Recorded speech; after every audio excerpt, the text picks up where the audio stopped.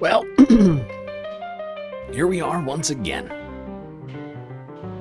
Floating somewhere between Earth and space, just trying to figure it all out. Got a hell of a lot to talk about here tonight, so I guess we get right to it. As always, do not forget to buckle up those seatbelts, otherwise you might go floating off into that deep, dark void, never to be seen again.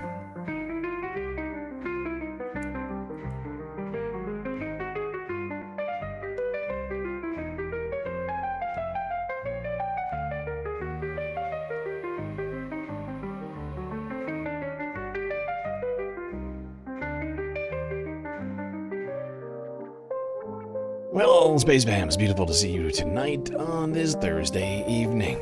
A lot to talk about, but first some shout-outs. Noah Episode Life, Young Chris 123 in the YouTube chat, Schmegley at Closeforth. Hermit Horologist also here, the reference frame. Cap for Life. Mr. Spock before the cause gaming. Megastar Cali Cat over on Twitch. Hell, still Galactic birthday week celebrations going on over here. Today, not just celebrating my birthday week, we're also celebrating the birthday of, who was it again today? That guy from the Beatles. I forget his name. John Lennon? No, the other one. Can't think of it. Look, listen, that's not the most important things we're talking about today. We're talking about all sorts of stuff. Firestorm 2026, what the hell does that even mean? Ukraine striking Moscow. An unprecedented level seen since the beginning of the war. And the Iran deal, causing a lot of people's minds to melt, heads exploding. A lot of angry individuals. But let's start in the United States. Where technically you still have rights. What? Help! Help! I'm being repressed! It's true. Who better to tell you about that than this guy? Hi, I'm Saul Goodman. Did you know you have rights? Well, you do. Sure, they're old-timey. They were written by a bunch of guys in powdered wigs and knee socks. Boring! But believe it or not, they're still surprisingly relevant. Your rights include, but are not limited to, freedom of speech, freedom of assembly, freedom of the press, freedom against unreasonable searches and seizures, etc., etc. Wow, you lucky so-and-so. Look at you, you got rights coming out the wazoo, all because a whole bunch of good people, 250 years worth, sacrificed everything they had for this awesome wallpaper behind me. Know your rights. And for the love of Mike, don't ever give them up. I'm Mike, and I approve this message. Well, there you go, Space Fams. A little reminder here today of your rights, which you now have, apparently. I have had for apparently 250 years. Who knew? A message delivered to you by Saul Goodman and approved by Mike Ehrmantraut, so you know it's good.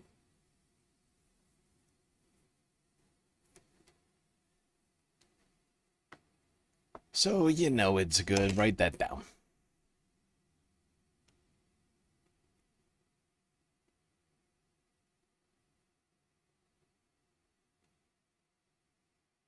All right, let's start it off talking about your right to protest and how that's been under threat by the U.S. government. Start off here, Status Quo News, talk about how ICE and ICE government contractors have been using their vehicles as weapons to attack journalists. What now? Truly, I thought that I was going to die in that split second. Sort of cements that we will get harmed in some way. Covering what the corporate media covers up. Hey, it's Jordan. Happy to be joined by journalist Josh Pacheco. Sorry under these circumstances, but a few nights ago you were struck by a vehicle. I believe it was an employee of Geo Group intentionally running you over.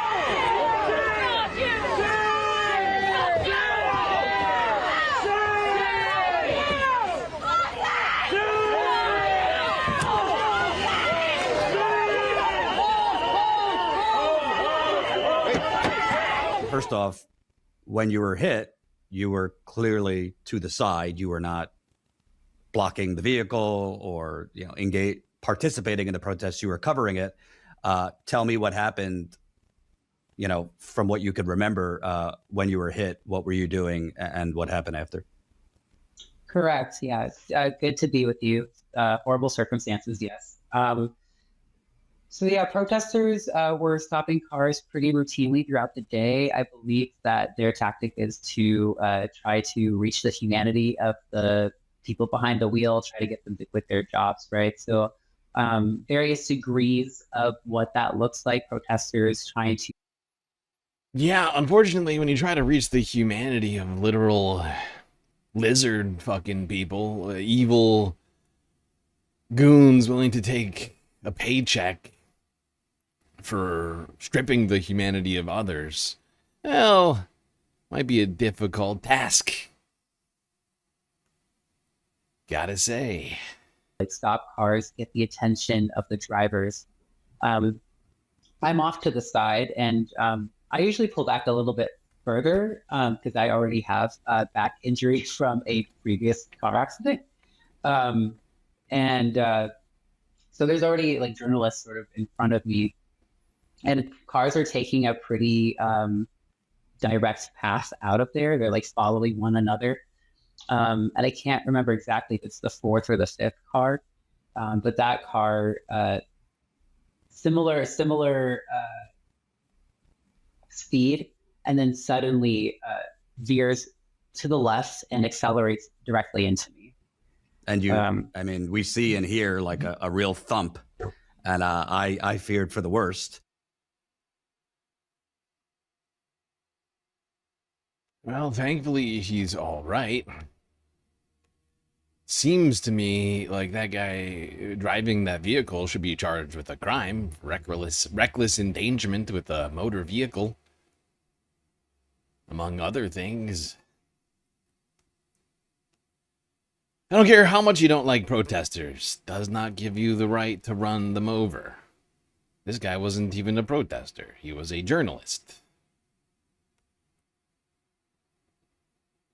But right now, we have a government that encourages lawlessness of its own agents and those that it employs to do its bidding.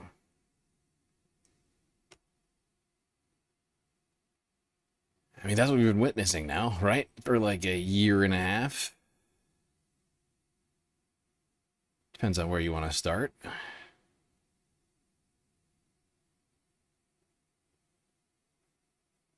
Now, let's talk about Minnesota. As we recently discussed a story where the DOJ is has charged 15 or so, I can't remember the exact number of protesters / organizers, anti-ICE,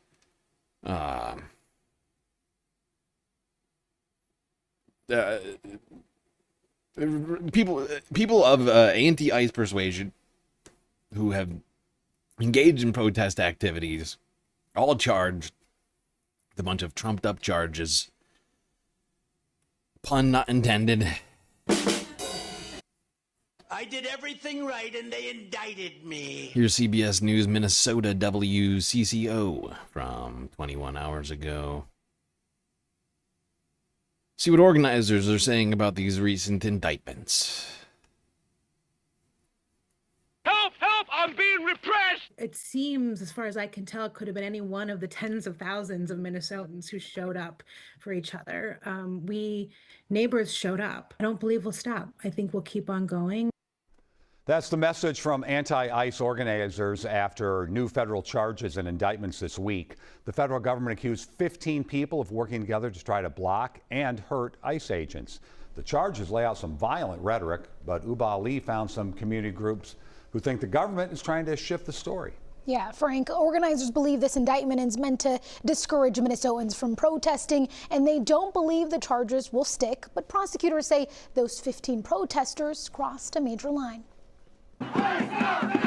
For months, people protested.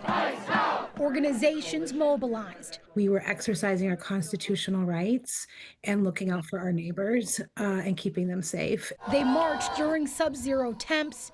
They carried whistles, and when word spread federal agents were in their neighborhoods, they recorded. Minnesotans showed up in the streets to model what the Constitution said. It's free people being free. I got you. But federal prosecutors say 15 people went beyond that constitutionally protected speech, accusing them of conspiring to try and impede and injure ICE agents. We have a group of people who quite deliberately got together, planned violence. Fuck this guy. Now, earlier I mistook him, I forgot who the Attorney General of Minnesota was. I originally thought that that's who this guy was, but this is a DOJ representative, works for Trump's lawyer, Todd Blanche, current acting AG. But these guys are fucking insane. This is just more the sort of like NSPM 7 shit. Just, going after people for constitutionally protected activities, declaring protesters to be terrorists without any justification for doing so.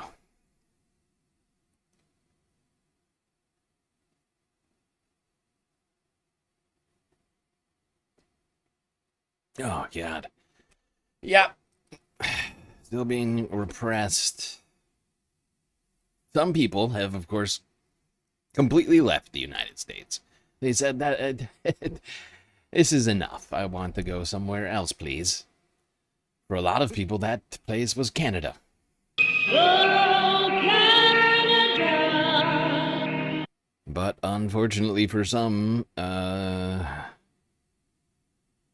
Americans who have defected, that is not going according to plan. Canada's government suspending the citizenships of lost Canadians. Now those lost Canadians feeling more lost than ever before. Here's global news from yesterday. American Sean Davis Mooney was thrilled to become a Canadian. That's until he was told he may not be one after all. It's like winning the lottery. They give you the money, you spend it all, and then they come and knock on your door and say, oh, you've got to give it all back. Frustrated with the political climate in the U.S., Mooney and his husband left California to start fresh in British Columbia. The U.S. veteran has a Canadian grandparent and says he was told last February that under new legislation he was eligible to become a Canadian citizen. But then he received an email last weekend from the Immigration Department to surrender his certificate of citizenship. What now? I presented the documents. I did what was asked. I trusted in the laws of Canada. The law changed last year, allowing Canadians born outside the country to pass on their citizenship to future generations born abroad. That came after years of court battles. We've been very clear from the beginning. Each applicant must link their ancestry generation per generation through verified, authenticated. This thing is so fucking weird. It's like, oh, if we cannot identify your verification perfectly, we will be very upset. Oh, you are not Canadian enough. Wow, wow, wow. Government won't say how many people are affected, only that it's aware of a limited number and that their files are under review. When they all of a sudden... It seems to me like everybody's sort of embracing more and more this sort of like nationalist isolation. Not quite isolationist, but you know what I mean? Like sort of like nationalist anti-immigrant sentiment. It feels like it's just sweeping the planet. It's somewhat... We all live on the same fucking marble, right? Does everybody realize that, or are we just sort of pretending like it's all like a separate planet?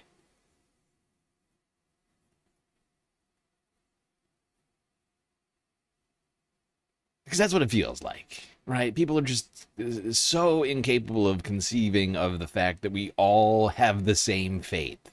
Does not matter if you draw a line and go over here, right?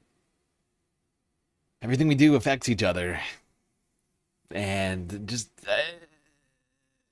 rather than working with one another, we seem to be working against each other. I don't just conflict seems to be getting worse, not better. What accent was that? Yeah, I think it was Quebec. I believe Edward Thornton is correct. It's a weird accent. It sounds neither French nor British. It's confusing, and I actually struggle. That's one of the accents I struggle to do because it doesn't make any sense to my brain. It sounds like no other accent out there. I think the person with the worst Quebecian accent has got to be XQC. Like, he's incomprehensible. Like, you listen to that guy for like an hour, you get like 5 minutes of like understandable words and sentences. You're Quebecois and that wasn't it? Okay, I'm sorry, reference frame. I am sorry, reference frame. I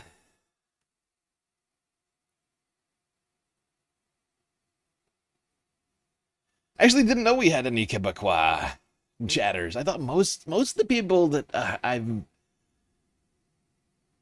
that have talked about their Canadianness in here, I think have been either like on the West Coast or like Alberta. Like yeah. Huh. Well, I'm sorry if we've offended your Quebecois sentiment. Montreal, you've said it so many times. How many times have you said it? My God. Look, listen, I don't see everything in chat all the time. We've had this conversation.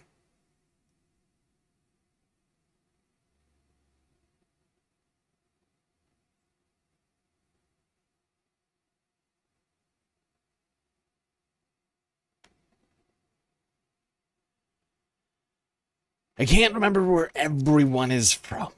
Okay? Try. I know you're from Canada. I knew that part. But that's as far as it goes. You know, like, I'm trying. I'll probably remember now. Like, now I'll probably remember. But, you know.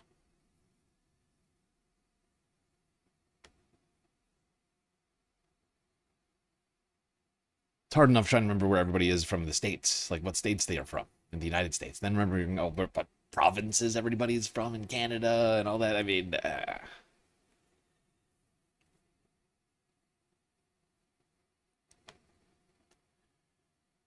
well, where am I? Ah, yes.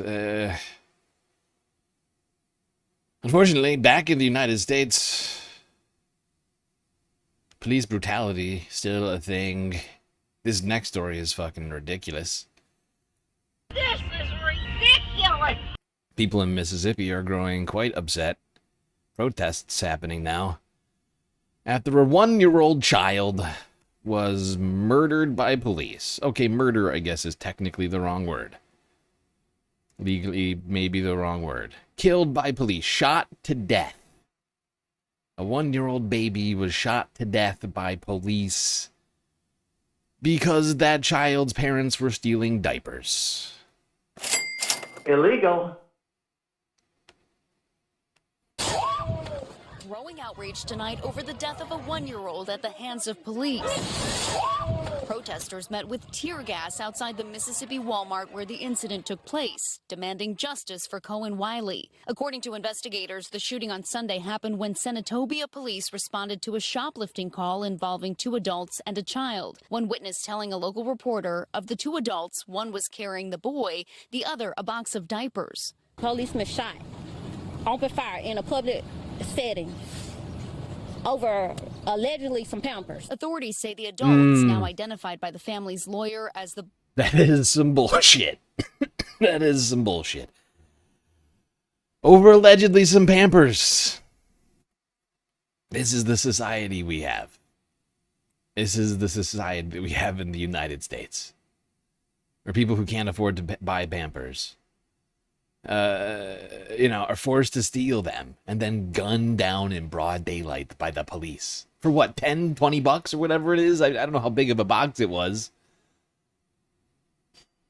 But it's insanity. It is utter fucking insanity. You gotta be kidding me. There's no way that a box of Pampers should get anybody shot. By the way, it wasn't just one person who was shot. The child was killed, and a second person was injured. Right? This is, how is this improving public safety? All it is protecting the profits of Walmart. That's literally all this is. We have to gun people down to protect the profits of Walmart. So Walmart can make $5 on a box of fucking Pampers. Think about that for a fucking second. How is this a society that we have? Mother and her friend tried to get away, driving toward and nearly hitting an officer. Another officer then firing at the car. The boy's mother says she tried to communicate to police that a child was in the vehicle. I raised my baby up trying to show them that he was in the car. By the time I set my baby down, it was like 3 to 4 shots. One of the shots hit him in his rib cage, and the other shots hit her in her arm and her thigh. Cohen was pronounced dead at a hospital while the driver had critical injuries, according to the Mississippi Bureau of Investigations, which is now handling the case. To make no mistake, this is a very tragic situation. I would ask that the public maintain patience as much as possible. And I know this is a very frustrating time, but maintain patience as this process is done. Attorney Ben Crump now representing the family and saying in a statement, "We intend to seek justice for baby Cohen and the life that was stolen from him." You have to be a sick, depraved piece of shit to kill a baby so that Walmart, so that you can, the tiny profits of Walmart can be protected on that one box of fucking Pampers, dude. It's fucking insane. And whatever the fuck, what's it called? Why can't I think of it right now? The police immunity statute that gives them more fucking rights than you in the system of justice, the supposed system of fucking justice. Qualified immunity. It's not, these guys that guy should be fucking charged with fucking homicide. A baby's not coming back. Another person has been shot twice. And what has been done for society? What Walmart gets back that box of... honestly, that box of diapers is probably in fucking evidence right now. Right? It's not even... Walmart's writing that off as a loss, you know? That's, what's it called?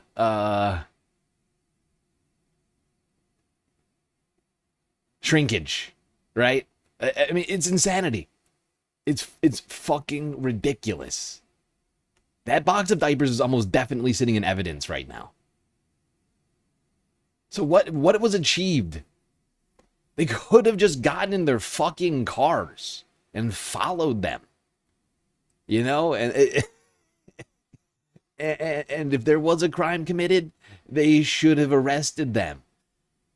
No, there was no guns. There was a baby in a box of diapers.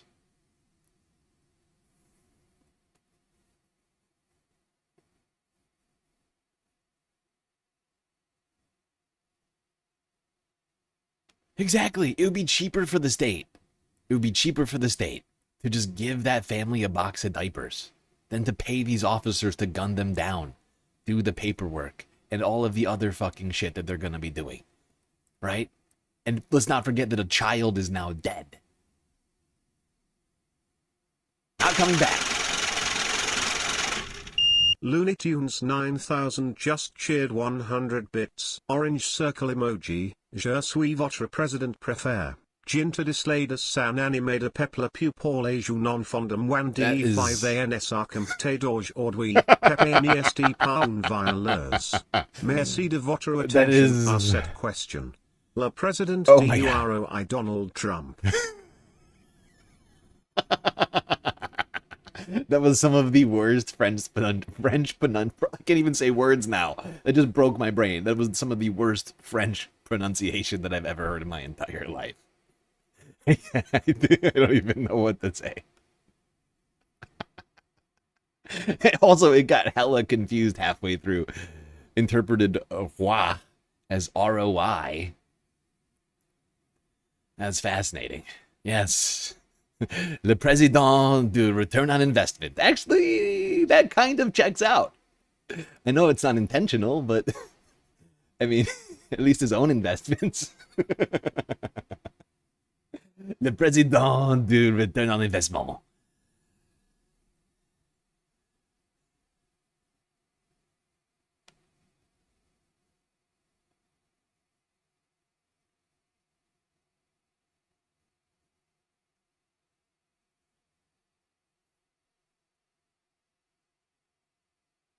I don't know why you chose French.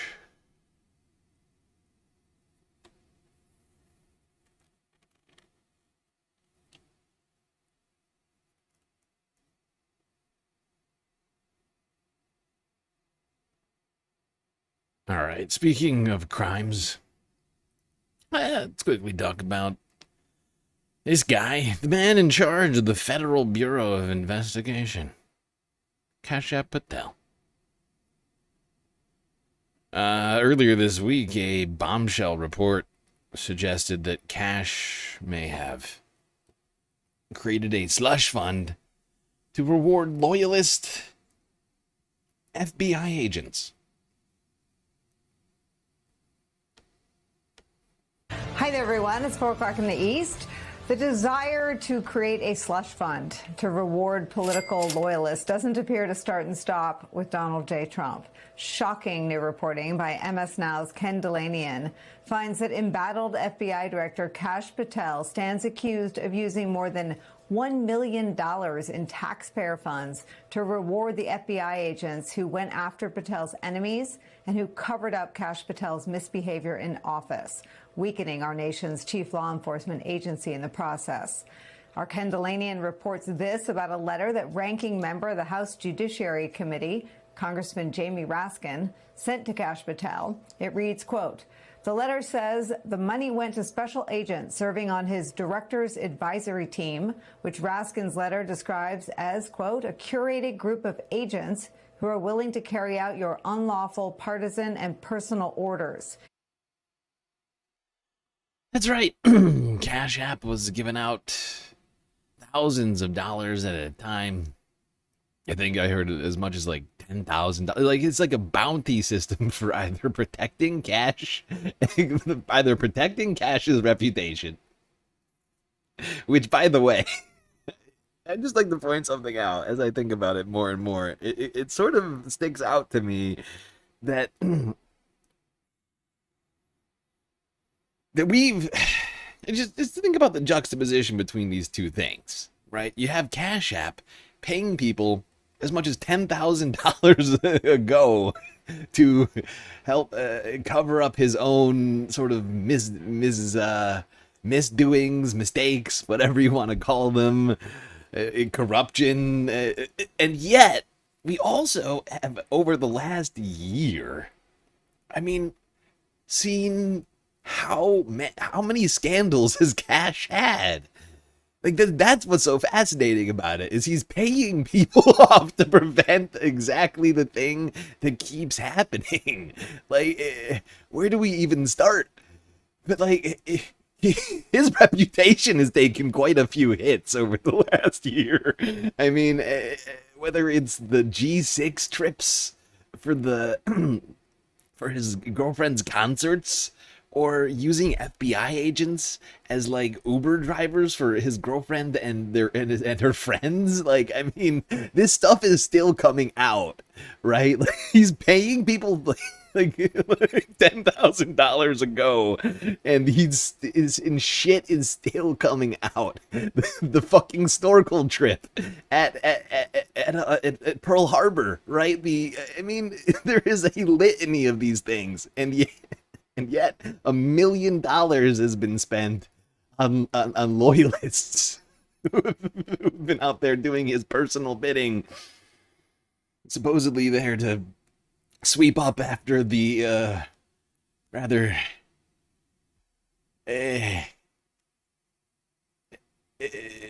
laissez-faire behavior of fucking Cash Patel.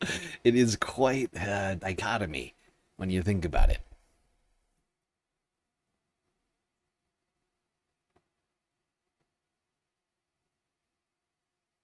You would think if you spent $1 million on cover-ups, there would be less.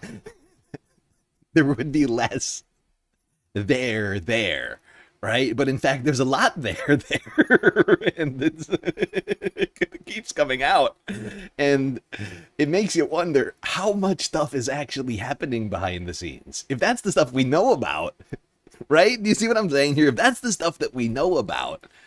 Using the G6 for his private personal use, or FBI agents, taxing around him and his girlfriend's friends, Pearl Harbor, him literally locking himself in his office for like such a long period of time, a battering ram became a potential option according to people in the know. I mean, if that's the stuff we know about, what in the shit, right? This guy, the dude who was literally like on Instagram live, just like getting blasted in Milan rather than back here releasing the Epstein files. If these are the things that we know about, what in the hell has been covered up over there? Right? Because if they spent $1 million on cover-ups and or other sort of, corrupt activities, what don't we know? I think we don't know a lot. When I think about it, I feel like we actually need a lot of questions answered.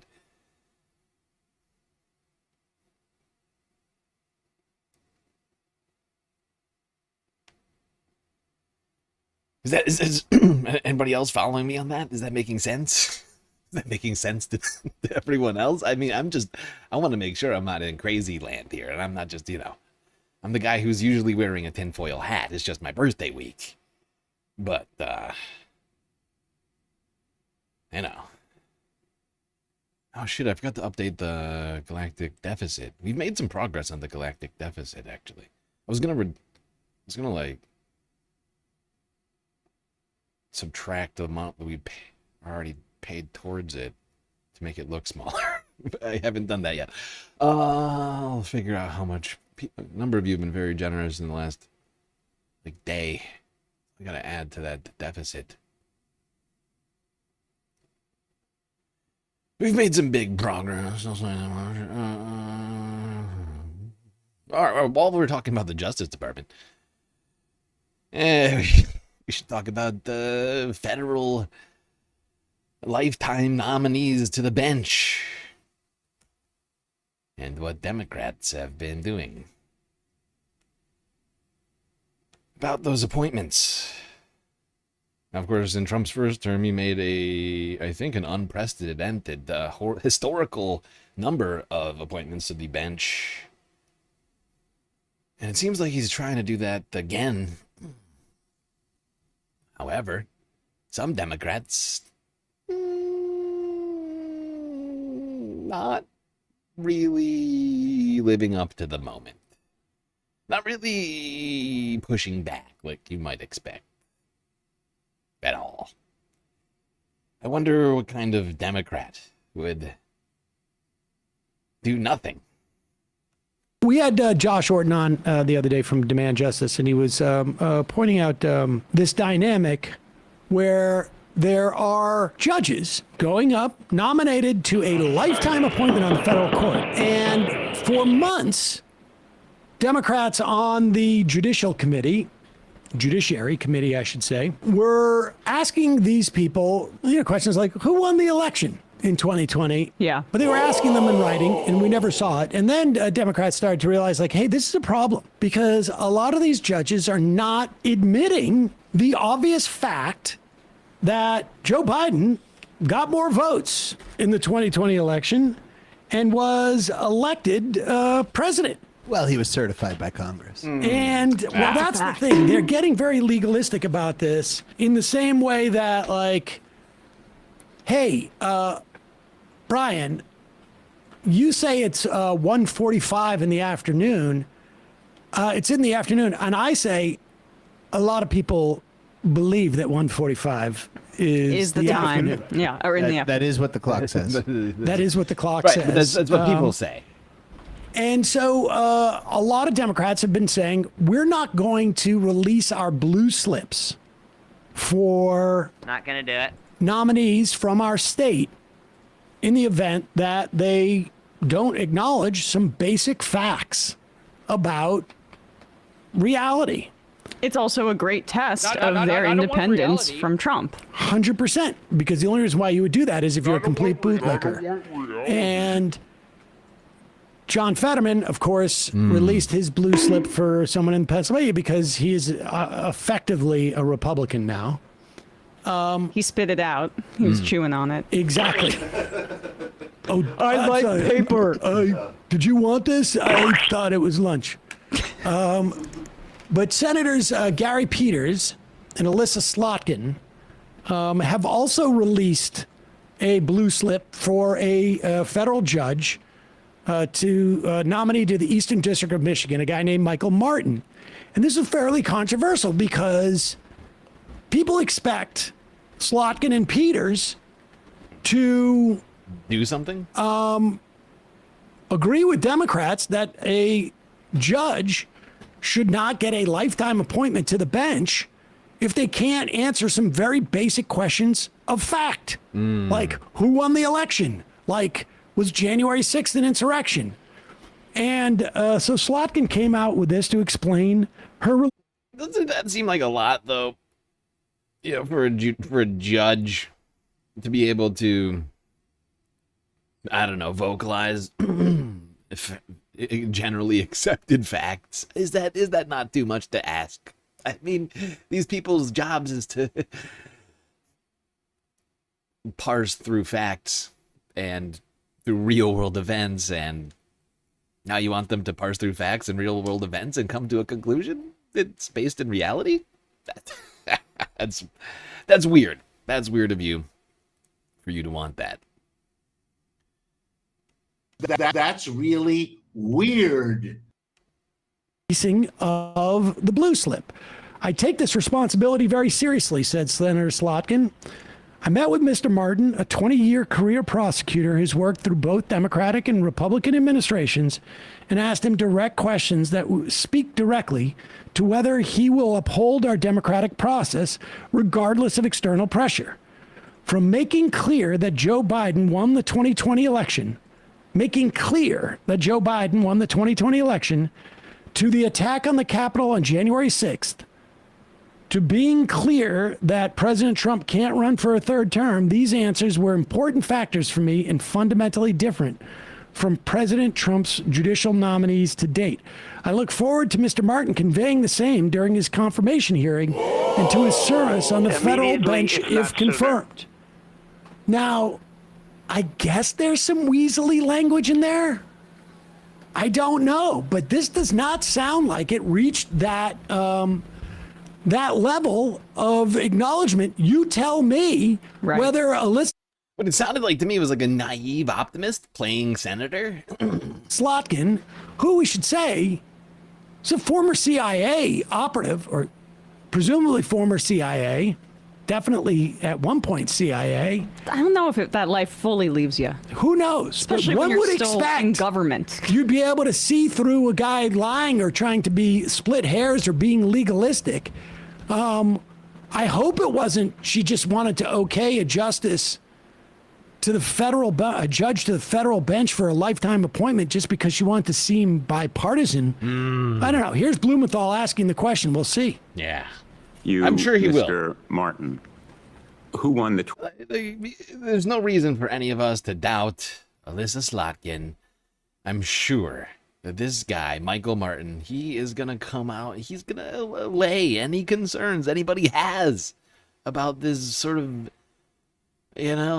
weird letter that she's written and this release of the blue slip.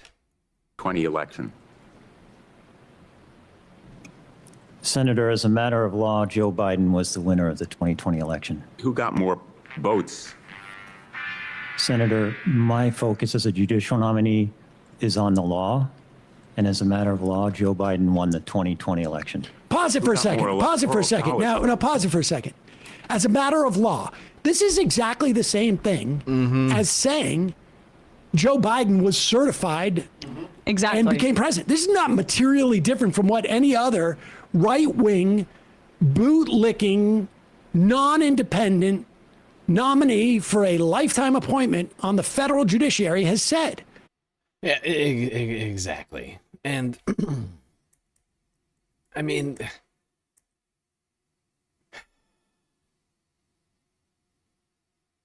I just lost my train of thought. Hold on, I gotta hear this one more time. Who won the 2020 election? Senator, as a matter of law, Joe Biden was the winner of the 2020 election. Who got more votes? Right. The matter of law thing. These guys never want to answer questions as a matter of law. It is really weird to me that all of a sudden, when it comes to this particular question, they're all of a sudden like, look, I'll talk about it as a matter of law. It's like, what do you mean? You guys never want to do that. And the reason for that, if you don't know what I'm talking about, is like federal justices, Supreme Court justices, whenever they're nominated and they're brought in for questioning, they will answer questions about their character. They will answer questions about, like hypotheticals that they don't think cross a line into a legal, like an actual legal question, right? But they never want to answer those things because, according to basically every nominee that I've seen testify over the last, I don't know how many years, it's always because they might fall in front of them when they're on the bench, and they don't want to poison the fruit. I forget exactly what the term is, but they don't want to, introduce their own bias into, because it's a matter. They don't want to speak to matters of law. Right? It might come up sometime. But this guy's like, that's fine. Let's just talk about it. Rather than actually talking about reality, let me just talk about the law. That's what I'm here to really talk about today. Really? It's fascinating. That's what you're here to talk about today? You're here to talk about your nomination. Now, at least one senator is out there trying to...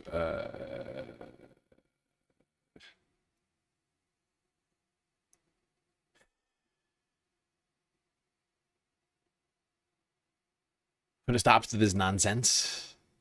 Not necessarily my favorite guy, but does a few good things from time to time. Tim Kaine.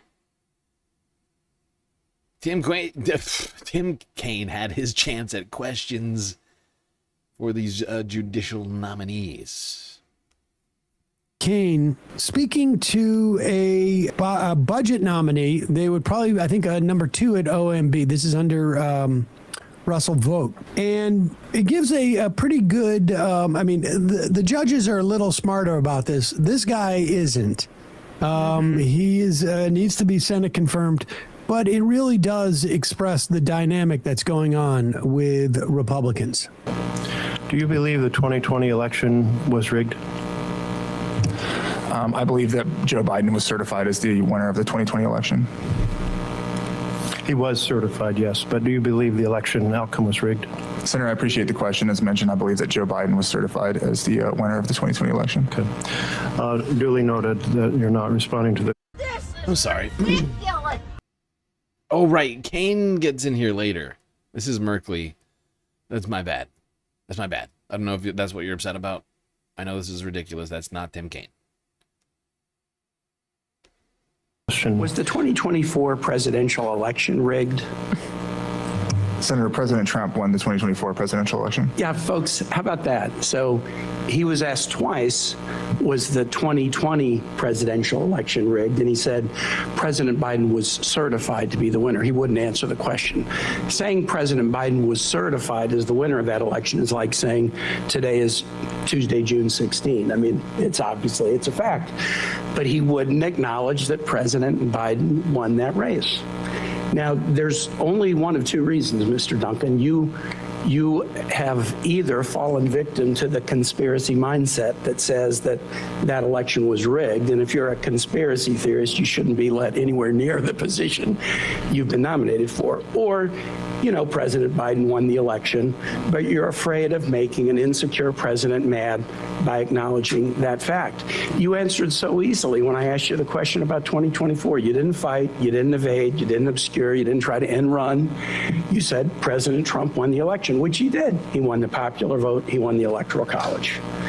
The answer was just as simple about 2020. The fact that you were unable to give the simple answer about 2020 raises real serious questions about you. Let me ask you this.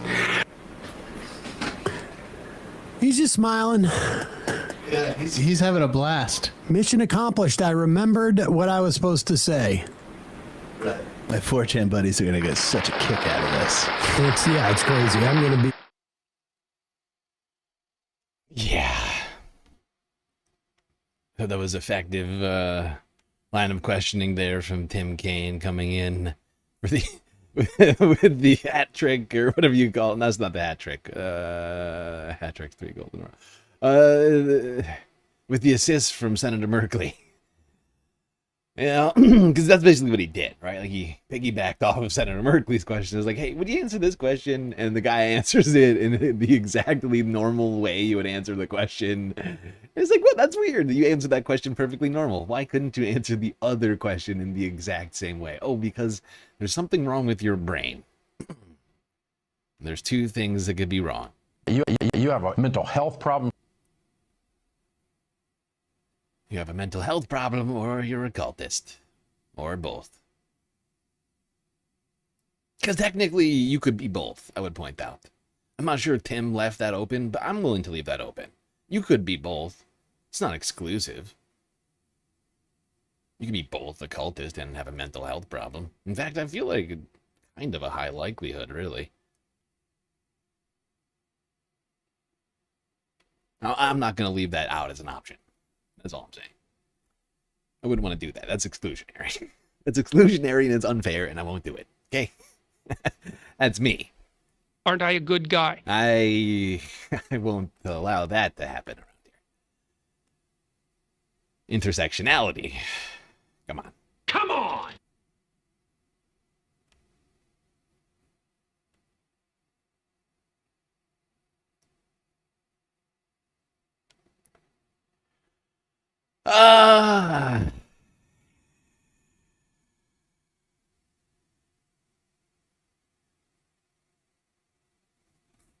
You saw a robo-taxi today for the 2nd time. That's unfortunate.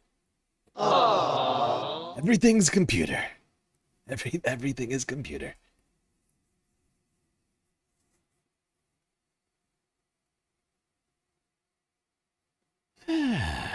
Speaking of confirmation hearings, Donald Trump yesterday, all of a sudden, out of the blue, and really it is kind of crazy when you think about it. Like, this was pretty unexpected. But Jay Clayton, a big-time Trump loyalist, had his nomination hearing, his confirmation hearing to be the director of national intelligence, canceled by Donald Trump out of the blue. It's a fascinating and strange story.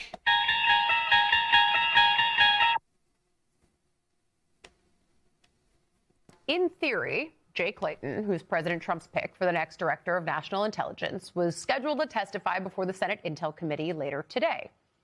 Maybe. Now we don't know, because what we're seeing from the President of the United States on Truth Social in just the last few minutes as we're coming on the air is that he now doesn't want to do this hearing because he wants to continue applying leverage and pressure to get the kinds of policies that he wants to put in to a FISA deal while trying to confirm a new director of national intelligence and also still trying to lean on Republican senators to pass the SAVE Act that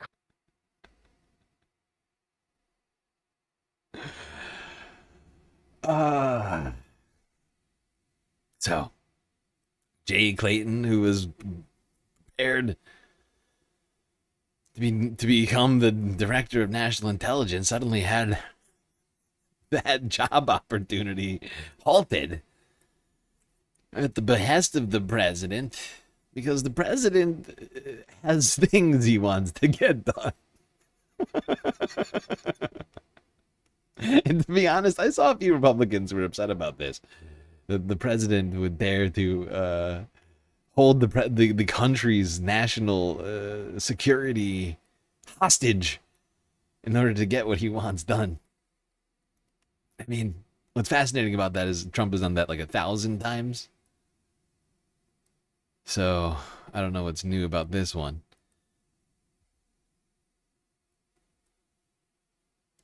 I mean, the things that Trump wants to get done are all mostly terrible, but I just find it hilarious that he's doing this and that it's actually causing Republicans a great deal of anxiety, it would seem. In fact, I think I saw John Thune say that Trump was putting the country's national security in danger. He seemed upset. Now, if you look at the title of the stream, the thumbnail, first thing on here says Firestorm 2026. What does that even mean? Good question. Could be all sorts of things. It could be the infighting in the Republican Party, the infighting in the Democratic Party. Or maybe it's the fact that we are, of course, in a particular season, which we will be talking about in a little bit. Oh, and it's here. Let's start with Republicans. Because the Republican infighting is costing a fuckload of money. Fuckload of money. The Trump-backed candidates have been taking out incumbent Republicans left and right in state assembly seats and House seats and governor's races. And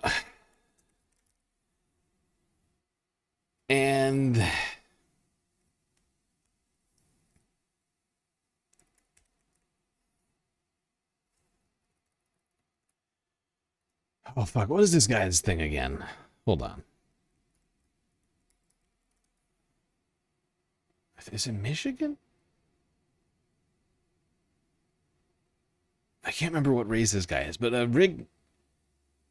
guy by the name of, wait, hold on. Oh, I'm searching for the wrong thing. My brain is broken. Yeah,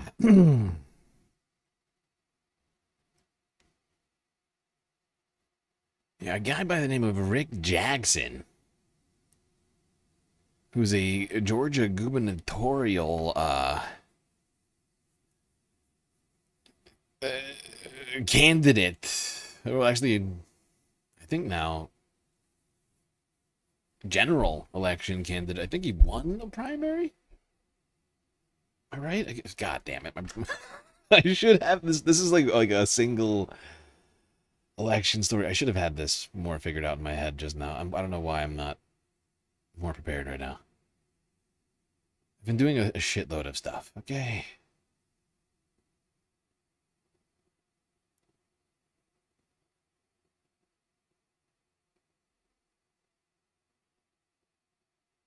Oh, we didn't cover this race, did we? That's why I fucked up.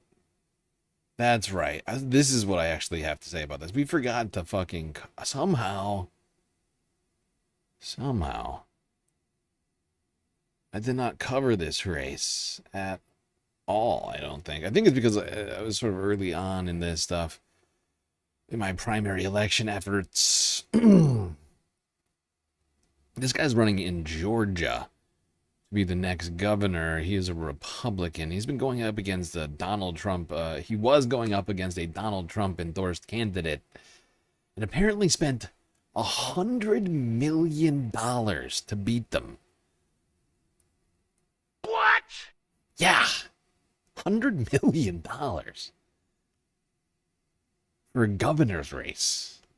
Primary elections were held across multiple states and the District of Columbia on Tuesday, with early returns potentially providing a snapshot of national voter sentiment. As the final ballots are being tallied for Oklahoma, Georgia, Alabama, and DC, key political battle lines are already being drawn. Here are some key takeaways.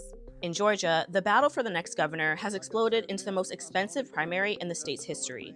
Billionaire Rick Jackson's campaign spent more than $100 million, largely out of his own pocket, to defeat Trump-endorsed Burt Jones in the Republican runoff. While a Trump endorsement remains a powerful force in GOP politics, it's not foolproof, especially when there's a lot of money involved. It's a rare example of the president's choice falling short in a primary battle. Meanwhile, Oklahoma's Republican primary for governor tested Trump's endorsement in a different way.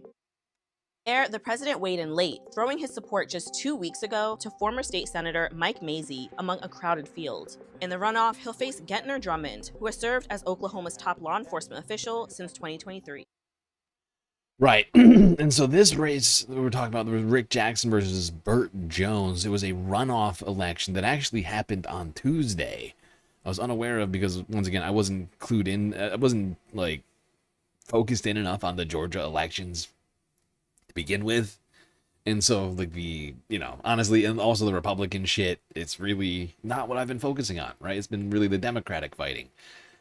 Democratic primaries that I've been mostly focused on. But this is certainly an interesting statistic. $100 million on the Georgia gubernatorial race right now. I mean, holy shit. And that's just him. That's just his spending. Who knows how much Burt Jones spent and any of the other candidates. It's crazy.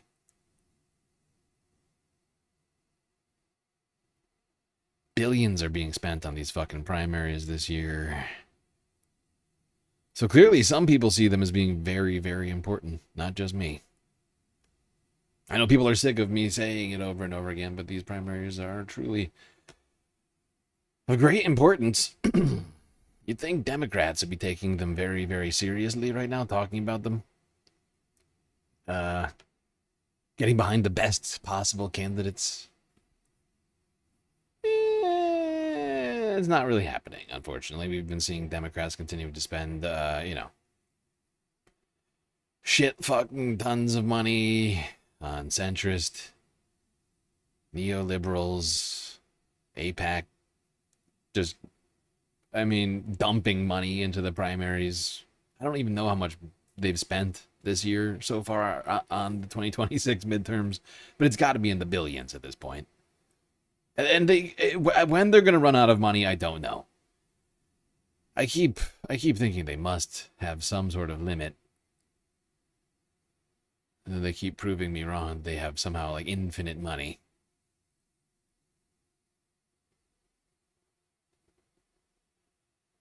But if Democrats don't wake up and start messaging in a cohesive and strong fashion, right? A message that resonates with voters and not just with donors.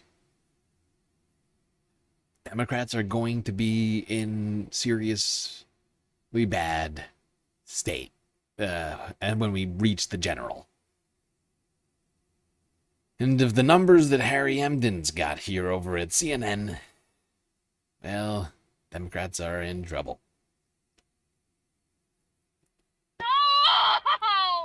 I'm staying in the race. What are the warning signs here? Yeah, I think the warning sign is this. Democrats have an edge, but compared to what we see historically, it's really not that big of a lead. I mean, just take a look here. Okay, this is Congress National June polls, Dem leads, and this is NBC News, midterm years with the GOP press. Look at this. They're up by 5 points, but that's half the lead they had back in 2018 when it was 10 points, and less than half the lead they had back in 2006 with 11 points when Democrats took back the House in both of those years. And now the Democratic lead is on a single hand. 1, 2, 3, 4, 5 points. And it's this type of lead where you say, you know what, Democrats are ahead, but don't count your chickens just quite yet. And Harry, we've been talking about this. As time goes on, you and I have kept on looking at these numbers saying it just doesn't look like the numbers we've seen when there have been waves. Correct. This is a disturbing situation. And in fact, the numbers just keep getting worse for Democrats somehow. I don't know how, but it's bad. Well, I do know how, actually. I've just said it. Like, we know what it is. Democrats don't have a cohesive message. Democrats, the leadership of the Democrats, are doing nothing. Nothing other than fighting against the groundswell of support for more progressive policies, right? That is literally all it is important to them, right? And making sure that Israel continues to get funding. It's out of control. That's why they are fucking imploding right now. And if they don't wake up soon, the midterms are going to be, a goddamn disaster. It should be a blue wave. But with this, you could be looking at a blue dud.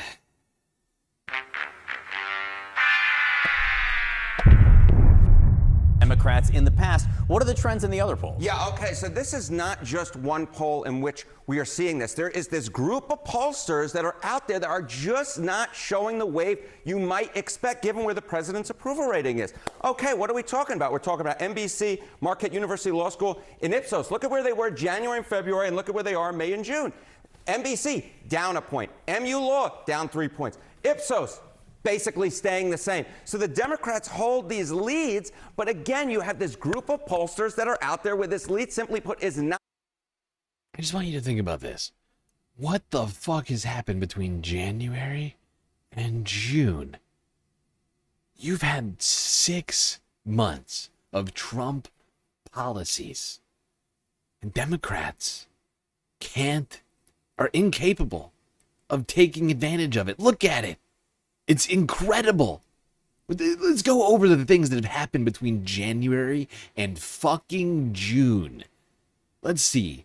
At least 3 Americans murdered by ICE that were at least very much in the news that people were very upset about, right? An economy that's imploding, inflation going up, gas prices back to nearly 21st century highs, not seen since like the peak of the pandemic.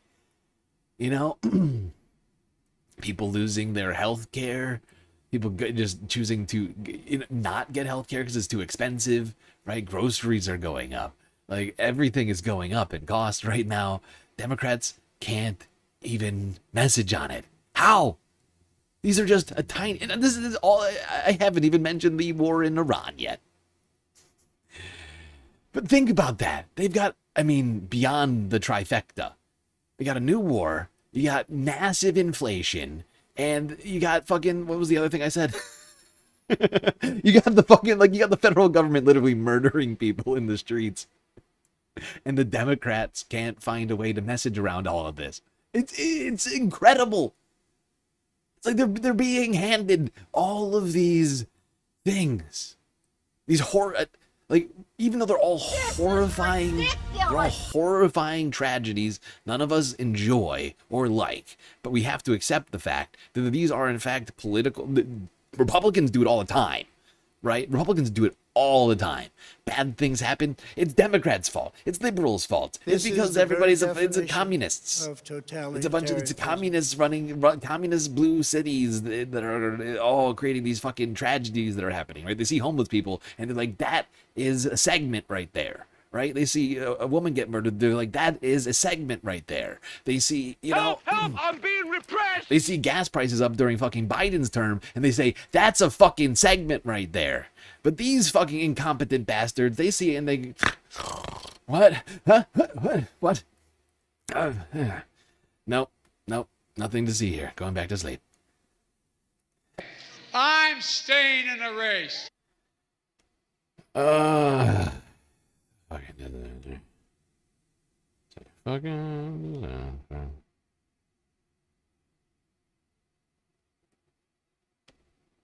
Because of the Iran war not happening. And then you put in redistricting. Democrats in the National House vote, look at this, needed to control with redistricting. We really think the Democrats need between a 3 and 4 point advantage in the national vote. You average those polls together. We just on the last screen, Ipsos, MULO, and NBC.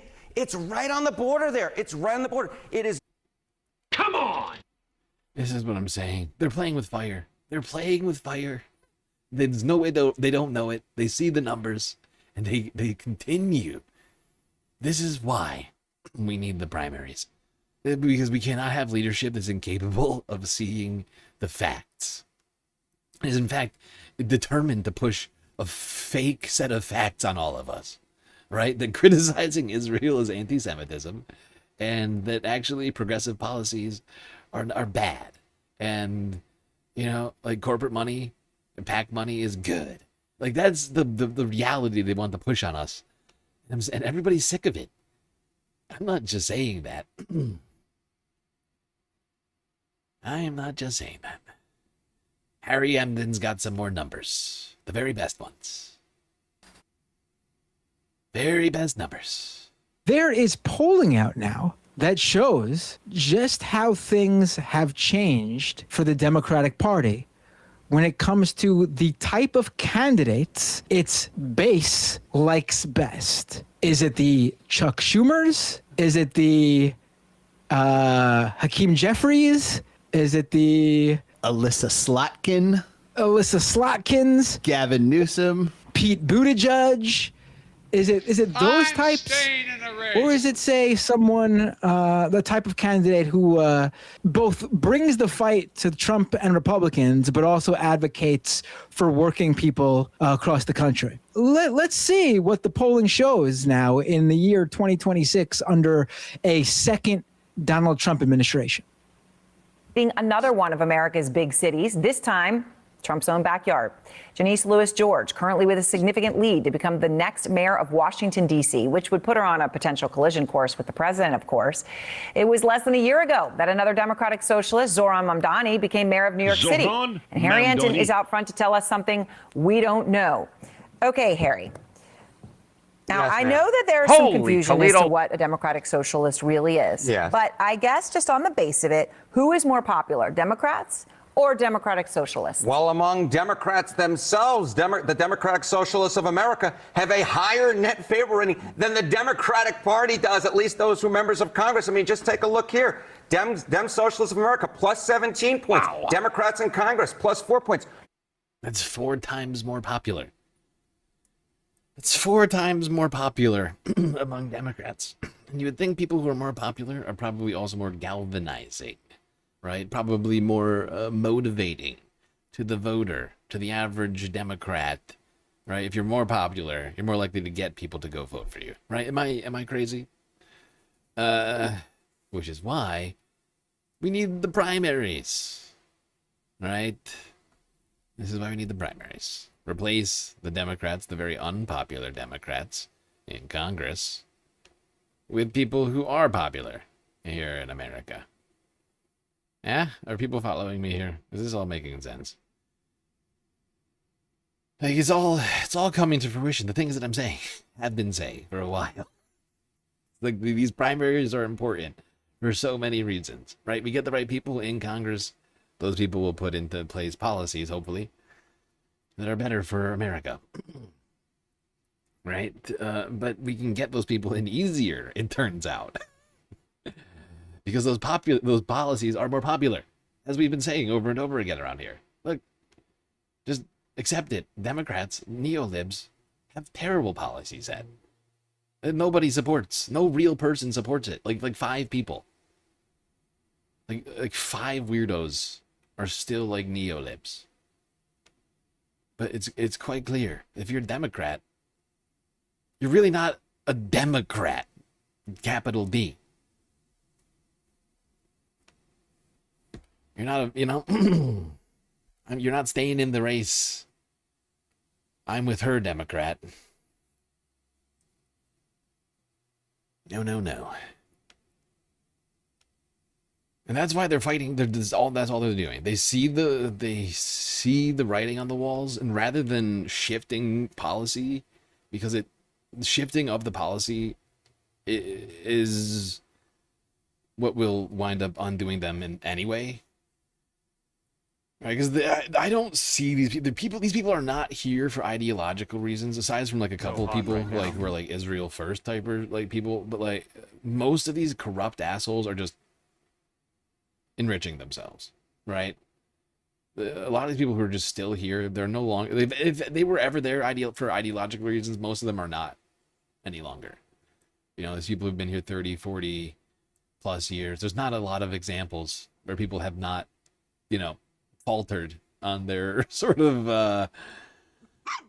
like there's like Bernie Sanders, right? He's like one of the only examples of people that have been there for decades and not made huge sacrifices. You actually have a coherent ideology that you could like pin down. Democrats, most of them, like Chuck Schumer, are wherever the donor money is. It's wherever the moneyed wind blows.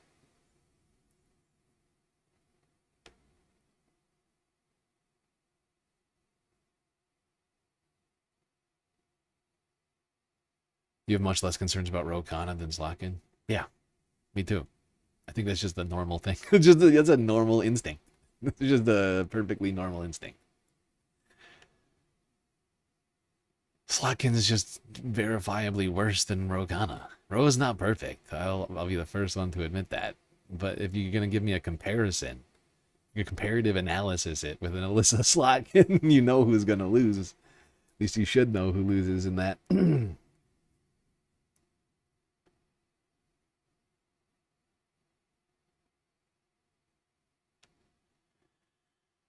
Yeah.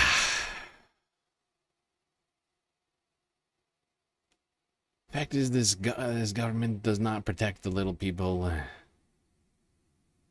just the corporations.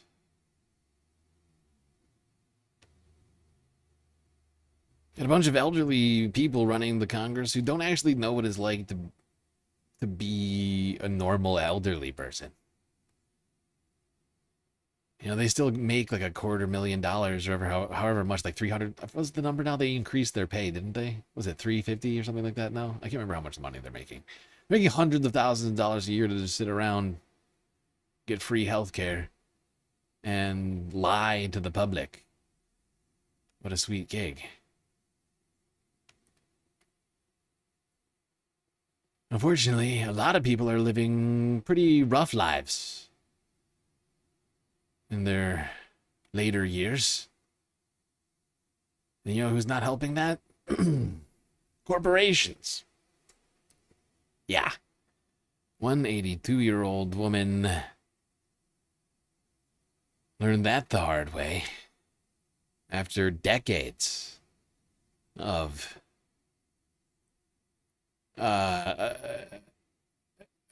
consistent on-time payments to her life insurance policy, was awoken to a horrible shock. 4 great-grandkids? Oh yeah, I got plenty. Dolly Genoviak covers her home with pictures of her family. They're my life. taking out a $100,000 life insurance policy more than 2 decades ago with them in mind. I wanted to make sure my kids were taken care of if something happens to me. And of all the things that they have listed on here. Which is why this letter. So where they got this information. From her insurer, Transamerica, postmarked April 25th, brought her to tears. It said there'd been a lapse in her payments and her policy had expired. Cancel it? What all the money that I've spent on it? This woman has paid you religiously every single month for 20 plus years. Dolly's son Greg, and if you look down here in the couldn't make sense of it because their bank statement showed that she'd auto-paid the premiums every month. A representative on the phone explained that the premium had gone up by $56 a month in March, so she was short. We never received anything to tell us that that was what the change was going to be. Transamerica told the family the notice was sent in the mail, but they never got it. The Illinois Department of Insurance tells us snail mail is an acceptable form of notification, and certified mail is not required under state law. And here's where it gets worse. When the family asked what it would take to reinstate the policy. My mom has more health problems now than she ever had before. This is the very definition She's 82. of course she does. They were told she's now uninsurable. Close to the end of the race. Of course she is. Of course she is. And that's why you get insurance decades in advance, which is what she did. And then these fuckers played games. And you can't tell me that this lady lost the letter. Okay? Senior citizens, I feel like, are like letter hawks. You know, that's the form of communication that they grew up with. It's the one that they're most familiar with. And you can't tell me she fucked that up. Okay? Like, and there should have been more effort. There should have been way more effort. Also, I would like to point something out about this, because they go into this, and her payments continued going to the insurance company. They continued taking monthly payments from her at the wrong amount. They could have changed it themselves. They were auto withdrawing money from her accounts every fucking month. They intentionally fucked around on this woman. They intentionally caused her problems, right? They knew what they were doing.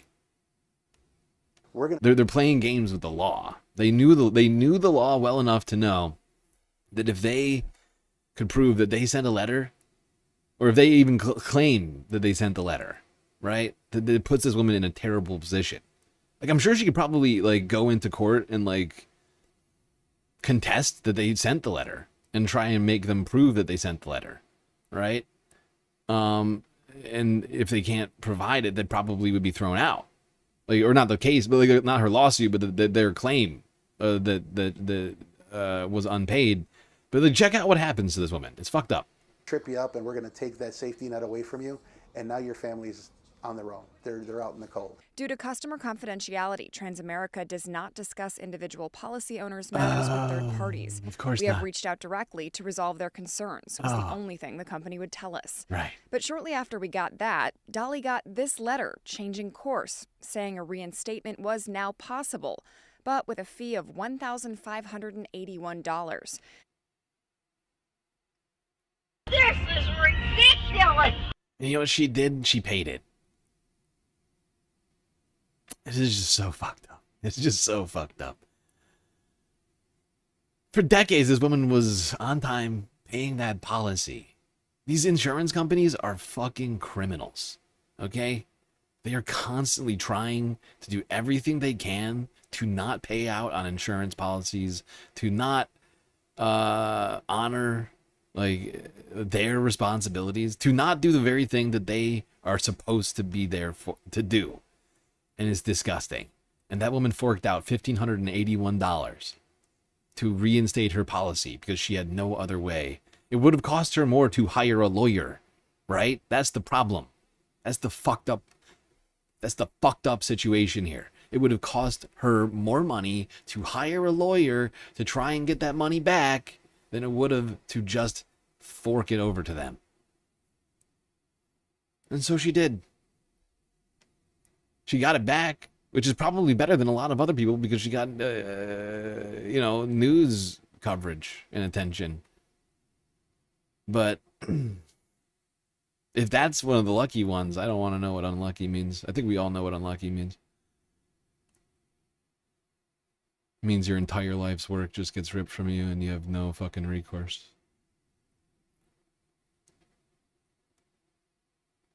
For a lot of people, life insurance is basically all they have in savings, right? Because most people are, month to month, barely getting by.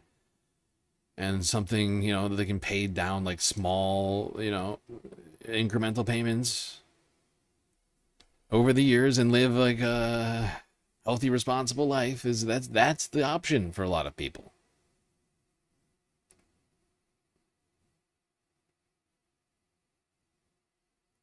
Because we have a system that tells you that, you can't rely on Social Security. That's only one of the 3 legs of your retirement stool. You better start saving. You better find, you better find some things to, if you want to give to your kids, you better come up with some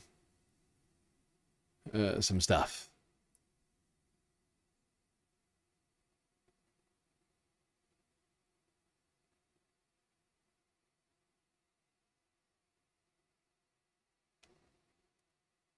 Yep. Well, poor moms like that, forced to, hand over $1,500 of what I can almost guarantee you was their Social Security. And probably their kids had to chip in just to, have a simple life insurance policy of $100,000, which in in this economy, what does that even buy you? In Illinois, certainly not a house, maybe a down payment, if you're lucky.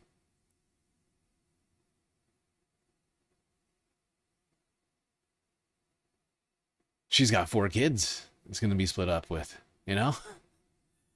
Meanwhile, the president of the United States, continuing to enrich himself to the tunes of billions of dollars in just a year's time. And, of course, as we've been pointing out, has been heavily trading the stocks of companies which he himself has been promoting, including the parent company of UFC, 2 weeks before that birthday party of his on Sunday.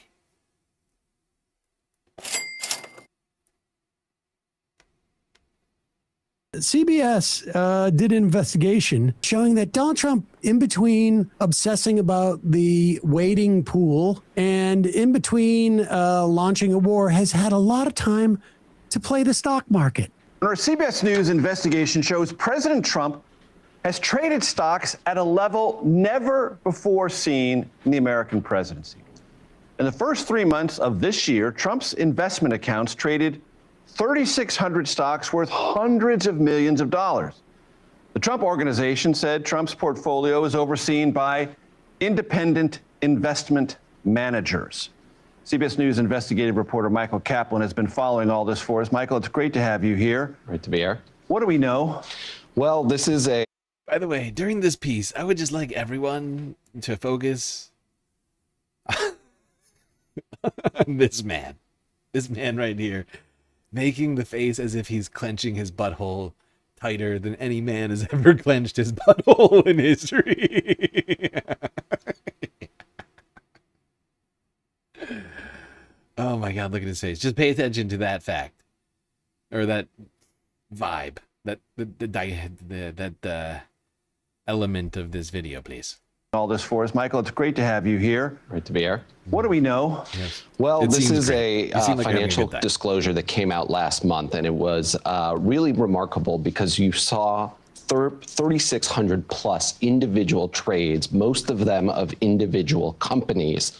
And the sheer volume of this is what's extraordinary. I mean, the portfolio leaned heavily into tech stocks and the major technology giants. You had Apple and Amazon and Microsoft and Oracle as some of the most bought and sold securities. But this is sort of unprecedented in the sense we're talking about individual companies instead of index funds or sort of a larger pool. And trades. many of the companies you just named, Check, have active interests before the federal government, point one.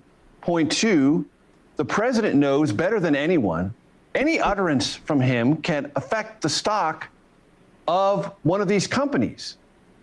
Point three, this president, more than his predecessors, has been open to the federal government negotiating share arrangements, purchasing some portion of privately held companies, all of which have implications for this portfolio. Yeah, and I just want to stipulate at the top, the Trump organization, which manages these funds, told us in a statement that the president, his family, doesn't have any Sounds like he has a gun to his direct visibility into what's being traded. This is all being. He has no visibility into what's being traded. Right. Now, I don't know, actually. I actually meant to look this up. I should look into this.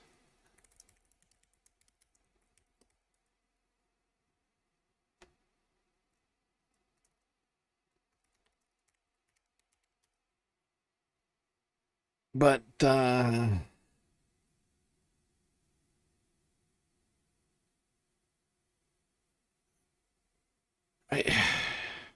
I don't actually know. I've been trying to figure out who manages Trump's stock portfolio. I've seen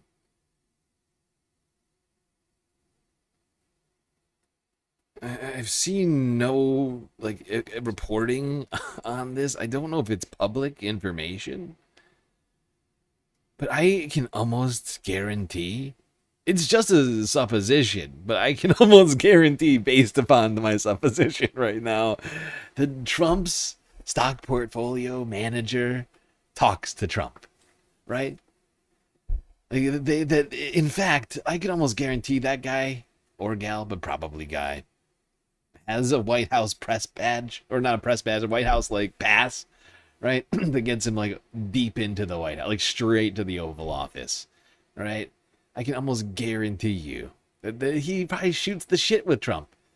That doesn't mean that Trump knows what because here's the thing, right? That's the workaround to this that people don't quite understand, is that for these politicians, they can get around this.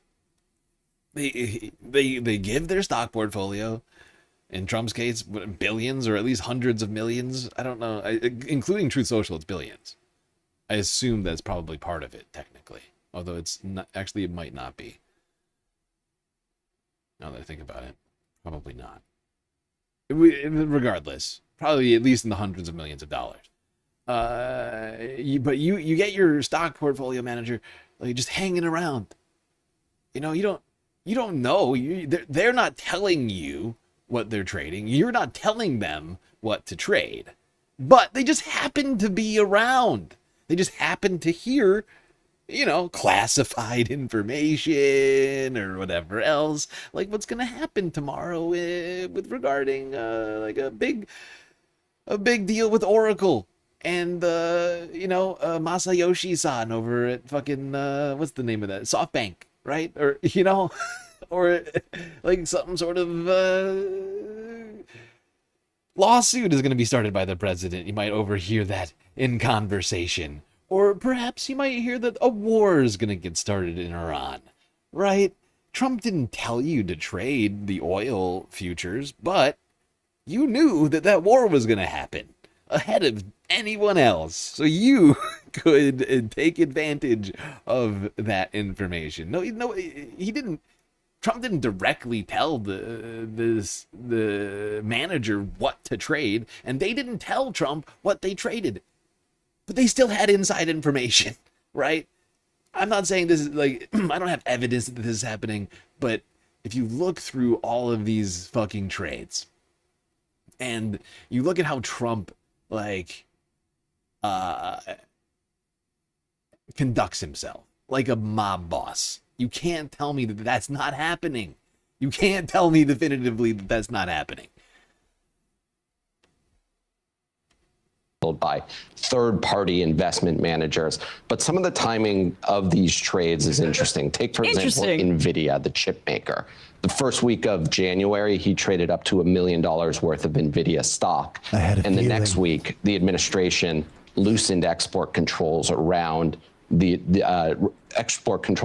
chips to China. So, or even more likely, I'll even take it one step removed from the White House. Say they don't have a special badge to the White House, but they got, membership like automatic membership to all of Trump's golf clubs, Mar-a-Lago, you know, instant access into all of these buildings where Trump is constantly, right? Even that would be enough. Or like just being on Air Force One. I don't know. Like, we don't know. We don't have like a fucking, we don't have some sort of list of people going on those flights. You don't know. There's no way to know for sure. You know, what we do know for sure is that Trump is fucking corrupt and self-dealing at every single fucking turn.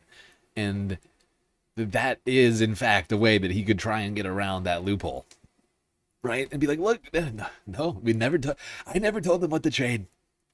He never told me what he was trading. Okay? Does he hang around all the time? Yes, but it's because he's a nice guy. He's a nice guy. Okay? Everybody likes him. Whoever it is, right? Like, do you see what I'm saying here? Like, look what happened with Elon last year. He had his fucking kid in the Oval Office for press conferences about Doge, right? You can't tell me that stuff like that isn't happening. You can't tell me there isn't a bunch of other similar instances of people who aren't actually in government, who are just in Trump's orbit hanging around. I'd like to remind you of one slender man who goes by Jared Kushner. Now NVIDIA has an easier time selling its prized AI chips to China. You know, the president bought hundreds of thousands of dollars worth of Palantir, touted Palantir by its ticker name on his True Social account after that. And Eli Lilly bought hundreds of thousands of dollars worth of Eli Lilly, and the administration has been making it easier to buy GLP-1s. And policies that and benefit historically, presidents have had blind trusts where they are so far removed from it and the actions of the federal government as to be completely unaware. This is closer. I'm not saying it's illegal. I'm just saying it is closer than we've ever seen before. Yeah, and you know, again, the Trump organization says the president has no visibility into this. And what's actually interesting is the president understand what's going on here is this guy somehow got the short stick and had to do this investigation. Actual journalism. And he's at sitting up there CBS. like, they're making me say this and the president's gonna get me fired. I love how ever since Barry Weiss and Larry Ellison took over CBS, doing actual journalism is the worst job at CBS. It's like possibly career ending. Oh God, it's fucking, and like that's what I'm saying. This guy's butthole was so clenched during that fucking piece, while he was actually, in my opinion, doing some of the best journalism I've seen out of CBS in months. And you know, I've stopped watching CBS. I've stopped watching this ridiculous fucking like weird show, The Takeout. That's what it's called, The Takeout, with the like the kitschy props and all these. I stopped watching this so long, and the only reason I found this is because of the Majority Report. Oh God. But you can clearly see he's a little uncomfortable doing the journalism, which honestly, like once again, like I said, good journalism. It does sort of illuminate just how. And we've seen a bunch of this, but it's just good to see it on CBS for like 10 seconds. Somebody saw that.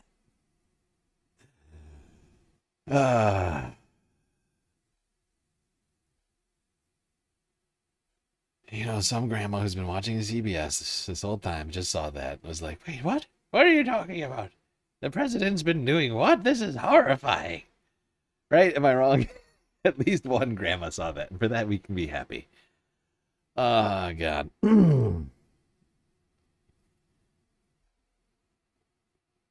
Sitting up there like, they're making me say this and the president's gonna get me fired tomorrow. I don't know where I'm going to go. But I just want to remind everybody, the Trump people said they did nothing wrong. I just want to say that again. Pants down and he's wearing concrete shoes. Or Or he's hearing the gears turning of the safe that Barry Weiss is hiding in because she can't have any contact with her employees because she's so afraid of them. And they're like, she's coming. She's going to get this fourth bolted door unlocked and is going to come and reprimand me. I'm wondering how this even happened. I look up what CBS News 24/7 is, and it's not on TV. This is not. Oh, this is a live stream. Damn, no grandmas saw it. Oh. I'm staying in the race. Wow. That's sad for General Major. What's his name again? Sergeant Major something? Major Dick? Major Garrett. That's what it is. Major Garrett. It's very sad for Major. That the takeout has now been relegated to the internet only? They had such big... Didn't they have, like, big dreams for this show or something? It was gonna be... It's gonna be hip. Be a hip hit with the kids or something. Like the Gen Z crowd. They had, like, pictures of pie on the wall. You know how much the Gen Z love pie. It's very relatable, don't you see?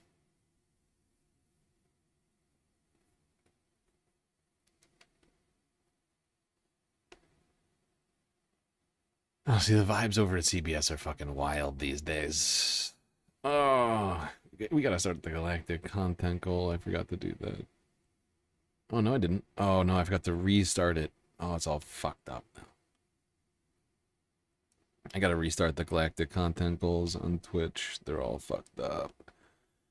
Just a reminder to everybody watching, if you haven't already, hit the follow button on Twitch and subscribe on YouTube. Hit that bell icon and the like button as well. Actually, I think I can leave the subscription goal. Actually, no.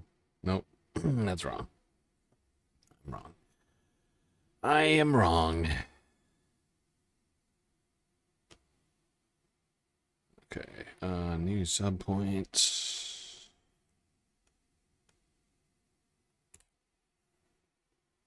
God, I can't even see it. Oh, it's very, very annoying. Okay, good. At least it was correct. Bits. Slightly less than normal.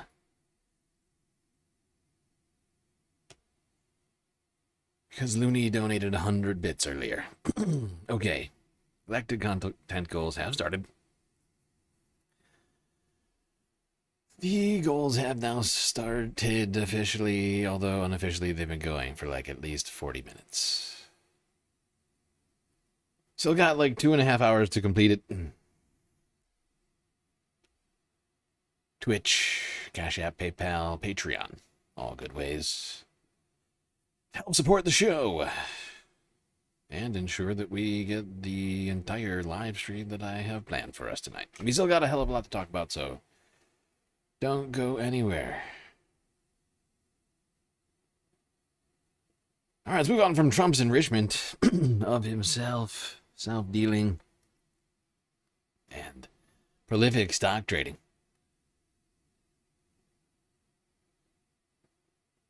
Talk about the Trump loyalist who is now head of the Fed, Kevin Warsh, who held his first, what do you call it? FOMC press briefing of his tenure yesterday, with the Fed deciding to hold interest rates where they are and deciding to study for future Fed operations. That statement just gives you the facts, as best we can judge it. Federal Reserve Chair Kevin Warsh opened a new era on Wednesday, launching an ambitious reform agenda to reshape how the U.S. central bank conducts and communicates monetary policy. Policymakers left rates unchanged in a unanimous decision and indicated they expected a hike in borrowing costs later this year, as worries grow about inflation stuck above the Fed's target of 2%. The shorter than usual statement released by the Fed did not include so-called forward guidance, because Warsh said it is not well suited to the current economic moment. When it comes to the monetary policy outlook, he put it this way. I can't give any forward guidance about what we're going to do next. The good news is we'll be meeting this way. I can't give any forward guidance about what we're going to do next. The good news is we'll be meeting in 6 weeks. There you go. An incredibly optimistic tone from Kevin Warsh. Good news. We'll be meeting again in 6 weeks. Oh! We all knew that. As it turns out, Kevin, we all knew that. It's on the schedule. I don't know if everybody here actually does know that, but the Federal Open Market Committee, Federal Reserve, has its own website and a schedule published on that website. A whole calendar. Tells you all the things that they're going to be doing from here till the end of time. All right, not quite, but it's like way, I mean, they have got everything scheduled.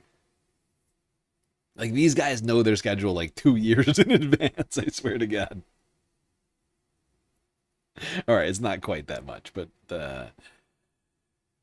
yeah, you can just go over there now. They got a lot of pre-planned stuff. So we knew that, Kevin. Thank you. Very helpful of you. Now, meanwhile, that $15 million Donald Trump spent on the bluification, the painting of the Lincoln Memorial reflecting pool, starting to seem like he overpaid. As the greenification is increasing somehow, we've been keeping close track of the hue of the Lincoln reflecting pool. Apparently it's leftist ducks that are causing the main problem. Yes. Avian species pooping, mostly. Hanging out in the pool, in the pond. It is a pond, really. When you think about it, it's not meant for human swimming, which makes it a pond for ducks, right? And other birds, but mostly ducks. And apparently leftist duck poop has been turning the pool from American flag blue to dirty algae green. Sludgy, dirty, toxic green. It's like this color, actually. I don't know if CNN did this on purpose, but it's kind of similar to this color right here.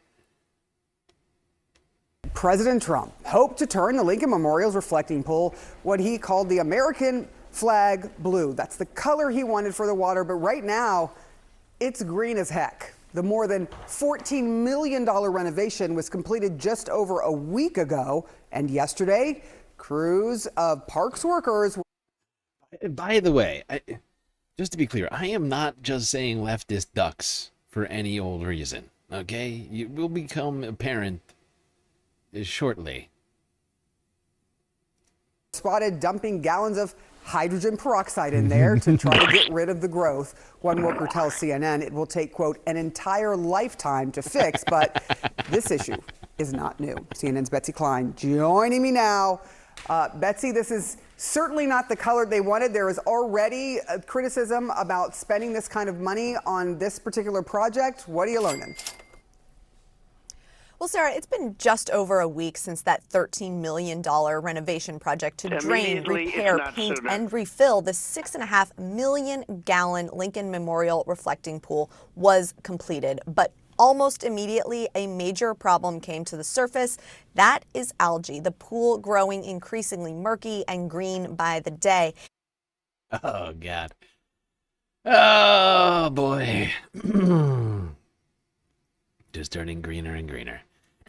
Now, you will be shocked, utterly shocked. You're going to go, oh. What? Would you jump up? When you hear this. But the Donald Trump, the Trump administration, I guess you might say, has blamed one specific person for the greenification of the pool, I guess you might say. And that is... Wait, why can't I find the tweet? This is not the tweet. God damn it. Hold on. Hold on. I'm gonna go back to CNN. I'll be right back. Hold on. CNN even took an independent sample of this water last week. We consulted with a pool store. It showed that phosphate levels were far higher than what's recommended to keep algae at bay. And since then, it only got greener. Our colleague Sunlen Sarfati spoke with an algae expert, and he offered an assessment. Listen. We're in Washington, D.C. in the summertime. This is a shallow pool with stagnant water, abundant sunlight. That it creates a situation where opportunistic algae can really take advantage of the situation. If there's already some phosphate fertilizer in the water, that's really opportunistic, especially for the blue-green algae that can fix nitrogen. So they are having a field day out here, probably.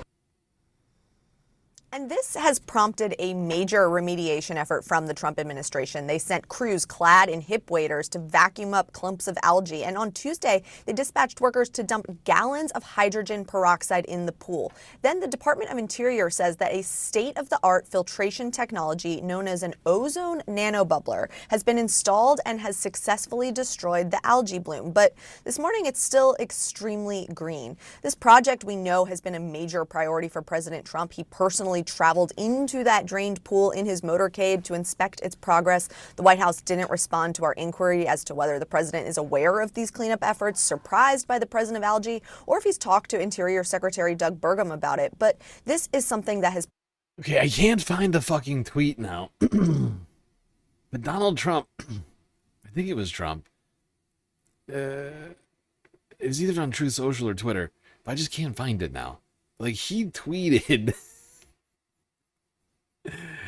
He posted somewhere on social media that it was actually the reason it was green is because of Democrats and Barack Obama.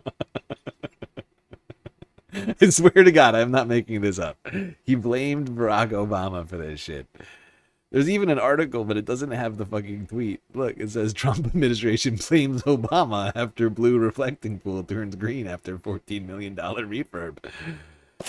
That's the Independent from Tuesday. Like, this is a real story. I'm not making this up. I just can't find the goddamn tweet. Trump administration has hit out at former President Barack Obama after the Lincoln Memorial reflecting pool water turned green, despite a much-touted $14 million renovation.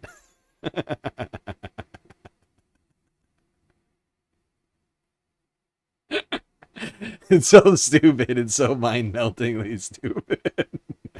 Oh, it's the nasty left. It's the communists. It's Barack Hussein Obama and the communists. The communists. And Hassan Parker. Hassan Parker. All of them. They did it. And a bunch of leftist ducks. I mean, it really is the leftist ducks, though, isn't it? They're coming in there and they're pooping in the blue pool. They're making it green. Thanks, Obama. Thanks. You have Democrats to thank. Nasty Democrats.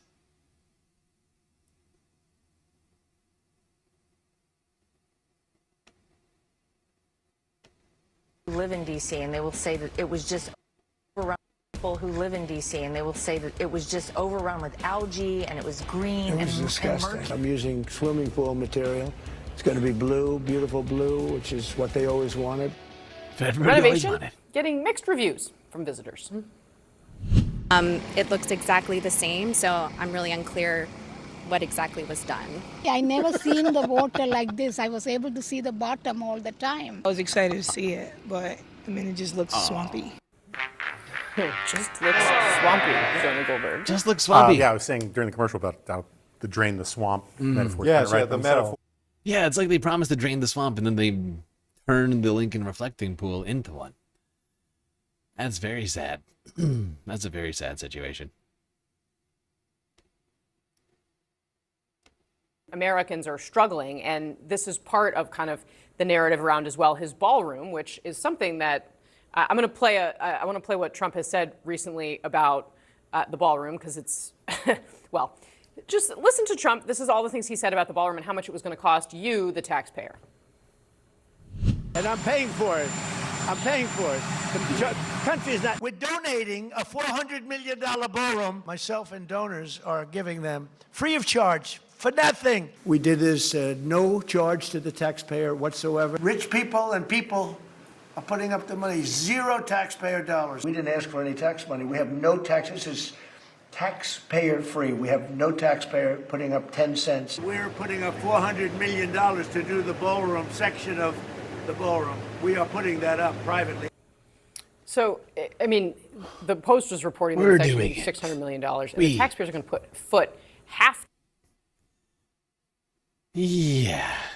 As it turns out, that's always been a lie. And yes, taxpayers are paying for all of this stuff that Trump claims he's paying for.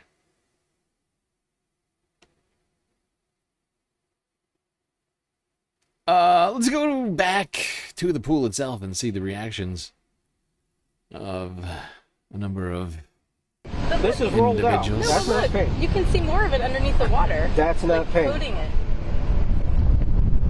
I want my money back after seeing this. I think that it was a huge waste of money to begin with, and I think our resources could be used a lot better elsewhere. Okay. I just want to go back to what we're looking at here. Coating it. Bam.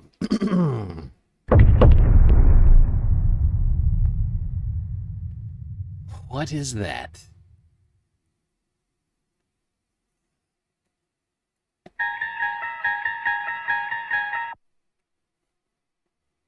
This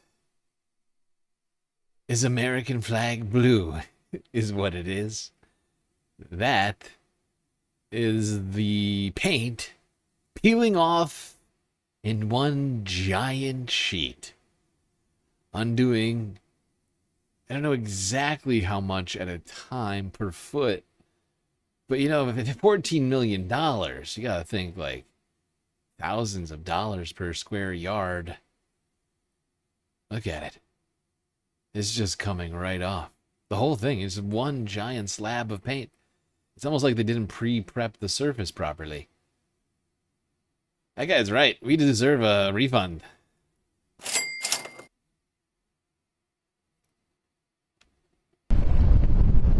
I want my money back after seeing this. I think that it was a huge waste of money to begin with, and I think our resources could be used a lot better elsewhere, in a nutshell. It was a great way to try and do something about it, but when you're dealing with so much square footage on such a mass, you know. Where did they find this expert? Where did they find this expert over here? Did you hear him? He's like, this guy comes out of nowhere. It's a good idea, but when you're dealing with a pool this size, you're bound to run into a situation. Really? I just want to hear this guy one more time. In a nutshell. It was a great way to try and do something about it, but when you're dealing with so much square footage on such a mass, you know, you're going to run into issues like this. Ah, thank you, sir, for your expert analysis.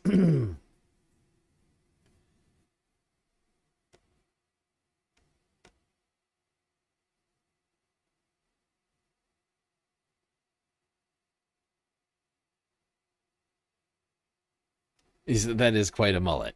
It's quite a mullet. Anyway, American flag blue apparently just peeling right off the bottom of this thing.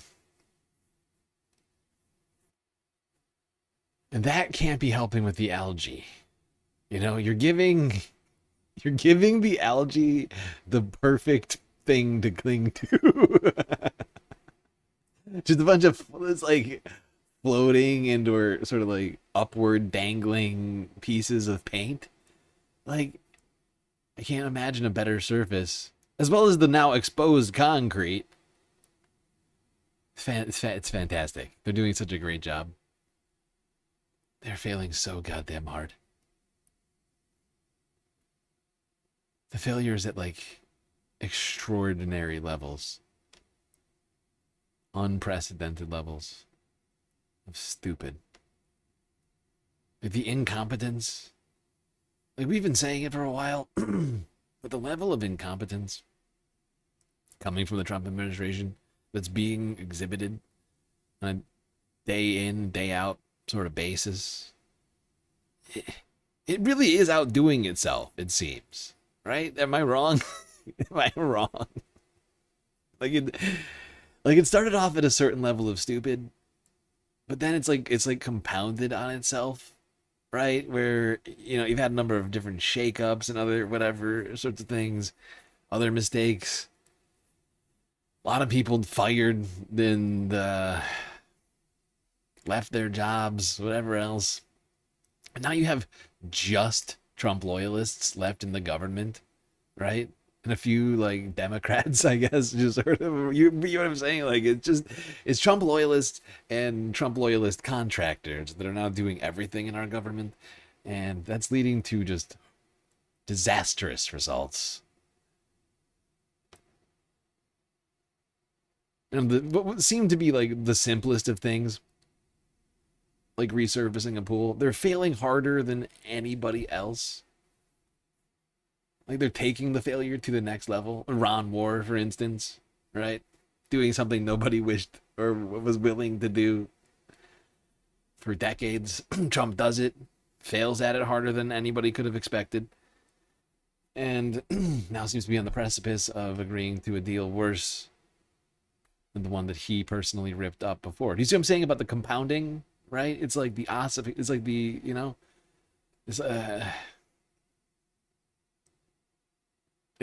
like reverberating, right? It's like somehow like the effects of Trump 1 are coming back and colliding with the decisions of Trump 2 at this point, as well as like the internal decisions from just this second term. It's just sort of like bouncing back and forth and causing more and more chaos as it goes. By the end of this, we will have the literal idiocracy government.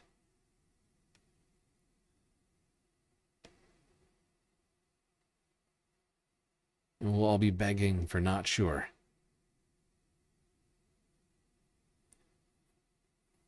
But at least we'll have electrolytes. Okay. That's going to be it on U.S. political news today, because really the big thing to talk about is the Iran deal. Boy, oh boy, has taken over the news cycle. But before we get to any of that, we still got a few other things to talk about. The rest of the Firestorm. Moving from green algae to water that is getting very, very hot out in the Pacific. El Nino. Let's talk about El Nino and climate change and their relation to one another. Here's BBC World Service from 3 days ago. I would guess, and I'm happy to come back and be proved wrong, but I think that this year, 2026, will be the second warmest year on record. May not quite make the warmest, but 2027, with that El Nino impact, we will be way beyond 1.5 degrees global warming because of that extra heat being put into the system. Something in the Pacific is stirring. Winds are changing, water's warming, the signs are here. And it will shake the whole world. Scientists call it El Nino. But this one, it could be a monster. It's even been called Godzilla. So, how worried should we be? Welcome to The Climate Question from the BBC World Service. I'm Greg Jackson. And I'm Jordan Dunbar. To help us answer that, we have Mark Maslin, Professor of Earth System Sciences at University College London. Welcome back, Mark. Brilliant. I'm very glad to be here. Now, just tell me, should this Godzilla El Nino be my new nightmare fuel? How worried should we be about it? I think the important thing is that scientists are able to predict the coming of the next El Nino. And we know that it's going to be a big one, whether you call it a Godzilla or you call it super, as I do. It means that we can warn policymakers. It means that we can actually tell people this is the likely impacts. And I'll go through some of the impacts of a big El Nino. So firstly, droughts occur in East Africa. I'll pause here and notice something here. Now, this is not currents. So hot right now. Right, this is not currents, just to be clear. This is temperatures. But you notice these cold spots up here, northeast, you know, off of Maine and New York, going a little bit down off here, off DC. You see, like, there's been concerns about this current right here slowing down and becoming much colder than everything else. And you're seeing spots here that are -3°C cooler than normal. All in this spot. And right here, hard to see where like my mouse is, but like right here off of Newfoundland, in like, between Canada and Greenland there, there is a spot in the North Atlantic Meridional Overturning Current, the AMOC, that has been concerning scientists last couple of years. And honestly, I haven't checked in on it in the last few months. But I see this and I go, oh, that seems bad. And the fact is, the Northeast has been seeing significantly cooler weather to start off, while the rest of America has been seeing like blazing hot temperatures. Like the Northeast has been seeing like seasonably cooler weather.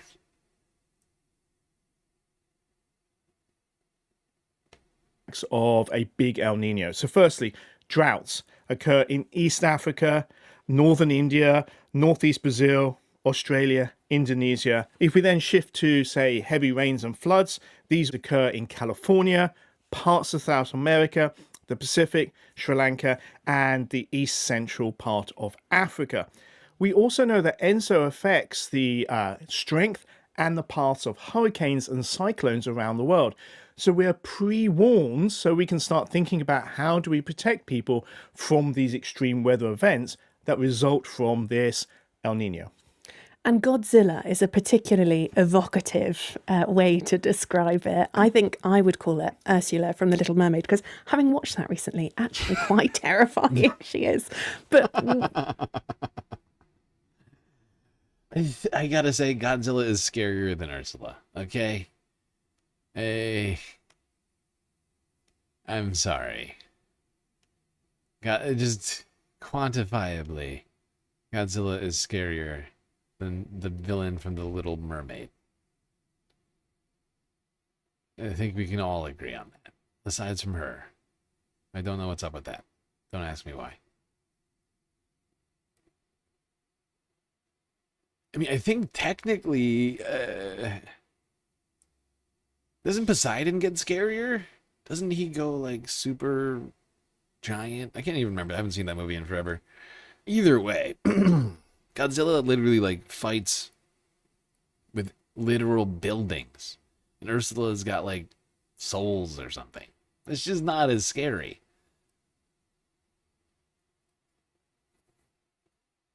Ursula's got tentacles and souls.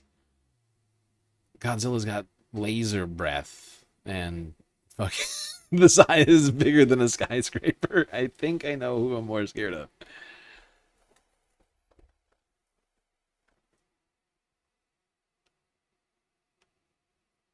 Of what is going to happen. Mark, you mentioned ENSO there, which is the El Nino Southern Oscillation. What exactly is El Nino? El Nino is part of an oscillation, the southern oscillation between El Nino and La Nina. And this is where the ocean currents and the actual winds of the Pacific Ocean shift. Now, we need to step back and think about the Pacific Ocean because people don't realize how large it is. Think about it. It takes about 12 hours minimum to fly across the Pacific, whereas it's about 5 to 6 to get across the Atlantic. So this is a huge body of water. And what happens usually is the winds blow from the east across to the west. These are the trade winds, and therefore it pushes the cold water from South America across the Pacific towards Australia, trapping the hot water around Australia and Southeast Asia. What happens? Yeah. And Southeast Asia has already been seeing the impacts of this. India seeing temperatures, I think, above like 115 degrees Fahrenheit. 30, I think they hit like 39 Celsius or whatever. I can't remember exactly what that is. Already this year, and the hot season for them is just getting started, like for the most of us.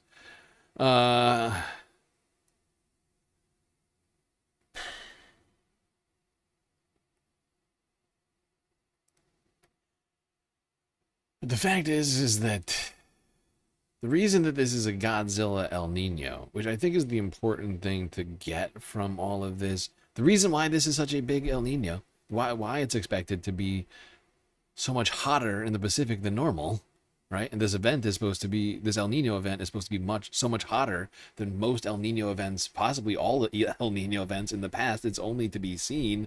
We are going to have to just basically watch and wait. There's no way to know for sure. But that's what all the scientists are saying, and it's because of course, climate change. Climate and everything are the same word. Yep, climate. The climate is, of course, getting hotter. The ocean has been getting hotter. We've been monitoring that around here for 2.5 years, and have been witnessing it getting hotter and hotter in that time. A trend that has been going on for decades. And we are going to see an El Nino pattern that collides with an already incredibly hot ocean, basically the hottest ocean of all time, at least in human recorded history. And it's most likely going to be real bad. Before we get to talking about the current effects of that, let's talk about the effects of the last heat wave last year. Some people were experiencing a heat dome last year up in Canada. That caused some real interesting effects. It's been 5 years since British Columbia experienced the hottest temperatures ever recorded in Canadian history. For 6 brutal days, an unprecedented heat dome cooked the air over the province. Daytime highs spiked into the high 40s, nighttimes offering little relief. At the peak on June 29th, the village of Lytton hit 49.6 degrees, a temperature hotter than anything ever recorded in the history of Europe or South America. 619 people died. But the human toll was only part of the story. An estimated 1 billion intertidal animals cooked to death on the rocks in a single week. Millions of trees turned a ghostly orange. Across the province, entire ecosystems were subjected to a preview at what happens when the climate changes faster than nature can adapt. Because 5 years later, the data is revealing something unexpected. Some ecosystems are still collapsing, some fundamentally altered. I'm sorry, why did I think this was from last year? This is older than I thought. There's been too many heat domes. That's the problem. Because there's been this is from a heat dome that happened in Canada, but apparently it was from before I actually even started the stream. But there's been multiple heat domes since then that we've talked about. And somehow I missed that aspect of this. I don't know how. It even says it on the thumbnail now that I'm looking at it. Look, listen, I'm not perfect. I'm the first to admit that. Okay. And others have found ways to adapt and thrive. Much of what we now know comes down to a landmark 5-year synthesis study published this spring in Nature Ecology and Evolution. Scientists tracked the shockwaves across the entire biological spectrum, everything from native bees to baby birds. But some of the most volatile winners and losers were found right on the coast. Let's start with the intertidal zone. To understand why the coast took such a hit, we have to look at the clock. In late June 2021, the heat dome perfectly coincided with the lowest low tides of the year, happening right at solar noon, leaving billions of blue mussels and acorn barnacles exposed to direct sunlight during the hottest hours of the day. Those creatures that could retreat to shade like crabs and fish fared better, but the mussels were cooked alive in their own shells. The biggest difference was the smell, because so many, like this type of rock would have been covered with barnacles and mussels, and there's a few growing on it now. But when all of those animals died, just that horrible stink of, you know, like the back alley where the trash has been waiting to be picked up for too long. Our current calculation is somewhere on the order of 10 billion barnacles and another 2 or 3 billion mussels. And that's just the Strait of Georgia, so it doesn't include Washington State or places further north. It is fucking disturbing. Billions and billions of ocean organisms just all dead in an instant, forever altering the ecosystem in the region. And they are struggling to come back because in their absence, other non-native species showed up, right? That's what happens. That is what happens, right? Is like the dominant native species collapses. Some other species notices. They're like, wait, there's a ton of food over here. We should hang out here. You know? 5 years later, our... And so non-native ocean species have been essentially moving in to the, God damn it. The new, why can't I think of what the name of the most western territory in Canada is? My brain is stupid. I have a very stupid brain. I'm sorry. She even said it just a second ago. I just have too much information, like, in my brain. British Columbia. There it is. I got it. I'm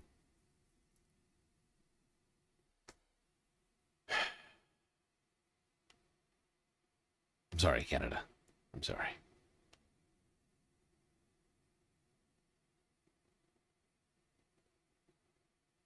Was there a graph that I missed in here that I wanted? Could have sworn.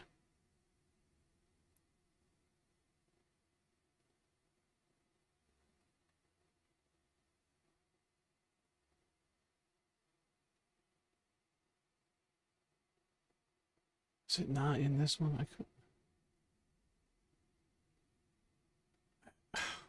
Where is this? I am very confused.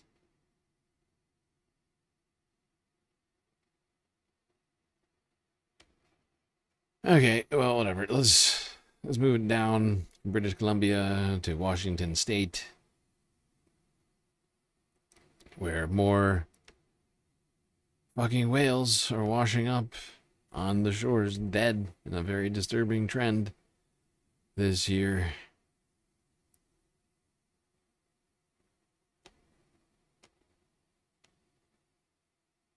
Well, out at the coast, 3 more dead gray whales have washed up in Washington State. That brings the total this year to 30. One of them washed up in Ocean Shores, another on the Olympic Peninsula, and the third just north of Pacific Beach. According to the Cascadia Research Collective, 2 of them were already decomposed. Many of the whales that washed ashore this season showed signs of malnutrition. This number of 30 approaching the state record set in 2019 of 35. They're already at the state record. They're already at the state record for a year. And it's June right now. That is not a good sign. We've been talking about the collapse of ocean species, and humanity cannot survive without them. You know, with a bleak fucking future without the oceans. We need them, as it turns out. Everybody's saying it.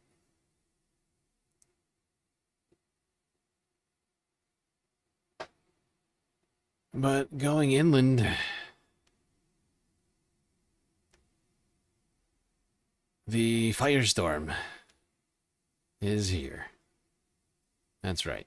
Prepare yourselves on fire. Everything is either on fire. Underwater season is really officially here across the country, no doubt, with a multitude of wildfires breaking out across multiple states. And then half a dozen states getting hit by tornadoes, heavy rains, and or the effects of tropical storm Albert. Albert? Albert. I think it's Albert. Arthur. Whatever it is. But before we get to any of that, we gotta start stay on the West Coast. Go to King 5 Seattle from yesterday, where level 3 evacuations were in place after a wildfire broke out near Spokane. Thousands of people in Spokane County have been asked to leave their homes because of a growing wildfire that's burning near the city. Level 3 evacuations are in place in the Beacon Hill area, just east of the Spokane city limits. We know multiple homes have been destroyed by the flames, but we haven't had a number reported to us quite yet. Brandon Jones with our sister station in Spokane is near the fire line this morning. Brandon, this seemed to happen so quickly with those heavy wind gusts. We're looking at video here of these airplanes dropping retardant. What are you seeing and what's expected today? Yeah, good morning. Well, fire season already very much active here on the east side of the state. Right now, we're standing on Up River Drive. This is a fairly busy road here in Spokane. You can still see the signs of those evacuation notices that are in place right now. So Up River Drive itself is open. Traffic is flowing, but on each of the side roads leading into the neighborhoods, all of those have some type of law enforcement or fire presence. Of course, we still have lots of smoke here in the air. You can smell it. You can still see it as well. But last night, DNR said in a press conference that nearly 12,000 people were threatened by the fire. We also have got some images that we would like to show you as well, if we can pull those up. More than 2,300 structures were evacuated. However, there is an unknown number of structures lost at this time, but we do know some homes were burned in the fire. So yeah, and this actually was not the only fire to break out in Washington state. 2 other fires broke out in eastern Washington same day.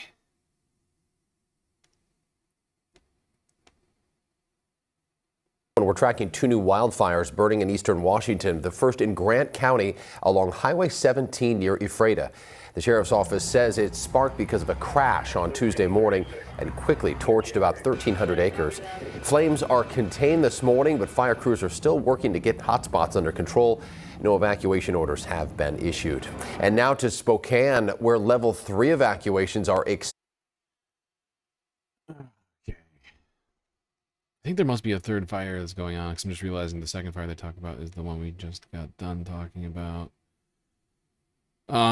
Suffice to say, there are fires breaking out all across Washington state. South of Washington, California is predicting a higher than average wildfire season. Here's Cron 4 from yesterday. A new warning out this morning from fire departments all across the state of California. Firefighters now predicting a long and above average fire season. Cron 4's Will Tran is live in Arenda with the latest this morning. Will?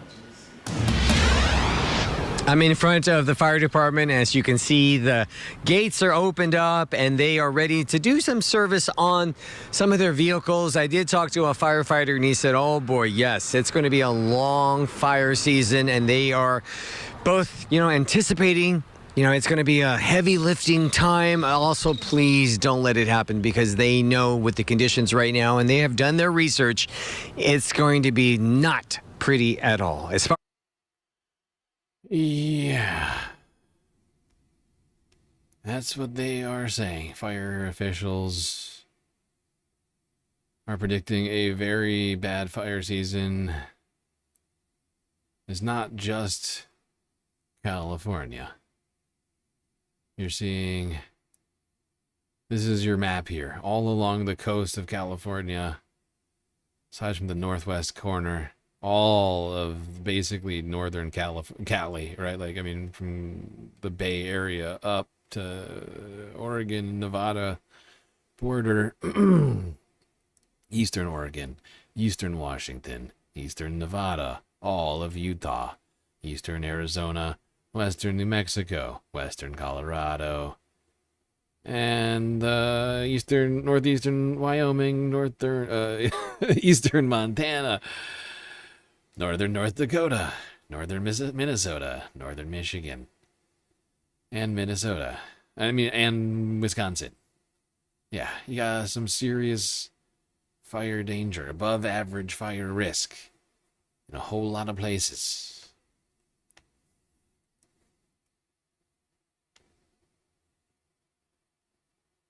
And yesterday we talked about a massive fire burning in Riverside County, continuing to grow, apparently. This is NBCLA. We're also following the shore fire that continues to burn in the Badlands of Riverside County right now. Containment, we can tell you, is up to 25%. But evacuation orders and warnings remain in place. NBC4's Christian Caceres live right now in Beaumont with the latest from firefighters on this. Christian? Colleen, I can tell you CAL FIRE telling me they are putting a lot of resources on this fire because they say this is the second large-scale fire in the county, and they don't want to risk it. And take a look here behind me. You can really see the progress that crews have been making here. Just within the last hour, we have seen very little to no smoke, and that's because crews are dealing with several hot spots out in the distance. Yeah, and while crews are doing everything they can to put out this massive fire in this area, crews were working all across the region on, I think, almost like a dozen different fires in the California, sort of like the central to southern California regions. The firefighters are fighting this from the ground and also from the air.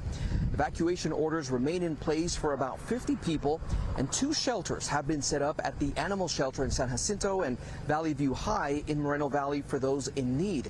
Now, a portion of the 60 freeway was shut down yesterday over safety concerns, but those westbound lanes have reopened.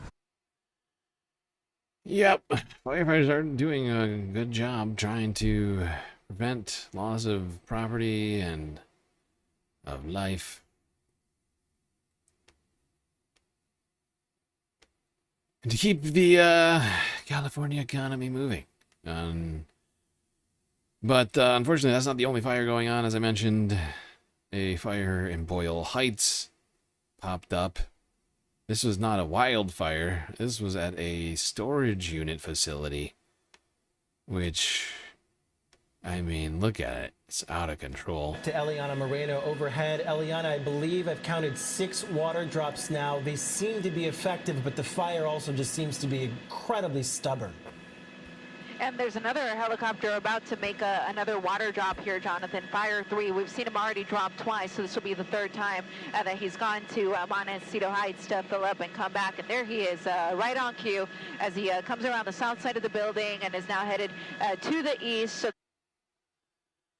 I think that fire might actually still be burning.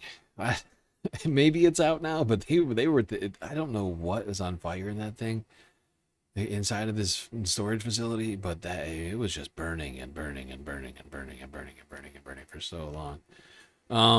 Now there's a fire that I believe is still burning right now, but I couldn't get a new update on it, so we're just gonna go watch the same clip we watched yesterday. This is in, I think, western A wildfire Mexico. burning in the Gila National Forest has burned more than 7,000 acres. This is a time lapse of the Bear Fire near Quemado from Saturday. The fire is 35% contained. Private land on the east side of the fire is on the set status, meaning people there should be ready to evacuate. Right, this is a clip we watched yesterday. 7,700 acres burned in a very short period here in the Gila National Forest, New Mexico, near Quemado. But like was just mentioned in that previous video, the fire danger in New Mexico, Arizona, California, and a bunch of other places are all up. In all the places that we're seeing the fires, there is an increased fire danger. I know that's shocking. Science actually works. It's science. Unfortunately, science has uncovered some very serious warning signs in New Mexico. It's not just the heat that is leading people to be very concerned about the forest's bark beetles, in combination with drought, have apparently killed close to 250,000 acres of forest in New Mexico. So you got a bunch of dead wood sitting around just waiting to burn. Here's KOAT from yesterday. Out there in the wilderness on your own. That's a lot. Well, you're going to learn a lot. Thank God he's all right. All right, more than 200,000 acres of trees have died in the state last year. Forestry experts say it's because of drought and the bark beetle. Yeah, Alyssa Munoz is live with the story this morning. Alyssa, this is creating ripe conditions for wildfires. Good morning, Roy and Miguel. Yes, state officials say dead trees increase the amount of fuel for wildfires. Now, over the last year, drought conditions have weakened the trees, which attracts bark beetles. Those bugs then kill the trees. The areas most affected are Socorro, Catron, Lincoln, and Otero counties, and the northern Gila region. State forestry officials do say when dead needles fall from the trees, they're slightly less fire prone, and monsoon rain can help. But the biggest issue right now is the forests are overcrowded. Officials are working to thin them and reduce tree density, and say others should do so as well. So it's recommended that, landowners, land managers implement a plan to reduce the number of trees on the landscape that they steward in the form of, cutting and removing trees at a timely manner.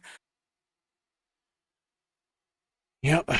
You got a bunch of dead wood amidst a bunch of live wood. Spells disaster. With New Mexico under severe drought status.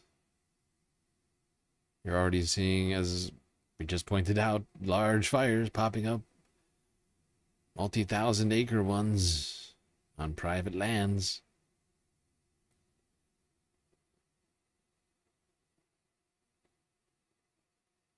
Another fire popped up yesterday near Navajo Lake in New Mexico. Have we talked about the Miami fire yet? No. We'll get there. Crews are fighting a fire near Navajo Lake in northwestern New Mexico. The Pine River fire is east of Highway 511. As of the last update, it's burned about 30 acres. Crews are working to protect buildings in the area. Helicopters are dumping water on the flames. Here's some photos of the firefight. Crews did shut off electricity to nearby communities. Yeah. That is... everything's on fire and or underwater season. Big time. Now to the underwater portion, the middle of the country. Not going far from New Mexico to Texas, where Tropical Storm Arthur made landfall earlier along the Gulf Coast, causing flooding and a bunch of damage. Millions affected across the South. Start off KQ11 from yesterday. Really interesting update here. The latest advisory just released over the last 30 seconds or so from the National Hurricane Center. Now you'll notice the numbers are still the same. 45-mile-an-hour sustained winds, gusts at 60, but check this out. The cone has completely shifted. It's going over Houston now. I want to caution you that this will bring us wind impacts. So we are on the clean side of the storm. The dirty side, with all this convection and all this moisture, is still pushing off to the east towards Louisiana. But this is definitely an interesting shift that we're tracking now. The reason why this has happened is because it was such a disorganized, pretty weak storm. And so when this happens, we can get that center of circulation to jump around quite. Oh, jump around, you say? Oh, I'm not going to do it. I thought about it. Jump around. Jump around.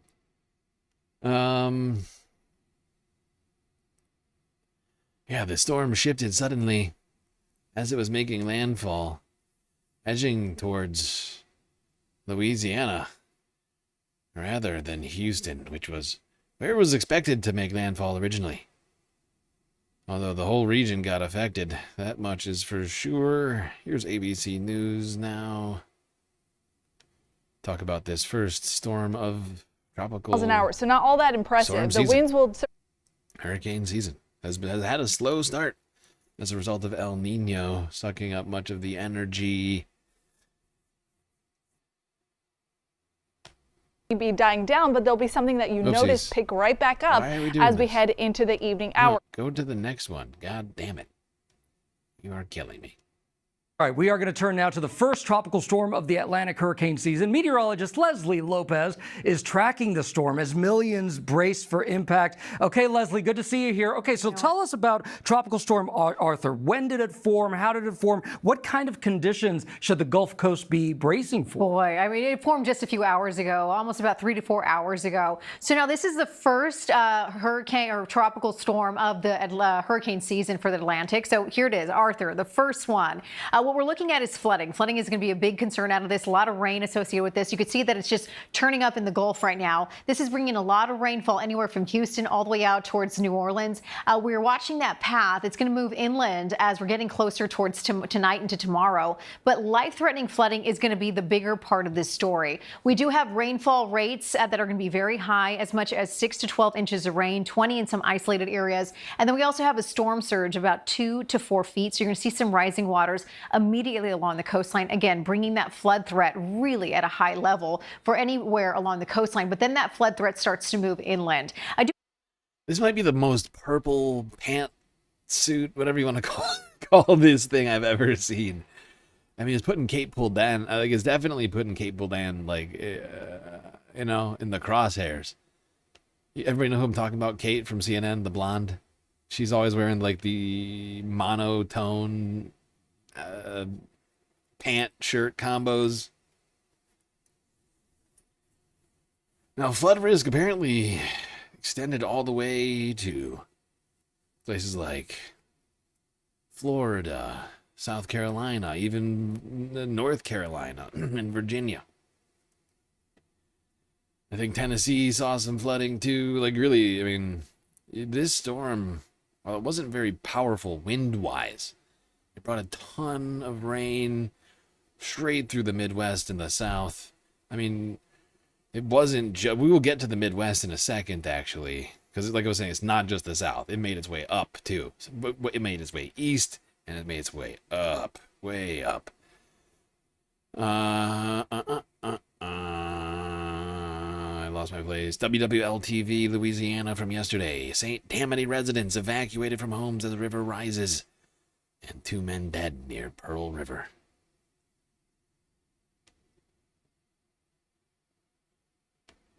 Hurricane would need 74-mile-per-hour winds. We're not expecting that. That's sustained. Why does it keep doing that to me right now? Something's fucked up. Now we're talking about the rising river levels in rural Folsom. We have already seen some of the water overflowing in the Tchefuncte River, where some people have already started to evacuate. Yeah, Meg Ferris is joining us live now from St. Tammany Parish, where there are some preps happening there. Meg? Well, Katie and Cherise, tell Chris I can attest firsthand that his radar is correct. We've just had a band come through, and it was probably the strongest band that we've had come through since we've been up here for the last few hours. It's been drizzling on and off, but now this was the strongest. Now, let me show you where I am. I am on the St. Tammany-Tangipahoa line, and we're right here at the Tchefuncte River, and you can see that it is, as Chris just said, they're overflowing the banks. And take a look at some of the video that we shot earlier today. As you mentioned, there have been some people who asked first responders to help them get. Exactly, Manda. You know who I'm talking about. The one with the coffee. Exactly. Kate Puldan is the one with the coffee. She's always got the coffee. and the one color outfits. She's very good at it, in fact. But that purple, I mean, that purple outfit was certainly in contention for best single tone outfit. Out of their neighborhood because the streets were already getting water in it, and that's mostly up here in the northeast part of Folsom, where we see a lot of, like, 5 different streets have water in them. But the fire people told us that some of the cars of these people had already taken in water, so they were getting out to be safe because they knew that more rain was coming and they didn't.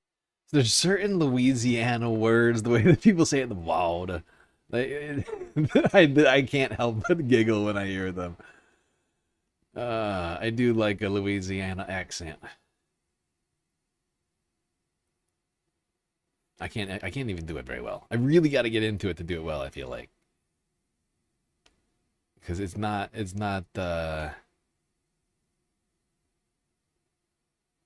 just not automatic for me. Like, it's just very different than how I would intentionally talk. The fire people. The fire people. What fire people? Fire people? Did she say fire people? I did not hear that. Here's some live CCTV from WWL-TV. From, or at least it was live earlier. This date is wrong. This was from yesterday. In fact, what year is that even? The 2031? That is not what you would like, but this is 57 and 661, right where that rotation is being detected. The tornado warning, again, it is a confirmed tornado warning based on radar detected debris flying. So you need to be in your tornado safe spot if you are in Houma or if you live northwest of Houma as well. This does include the communities of Berg as well, and even further up into closer to LA1. It currently includes Raceland, Matthews, Lockport, and anywhere in between, but this is still probably a little ways away from you. But right. You can see sheets of rain coming down here in Louisiana. Tornado warnings. I think, in fact, some tornadoes hit. But there was a lot more tornado activity north. Places like Iowa and Illinois. Yeah, as far north as Illinois. Let's start here, KCCI. I can't remember which place is this. Is this Indiana? Is this Indiana or Iowa? I can't remember. Another afternoon of storm cleanup across our state after severe weather moved through early this morning. This is video from Newton, where KCCI viewer Marcus Goldenhorse says strong winds lifted a pop-up gazebo and park bench into the air. These storms brought damaging wind gusts just north and east of the metro. Some of the strongest were reported in Marshalltown. Yeah, we're at Yep, this is Iowa. 94 mile per hour wind gusts. Look at her face. That's in my face. Yeah, exactly. This is craziness. This is ridiculous! 94 mile per hour wind gusts was reported at the airport there. KCCI's Marcus McIntosh went to Marshalltown, where people there are no strangers to devastating weather. Damaging winds, heavy rain, and hail hammered Marshalltown. People we spoke with say after the tornadoes and derecho, they've been in the path of the storm far too often. Well, here we go again. John Reuter has lived on his little corner of Sanford Avenue and 170th Street in rural Marshalltown for more than 40 years. He remembers the tornadoes of 2018 and the derecho of 2020. For him, this is worse. We lost power for about 10 days and some tree damage and things like that, but nothing like this. Yep. Seriously devastating tornadoes. Nearly 100 mile per hour wind gusts making their way through the state of Iowa, causing devastation. Actually, I think we're going to watch the rest of this one. The fucking rest of this shit is wild.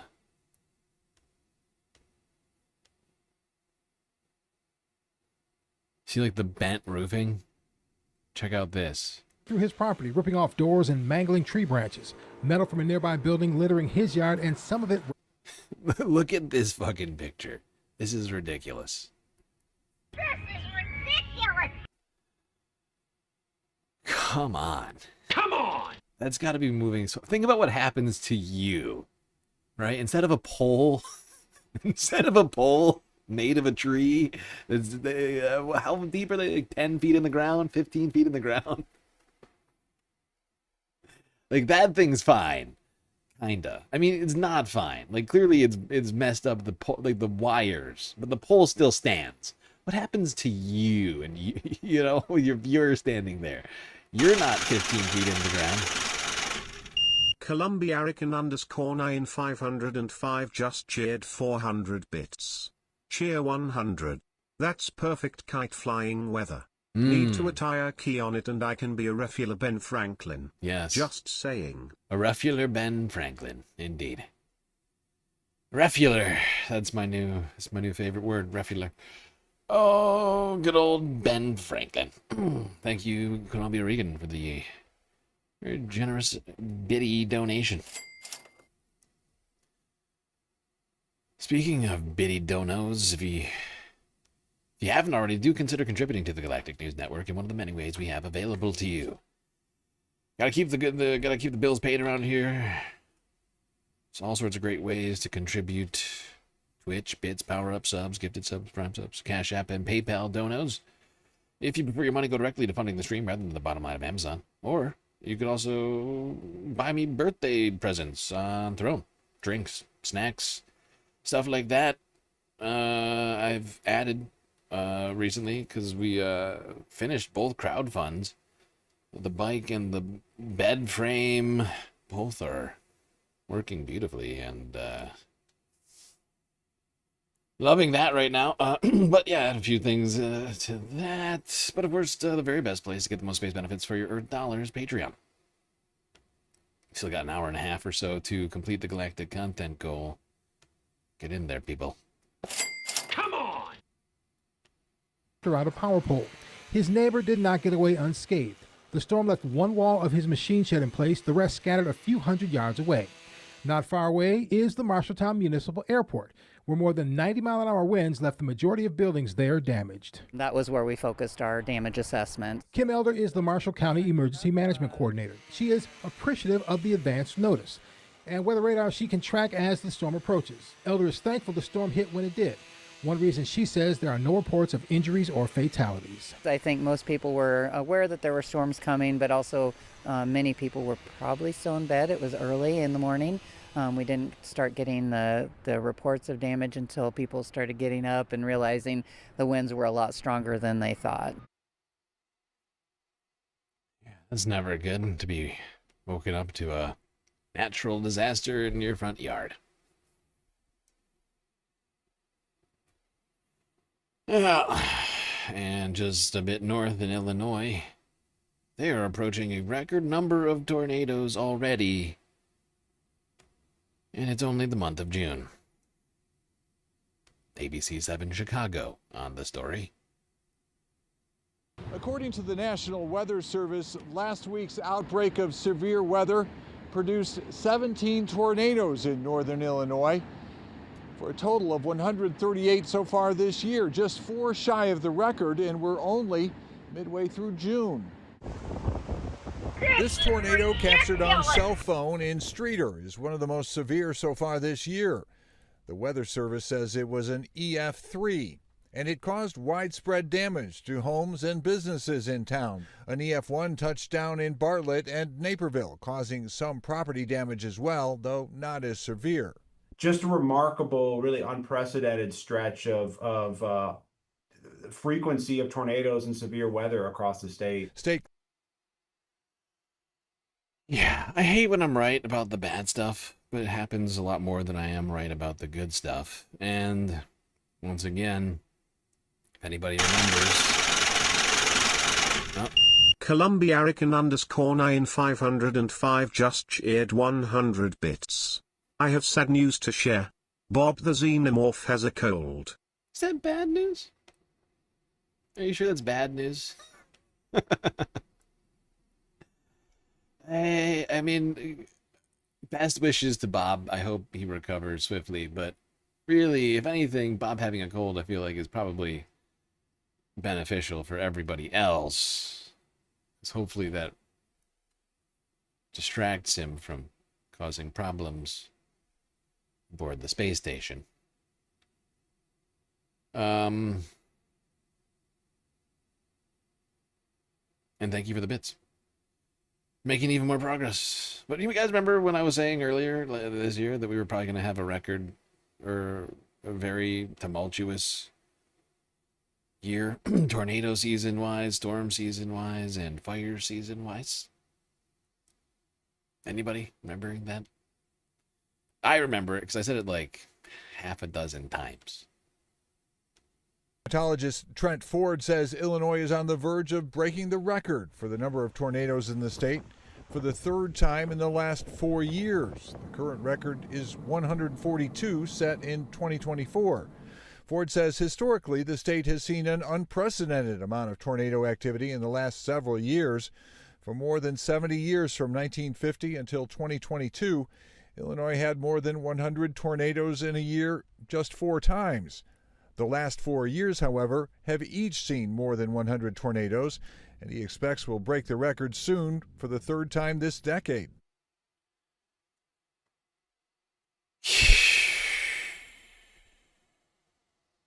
Just look at this. I mean, this is insanity. 75 years. There was only 4 instances in which there were 100 tornadoes or more in a year. In the last 4, there's been every single year.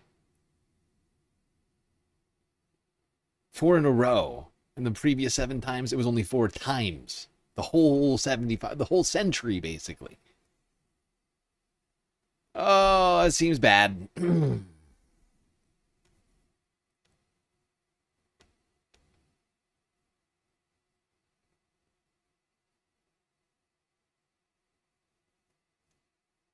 I gotta plug my phone in. Let's go to some of the severe weather that has been seen across the area in Chicago before we go back south to more fires. That's right. It's Firestorm season 2026, people. It's here. And it's doing a lot of the stuff that I thought was going to happen. The only thing that I was wrong about with my predictions This is my downstairs. Was the tropical storm activity.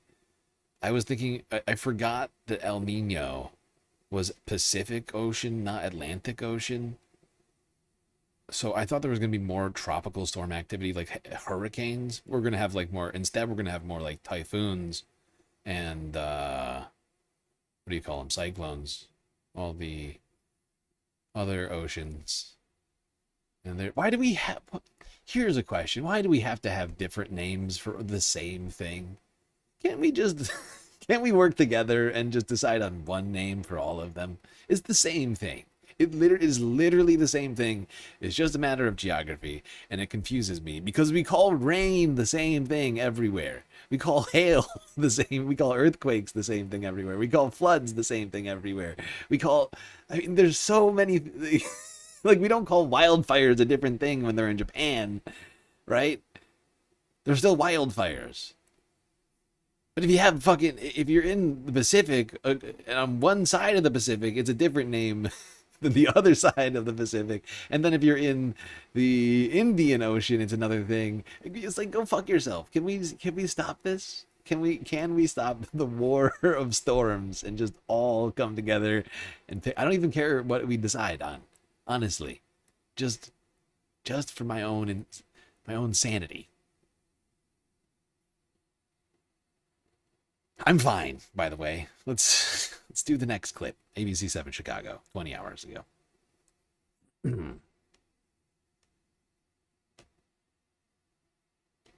This is my downstairs. It's a sight way too common for Ashley Saxon. Again, this has happened multiple times. Her basement inside her Chicago Heights home left flooded again after storms rolled through Wednesday. It was just like a steady, slow rain, and I looked, it was clear, and I sat down. In 45 minutes I came out and it had completely went into my house. I went downstairs and it's all the way knee high. This happens when it rains. Chicago Heights has been called multiple times. She says her home has flooded 4 times in the last 5 years. Oh, fuck this recent you. rainfall leaving some of the worst damage to her house. That's just every year. It just means you can't keep anything in your basement. It makes it a useless giant room in your home. Good God. That's got to be so frustrating. I can't even imagine. Every year it just floods and fills the basements of the Chicago Heights. Oh.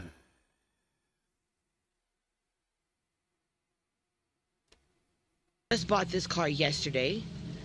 It messes up my garage door, and insurance doesn't cover it, and the city doesn't help. And it wasn't just Chicago Heights that was pounded by rain. Streets in nearby Olympia Fields were also flooded. We were there as crews cleared the roads. It is devastating to have your house look like this. But we have got to climate change proof our infrastructure to the degree that we can. We are not doing a good job. We're doing a terrible job. We're seeing images like this happening way too often. It's more and more. And we're continuing to build more and more in floodplains too, right? Like, and we have been, like, we've always done it as a people, technically. But that strategy is proving real bad. I mean, there's reasons for why we did it, right? Like, when you look back at human history, right? The reason why humanity thrived is because of our use of agriculture, right? And being in a floodplain, in a delta, fertile land, you know, all the floods bring nutrient-rich silt for fields. But now we have homes instead of fields in those places. And unfortunately, floods are getting worse year by year because ocean levels are rising. Because we're not doing anything about climate change. Well, we're not doing enough about climate change. We're doing stuff, but not enough.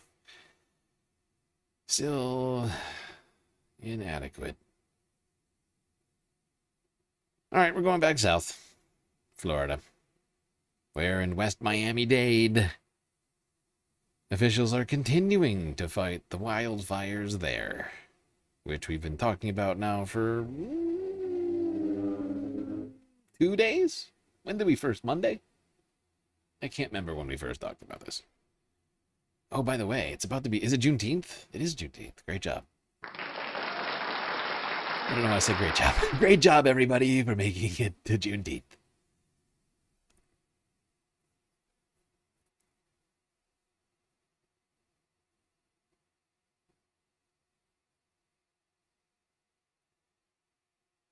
All right, CBS Miami yesterday.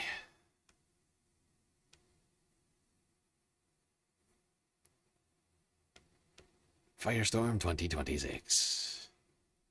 Now at 6, we begin with the growing wildfires. Jesus Christ, that's loud. Miami-Dade officials say it's doubled in size since yesterday, and tonight we have road closures and evacuations underway. Chopper 4 giving us a live bird's eye view of the fiery and smoky scene right now, but possibly good news. We're actually seeing some raindrops on the lens there, so maybe that will help matters. Thick plumes of smoke, though, visible for miles and raising health concerns tonight. Right now, a part of Chrome Avenue temporarily closed off because of these fires.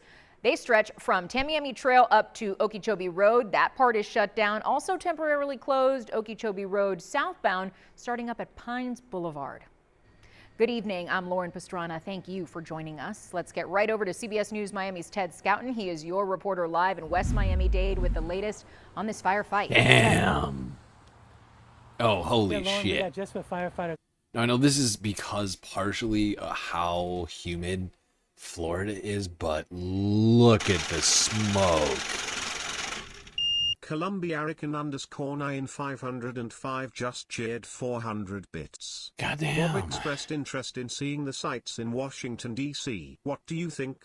Should I gocky Bob the Xenomorph for a walk? Yes. With everything going on, seems appropriate. Yes. Give Bob let Bob take a little swim in the Lincoln reflecting pool. It'll be perfect.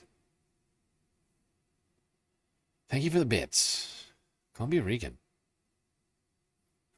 I think the only dono. Oh, aside from the only dono giver today, aside from Looney. Aside from Looney, who also donated 100 bits earlier. Well, there we go. We're making some progress here. Slowly but surely on that galactic content goal. But like, do you see the? That's what I was gonna say. Do you see the smoke? It is so thick. I mean, how far back is that? 50 yards? 100 feet? Like, you can. I mean, this sign is not that far away, but you can't even read it. It's so smoky. Holy shit. This is wild. Why aren't you wearing a mask, dude? Why, like, this dude's like, nah, I don't need a mask. I'm fine. Hoping for. We got a good dousing of rain. The question is whether it's enough or not. Probably not, because you need a good amount to try and put these fires out. Let me give you an idea, though, on what things look like right now. We are in the thick of the smoke. The wind changed directions. When you look down, oh my God, Chrome Avenue, you can't even see. That's you can't even see. Bad visibility. Now, this has been a very stubborn fire.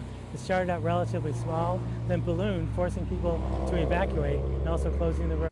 Oh my God, this has got to be so bad for everybody's health. Jesus Christ. This isn't like a populated area. Like, I mean, you can clearly tell that there's at least some people that live around here, or at least work around here. Yeah, oh God.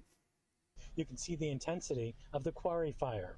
It ballooned from 600 acres. Yeah, you can see a fucking trolley right there. Yeah. Oh my God. Yeah, this is close to a populated area. I think it's like south, right? Miami-Dade's south of the actual like Miami city center, I think. Ay. Now, unfortunately, Columbia_9 505 just cheered 100 bits. Oh no. Bob the Xenomorph melted when he took a dip in the red election pool. Oh, The God. pool was more acidic than his own blood. No. Jesus no. R.I.P. Bob. oh, poor Bob. We all loved him so much. Who knew that leftist duck poop was so acidic? Took out Bob the Xenomorph. I love you. I love you. I love you, Bob. Goodbye. Now, unfortunately for the Miami-Dade area, there is now 3 fires burning in West Miami-Dade near the Everglades. That's right. Went from 1 fire to 3 fires. Might as well.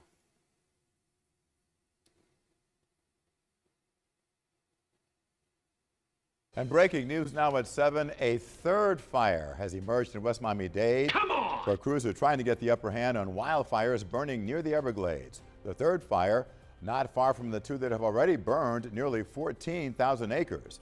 And smoke from what now is being called the Coptic fire is visible on our next weather radar. And as it travels, it is triggering some health concerns for many all across South Florida. There is some rain. That's sure to be helping firefighters in their containment efforts. That is the good news. I'm Jim Barry. Good evening. Yeah, I think you get the picture. Everything's on fire and or underwater. In some places, you got both going on. You got a fire and a storm happening. Like literally in Miami here, you have rain and you have a fire. Somehow neither canceling each other out. 2026. 2026 Firestorm. TM. Trademark. Okay. I gotta grab my fucking charger. My phone just died. I can't check Cash App or PayPal donos. We might have already completed the galactic content goal. I wouldn't know, because I'm not checking. Let's go to France. What do you say? It's just too French. It's not too French. It's too hot. That's what's happening. It's too hot in France. Climate change-driven heat waves are bringing uncertainty to French farmers. France 24 English 15 hours ago. Verb. At 9 a.m., temperatures on this French farm have already reached 26 degrees Celsius. Aurélien Hilot hurries to bring his cows to pasture before it gets too hot. It's okay in the morning. There's a bit of shade on the edge of the pastures where there are trees. For the second time this year, temperatures across France are set to climb as high as 38 or even 40 degrees next Monday. The heat directly impacts these animals. Yes, there are consequences, particularly when it comes to reproduction. When it's very hot, we see that the birth rate drops. Fewer calves survive to adulthood because of the extreme heat. There's also less food since naturally there's less grass. It's only June and there's practically no grass left in the pastures. Hilot also grows corn to feed his cows. But here too, he's had to adapt to the hotter than usual conditions. We started watering on June 10th. I've never seen this. In certain areas, the corn leaves are folding up on themselves. That means that they're lacking water. These apples, grown near Limoges, are also being watered earlier than usual. This ensures the crop's longevity, the orchard's growth, and the quality and quantity of the harvest. Yeah, I mean, it's good that we'll have food here in France, but it's not a good sign that farmers in France are having to water their crops earlier, more frequently, due to the drought and heat. It's not great. It's not great. All right, well, that's it on climate news. Making fairly good progress here. 3 hours into the stream. We did the U.S. and climate news already. Now to space news. And then the long and arduous discussion of what's happened the last couple of days, geopolitically speaking. Oh, wait, I was going to make sure that I had this all in order before I got here. I think I'm gonna might take a break here. I might take a break here to try and make sure that I have all this shit in the right order. But we'll do some quick space news. In the news of space. As a result of the Elon Musk SpaceX IPO, I decided to add SpaceX to my list of watched stocks, indices, and other such economic stuff here on my app. And last couple of days for Elon Musk have been bad. Could have been worse. Technically, they were almost much worse. Today alone, significantly much worse. I mean, intraday, SpaceX was down almost 10%. Just for those of you trying to do the math right now, for Elon, that's a loss of like $140 billion in 24 hours. But just to show you what's happened here on the stock market regarding Elon's company here, SpaceX, last day closed down 3.5%, after hours down another 1.7%, adding up to over 5%. But down here, intraday at like 12:30, it's at 172, and that's after it hitting over 220 points. What was high, 225 points. It's down 50 from the highs here. I mean, he's getting hammered right now. It's only been around for what, a week? Last Friday, I think it IPO'd, and shortly after that, his Elon's net worth ballooned to over 1.4 trillion dollars, I think, close to it. But now it was I think almost under I think it was under a trillion when it was right here at 172. I've been watching the market cap like a hawk, because he owns approximately like 42% of this company, and it's most of his net worth.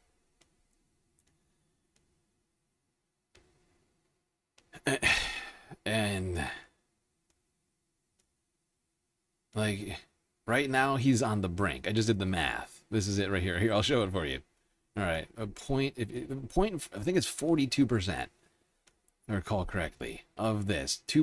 If multiply 0.42 times 243, right? You get this. He is almost under a trillion. It's still fucking obscene, but am I the only person that wants to see him lose money at this, just like actively hoping for him to lose money? This guy is such a piece of shit. He doesn't deserve any of this money, and people are just like buying up a company that doesn't make any money. It lost money, like on the whole. SpaceX and all these subsidiaries that are now under its banner, Twitter and whatever else, none of it adds up to a profit. Lost $5 billion. Exactly. He lost like $400 billion over like a week. He got hammered. I could do the market cap right now. I'm just not gonna. It's not gonna take the time. But I think intraday he was under a trillion, at that 172 point. I'll bet he even like convinced someone to buy it up for him, like the president or something. I don't know who.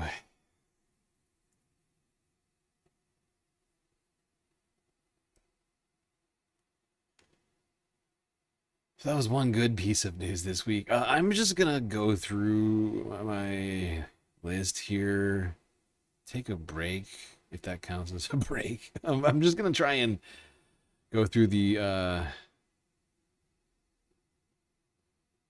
Earth geopolitics stuff now, because I didn't feel 100% about this.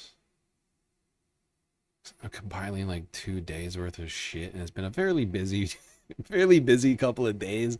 I think I landed on a way that I wanted to do this. There's been a lot. There's been a lot happening, and it's all been fairly intermingled at this point, right? You got the G7 happening, right, where all these talks are going on, and of course you got a lot of Europeans there at the G7. NATO members at the G7. You got Ukraine and Russia doing all this shit. Colombiarican_9505 just cheered 100 bits. I think Elon is an alien. He looks like he isn't human. Probably bought SpaceX so he can go back home. Let's hope so. Godspeed to Elon making it back to whatever fucking planet he's from. Certainly doesn't belong on this one. Yeah, alright, I'm just gonna go through my shit here and try and make sure I like the way this looks.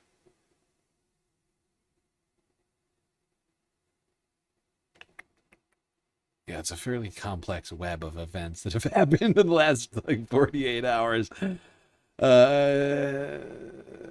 we're gonna do a quick galactic intermission. We'll be right back after these brief messages.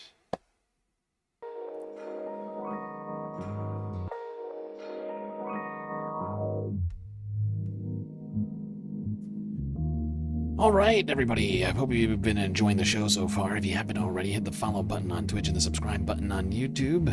And while you're at it, do consider contributing to the Galactic News Network, as we are completely funded by individuals like you. Twitch, Cash App, PayPal, Throne, and Patreon. All great ways to help out. Anyway, everybody enjoy the break. Grab yourself a drink, maybe a snack, and I will be right back.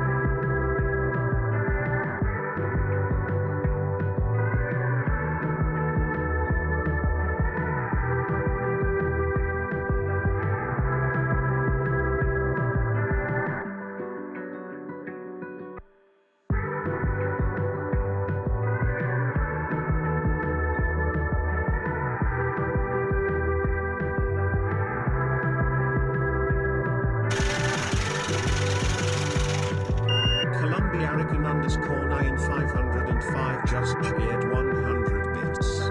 Legalize comedy. Everything I say is wrong.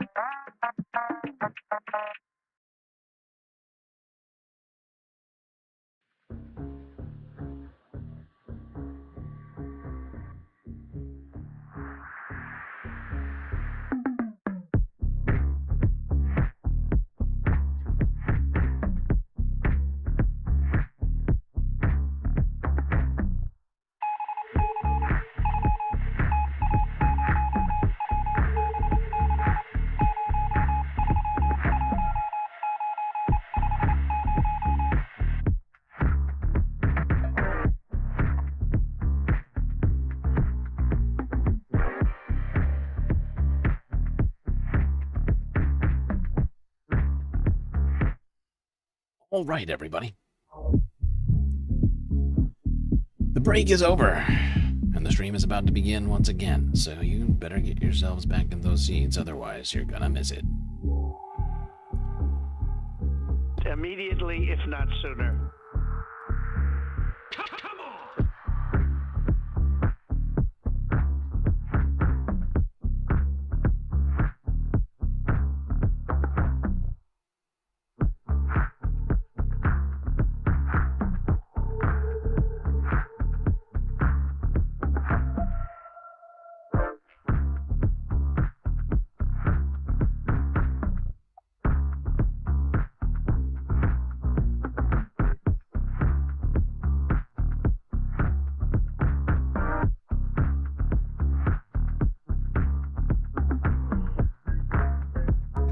Living in the United States.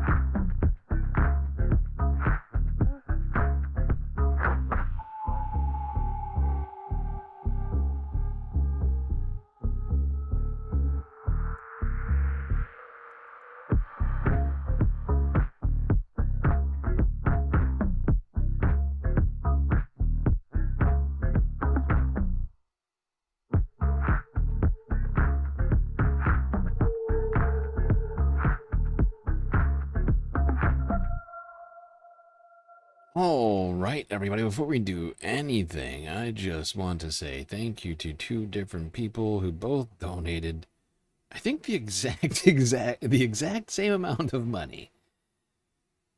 15, no, I take it back. 20 bones. Happy birthday, StreamLord. Sincerely and with love, Anonymous. Thank you. And 15 bones, another anonymous dono. On Cash App. Add that up with the bits donated on Twitch. And we gotta have one of these.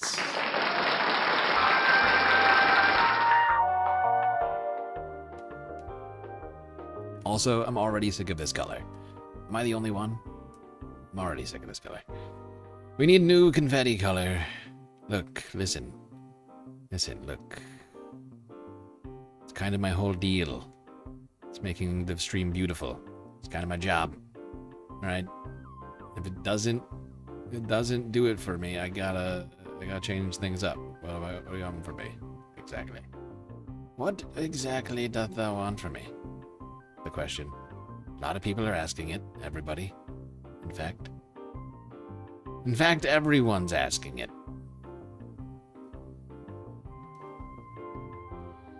That's fine. Might need to make new confetti. Maybe that's the problem. Either way, it's beautiful. It's epic. I also have to make sure to update the galactic financing, the deficit financing goal, which is actually higher than this. We've done more than this recently in my day off. Yesterday, Wednesday.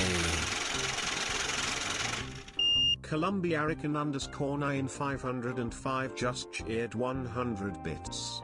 The late Bob the Xenomorph put in the request for new confetti color. Poor Bob, he won't enjoy the new confetti. Sure. Alright, everybody, well, I'm afraid the confetti party's gotta come to an end. R.I.P. Bob.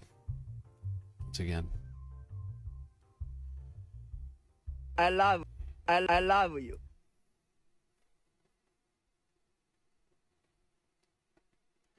And thank you for the bits, Columbia Regan. You're beautiful. Wait, actually, I didn't even update that fully. I keep not doing the math right. I keep thinking it's $30. Actually, $35. Making $37.99.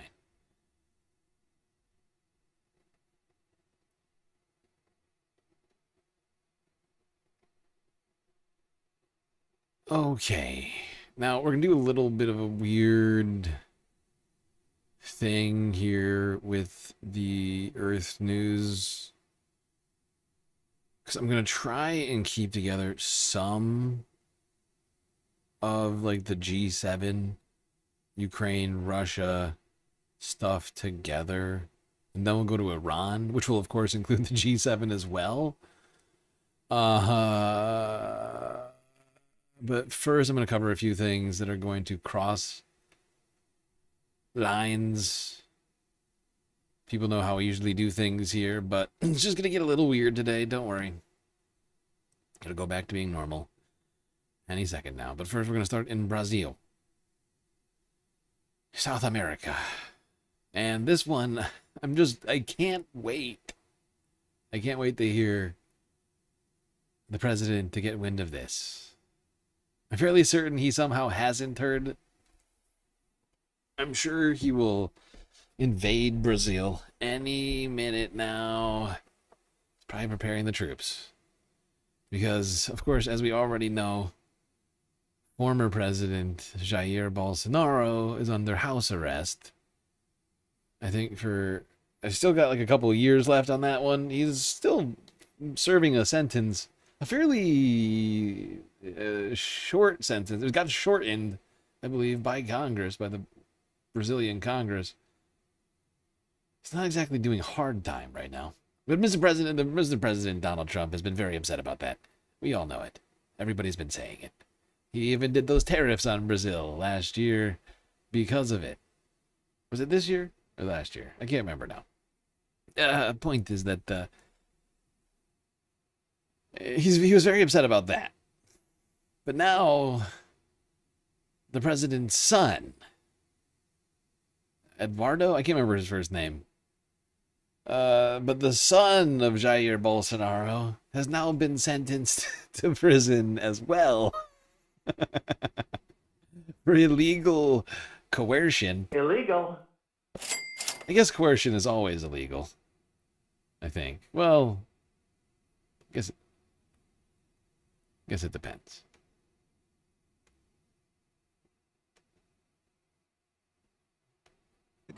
Living in the United States, former Brazilian President Bolsonaro's third son, Eduardo, has doors opened for him in Washington. Here he is in 2019 walking out of the White House after meeting with Donald Trump. But that very inner circle access is exactly what landed him a 4-year prison sentence back in Brazil. The Supreme Court in Brasilia found him guilty of lobbying US officials in an attempt to influence the trial of his father, who is serving a 27-year sentence for an attempted coup. According to the court, while serving as a federal deputy in Brazil, Eduardo Bolsonaro pressured the US government to intervene in the trial by imposing sanctions on the court's justices and tariffs. What's fascinating is Trump did those things. Trump introduced tariffs on Brazil. And that's literally what his son asked for. And now he's going to jail too. Do you see what I mean about how it should be interesting to see how the president reacts to this? Anyway, that story crossed my desk. I couldn't help but watch that on a stream with you today. I do feel it will become relevant at some point in the future.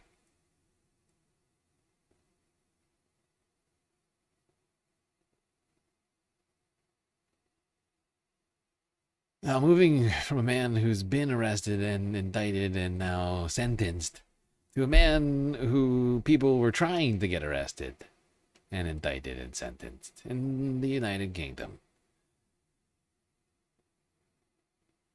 I'm not talking about like a criminal. No. Nope. I'm talking about the leader of the Green Party, Zach Polanski. Columbia Arican _9505 just cheered 100 bits. One final stun lock, but that's the American legal system for you. Criminals are let back on the street and allowed to run for office. America. Thank you for the bits, Columbia Rican. Making it rain biddies. It's like a storm of generosity in here tonight. Already completing the galactic content goal. I should make sure to shut this down. Otherwise, people are going to think the goal is still going when it's not going. That's just going to confuse people. We don't need that. There we go. Reload. All right. Owen Jones. Get us talking about this Zach Polanski situation. This is just something else.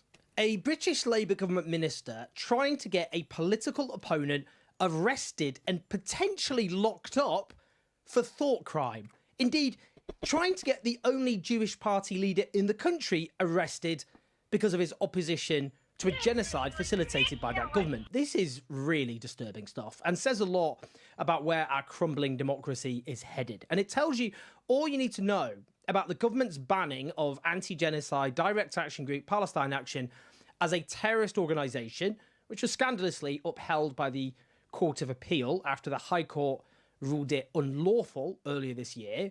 Before we talk about this government minister, honestly, brace yourself for this guy. I went on the Jamie Vine show earlier today to sum up the outrageous injustice of prescribing Palestine Action as a terrorist group on the same legal footing as ISIS and Al-Qaeda. That's property damage. That's not violence. Violence is murdering children and slaughtering people like they're doing in Gaza. Breaking an entry, let's say. Yeah, for an Israeli weapons company complicit in the crime of crimes. Right. I think, just quickly, if you think the crime of crimes, genocide, has been committed, you have a responsibility to do everything within your power to stop it. Now, because of this has been prescribed as a terror group on the same legal footing as ISIS.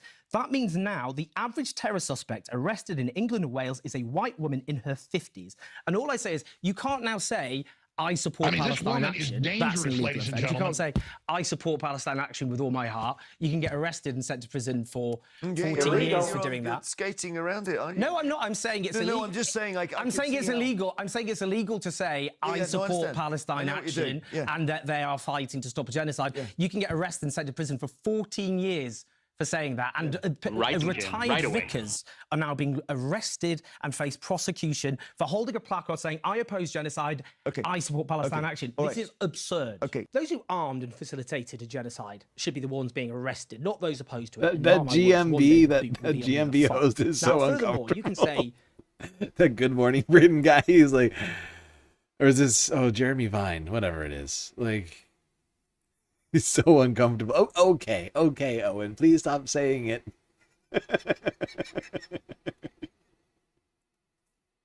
Anything in support of Israel's genocide of the Palestinian people. You can say, I support wiping Gaza off the face of the earth. You can say, I support the IDF exterminating over 100,000 Palestinians. Laugh emoji. That's perfectly legal. Nothing illegal about that. With this context in mind, Zach Polanski, the leader of the Green Party of England and Wales, posted, this government's branding of protests as terrorism has seen grandparents arrested and dragged through the courts simply for holding up signs. It's deeply authoritarian when people are speaking out against the genocide this is the very definition and for a free Palestine. Of totalitarianism. The Home Office Minister, Mike Tapp, who is an honorary vice chair of Labour Friends of Israel, then responded, do you support the Palestine Action Group? No. Let's be clear about what this government minister was doing here. He knows his government has banned anyone saying they support Palestine Action. That as a result, thousands of people, many of them elderly. No, we all see it. He's just trying to goad Zach Polanski into saying something that has now been deemed illegal. Hoping to get him arrested for thought crimes, for word illegalities. Right? Like it is perverse. The Labour Party has run out of shit to do. Like, not things to fix, but shit to do, because they don't seem to be all interested in fixing that much. And so now they're just, they're kind of doing what Democrats are doing back here in the United States, which is just like attacking the left and doing like character assassinations on the left, like teaming up with the right to go after the actual left in the country. They're like, God, if we can just get rid of these people, it will solve all of our problems. And yet it's not seemingly very successful for them. Labor still plummeting in the polls. We got another election big election, supposedly. A local election involving what might be the next candidate for prime minister. What some are claiming is a needed change in UK politics.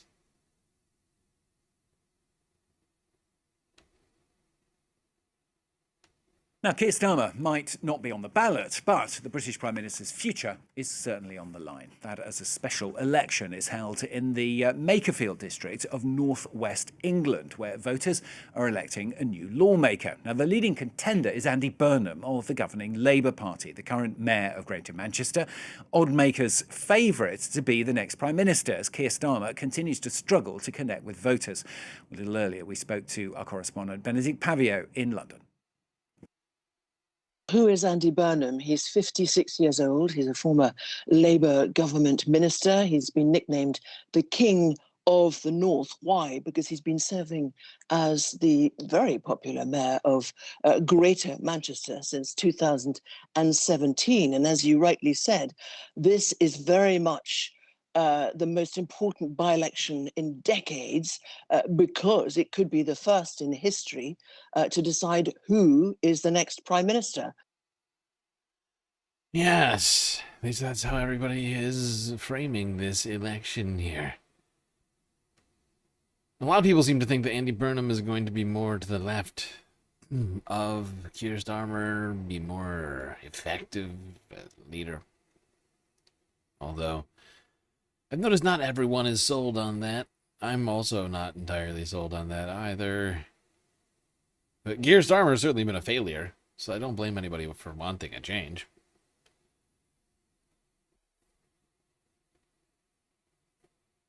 He has clearly not just been a failure, he's just been fucking terrible.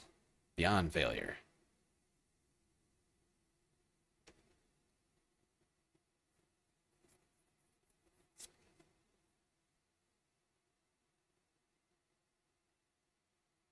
Okay. Now this is where things are going to get weird. We're going to go to Albania, then we're going to go down to the DRC. What is this? What is happening?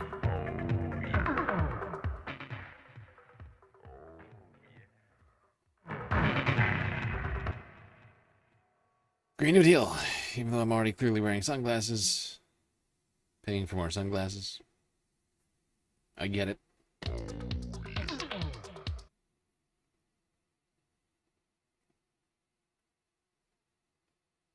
I get it. This is a thing you all do. I don't even question it anymore. Now, you'll be shocked to hear that people in Albania are continuing to protest. Seemingly every fucking day. Like, every single day. There's, like, gotta be, like, tens of thousands, if not, like, hundreds of thousands of Albanians in the streets. Here's another one. It looks almost the same. Look at it. I think this is the exact same street that it was on last time. And the whole street is once again just completely filled. So filled, you can't see to the end of it. This is just people. You see buildings towards the end of the horizon, so you know people have to stop somewhere. But do they stop or do they just keep going? It's unclear. It's unclear.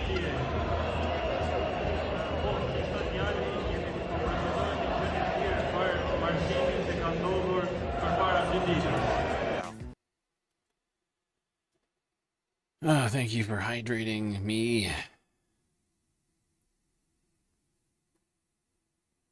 But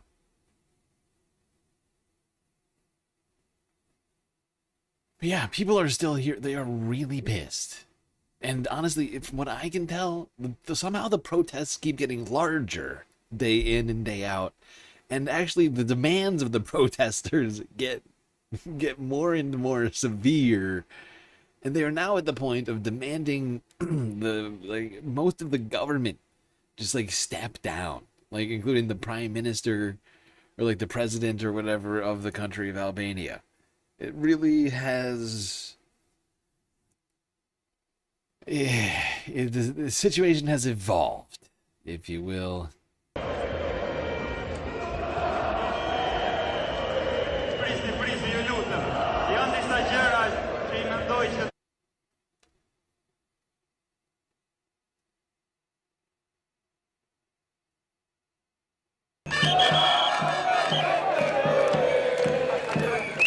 These injustices come not only from the government but from the opposition and the media.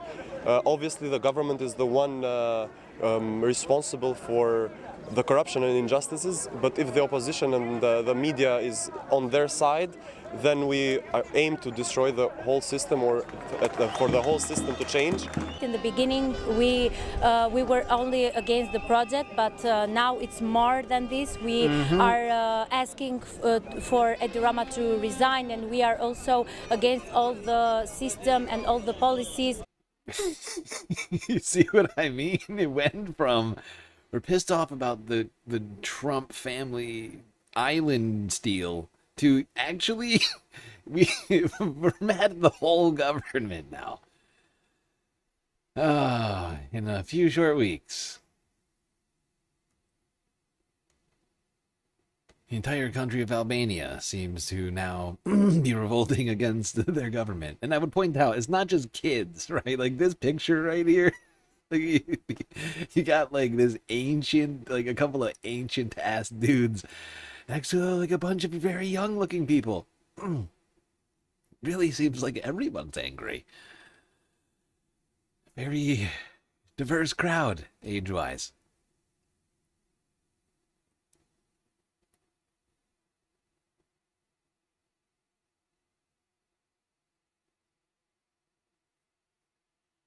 Now down to Africa, where things are just getting worse with the Ebola outbreak. Sadly but truly, the shutting down of USAID, the ending of U.S. funds going to things like the World Health Organization and other sort of aid projects, organizations around the world, and especially on the continent of Africa, in this particular case, are resulting in what we are seeing here, which is possibly the worst Ebola outbreak in recorded history. We'll start here. Welcome to the Global News podcast from the BBC. I'm Janat Jalil, and I'm joined by our correspondent Anne Soy, who's been on the front line in the fight against Ebola in the Democratic Republic of Congo. And Anne, tell us what you've seen. I have been to the epicenter of this outbreak of Ebola, which so far is the third largest in history on record. And that is Bunia in the northeast province of Ituri.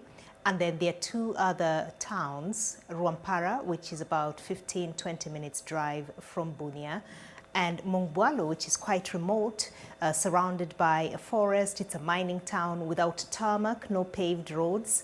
And it is believed that this is where the outbreak started, but the teams, the response teams, scientists are still trying to trace the first patient 0, to try and figure out where this started. So I have been to those 3 hotspots, and what I saw is a community in shock, just coming to terms with this outbreak that was simmering for weeks, if not months, before they discovered it. And when they discovered it, families had lost their loved ones. I spoke to a man at the cemetery in Bunia who said that he buried his mother the day before. He had come back to bury, or rather he buried his father the day before. He had come back to bury his mother. He had already lost 3 sisters, and 2 more sisters were in hospital with Ebola, and he was just devastated. And throughout that interview, he kept saying, Ebola is real. People need to know that Ebola is real.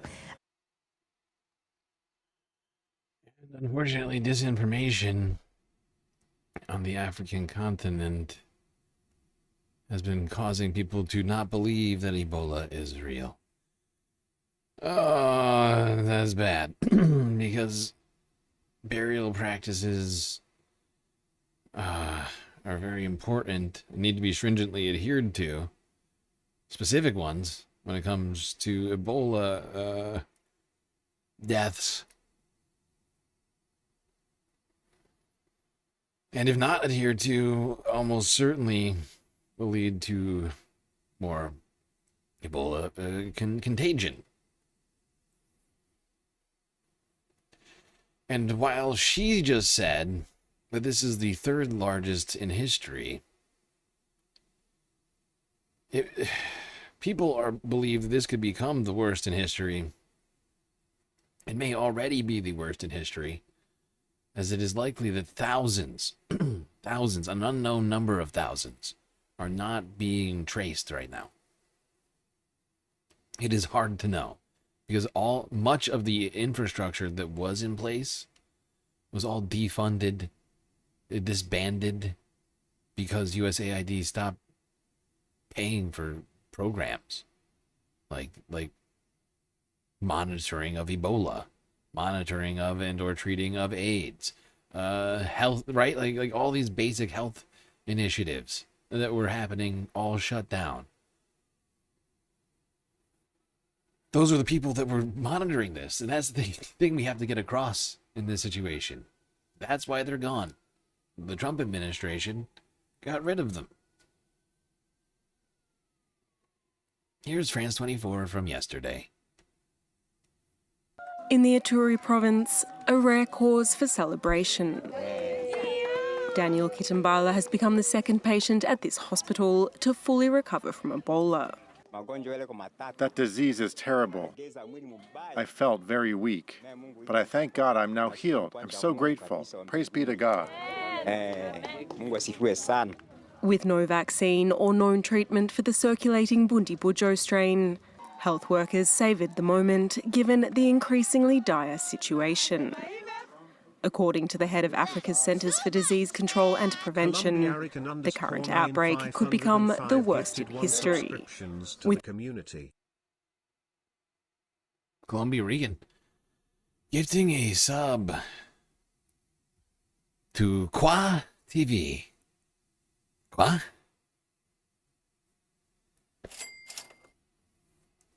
Prevention, the current outbreak could become the worst in history. With only roughly 12% of close contacts currently under active follow-up, meaning tens of thousands are not being traced. In the province's capital, Bunia, medical clinics have mobilised to screen and isolate suspected cases. But residents say the situation is getting worse every day. We see ambulances passing by everywhere and people dying daily. It hurts and scares us. Adding to the challenges, the peak could be yet to come. Yep. Situation is bad there and poised to get worse. All right, now we're going to go back in time and back west and north, talking about what's been going on between NATO countries, Ukraine, and Russia in the last, basically all week. Well, I guess I could skip a couple of these, but I think for context, we might as well just do this. This has been a very busy week. On Monday, the United Kingdom detained a sanctioned oil tanker, which is, part of like the supposed shadow fleet Russia uses to transport its oil.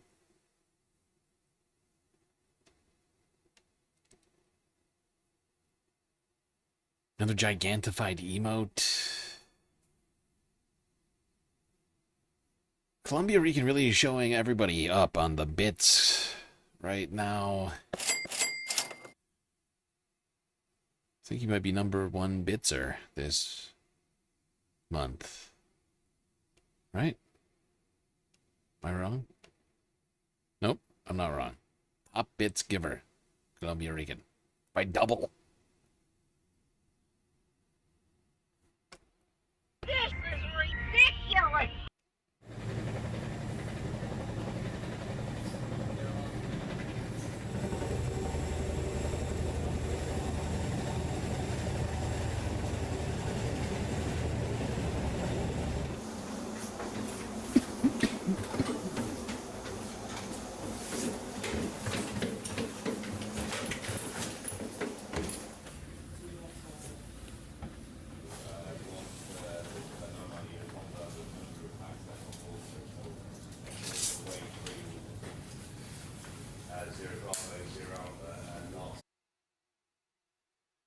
There you go. There's footage of British troops seizing a Russian oil tanker in the English Channel.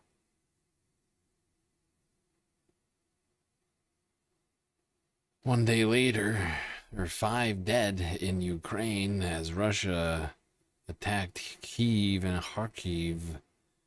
Here's the Associated Press from Tuesday. Actually, is this Tuesday? Actually, I take it back. That one was Sunday. This is right. It's not Friday. It's Thursday. That was Sunday. This is Monday. Take it back.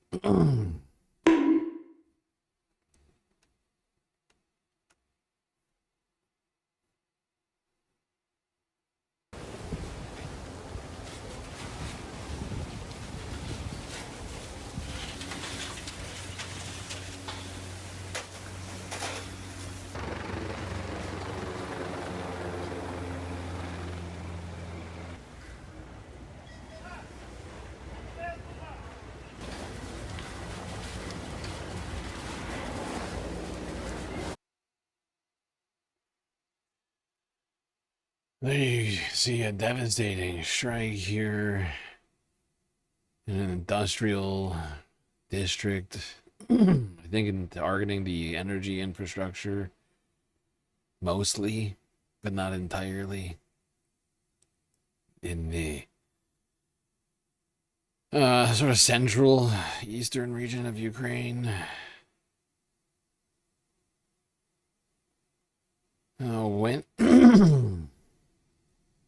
Now, Tuesday, European leaders are saying that Russia could not beat Ukraine in a military conflict.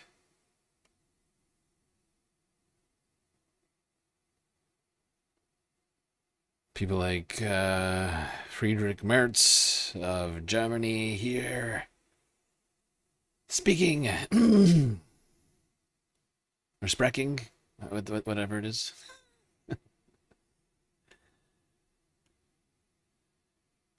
Ukraine today finds itself in a new position of strength. Russia cannot win militarily, and moreover, its economy is in dire straits.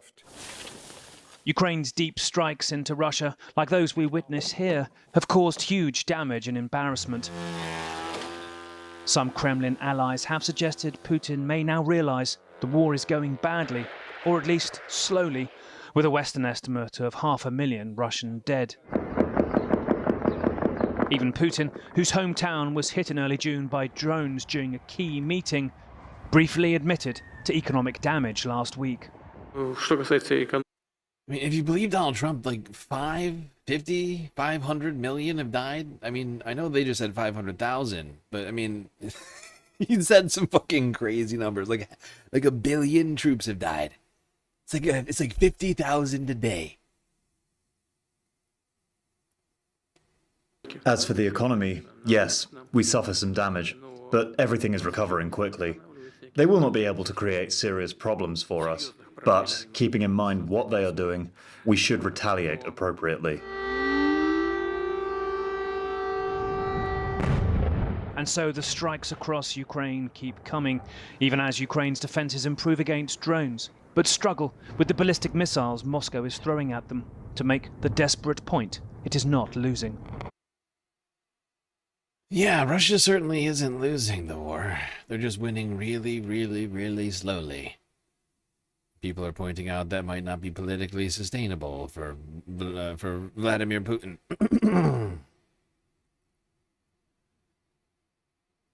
Now, back in the channel, also on Tuesday. Columbia _90505 just cheered 100 bits. Wait, is possible to lose more people than your entire population? Got to love Trump math and its accuracy. Is it possible to lose more people than your entire population? I don't know. But like, you've heard him. He says crazy numbers sometimes. Like 10,000 a day are dying. Like, by that math, it's like 3 million a year. You know what I mean? It's been going for 4 years. It's like 12 million. Like, I've heard him say stupid, like, ridiculous numbers that can't possibly be true, but he says them. honestly, though, who knows? Who knows what the actual fucking number is? Fact is, it's a stupid, pointless war that should just end. But it hasn't. Now, back in the English Channel, another incident involving Russia occurred on Tuesday when a Russian warship fired a shot at a British yacht. That's right. A yacht. A sailing yacht. You know, the sort of boat that hasn't been used in, like, any military conflict with any, like, I mean, we're talking, like, hundreds of years at this point. A Russian warship fired warning shots near a UK-registered yacht in the English Channel early this morning after the two vessels came into close contact following failed attempts, says the Kremlin, to establish radio contact. Well, the British military has had several close encounters with Russian vessels and warned Moscow in November that it was ready to deal with any incursion into its territory after a spy ship was detected on the edge of UK waters north of Scotland. Well, for more, let's cross live now to London. Okay, I mean, this thing is just fucking ridiculous. Like, how is this justifiable? Somebody explain to me how it, like, how a fucking, like a destroyer, like a warship, could have felt threatened by a sailboat. It's like when Israel pretends that fucking the fucking flotilla is a threat. It's like, what do you think they got an anti-aircraft gun on board or something? A harpoon? I mean, what weapon does a sailboat have exactly? I'd like to know. Was it Kushner's yacht? I don't know. I don't know whose fucking yacht it was, but this is stupid.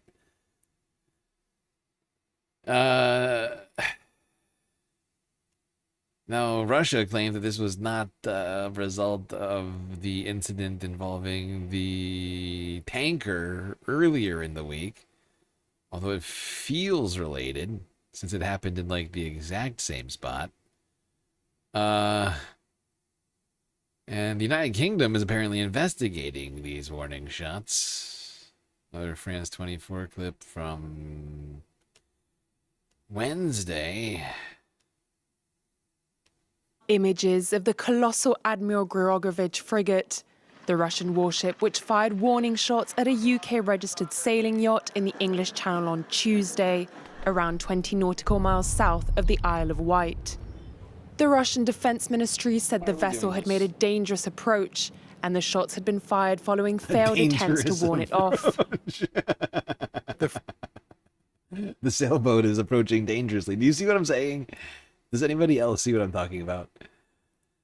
Oh my fucking god. How does a sailboat approach dangerously? A sailboat's like the most, like, like the most, like, unthreatening water vehicle, aside from like a literal donut, right? Like if it was, it's one step above. It's like one step more menacing than an inflatable donut.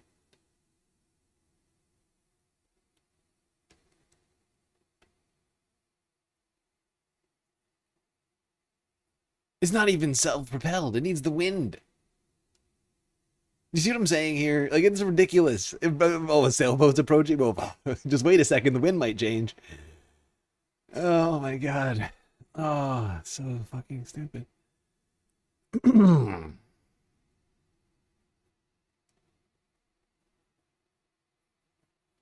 It's a schooner, exactly. No.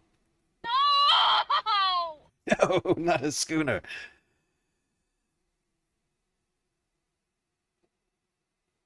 Open fire! Man the cannons!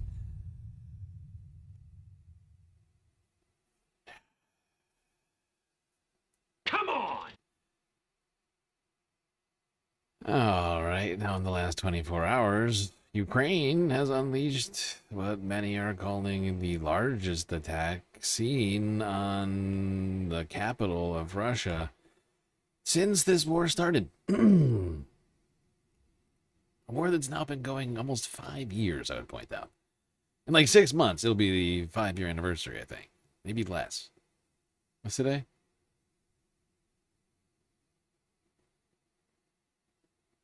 Slightly more, actually. Right? It was January? I think it was January 22. Let's start here. To an oil refinery in Moscow. To the biggest fucking plume of smoke I've seen in this on this channel in maybe forever, ever. Look at this thing. It's got to be like 200 meters wide. Maybe more. More. Jesus. Actually, there's multiple. Now that I'm looking at it, it's multiple stacks of smoke. Columbia _9505 just cheered 100 bits. Literally the US, Russia and Israel has become the George Zimmerman of the high seas, firing at the innocents. And we're just doing pirates. This nonsense has to stop. We're doing a There bunch has of to be pirate shit. accountability to all of this. No, honestly, like watching all this stuff lately, I'm just like, dude, more like international law has just become meaningless in like a fairly short period of time. You know,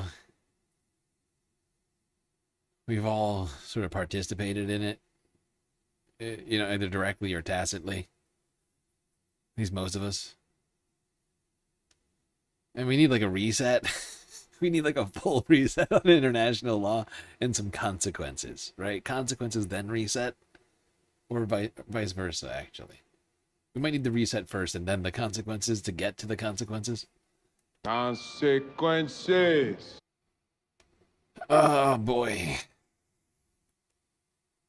I don't know if you can tell, but there's also residential buildings, like, directly adjacent to this fucking oil facility. Right? And they did not go unaffected. And there's people that live there. And now the air is just filled with toxic smoke.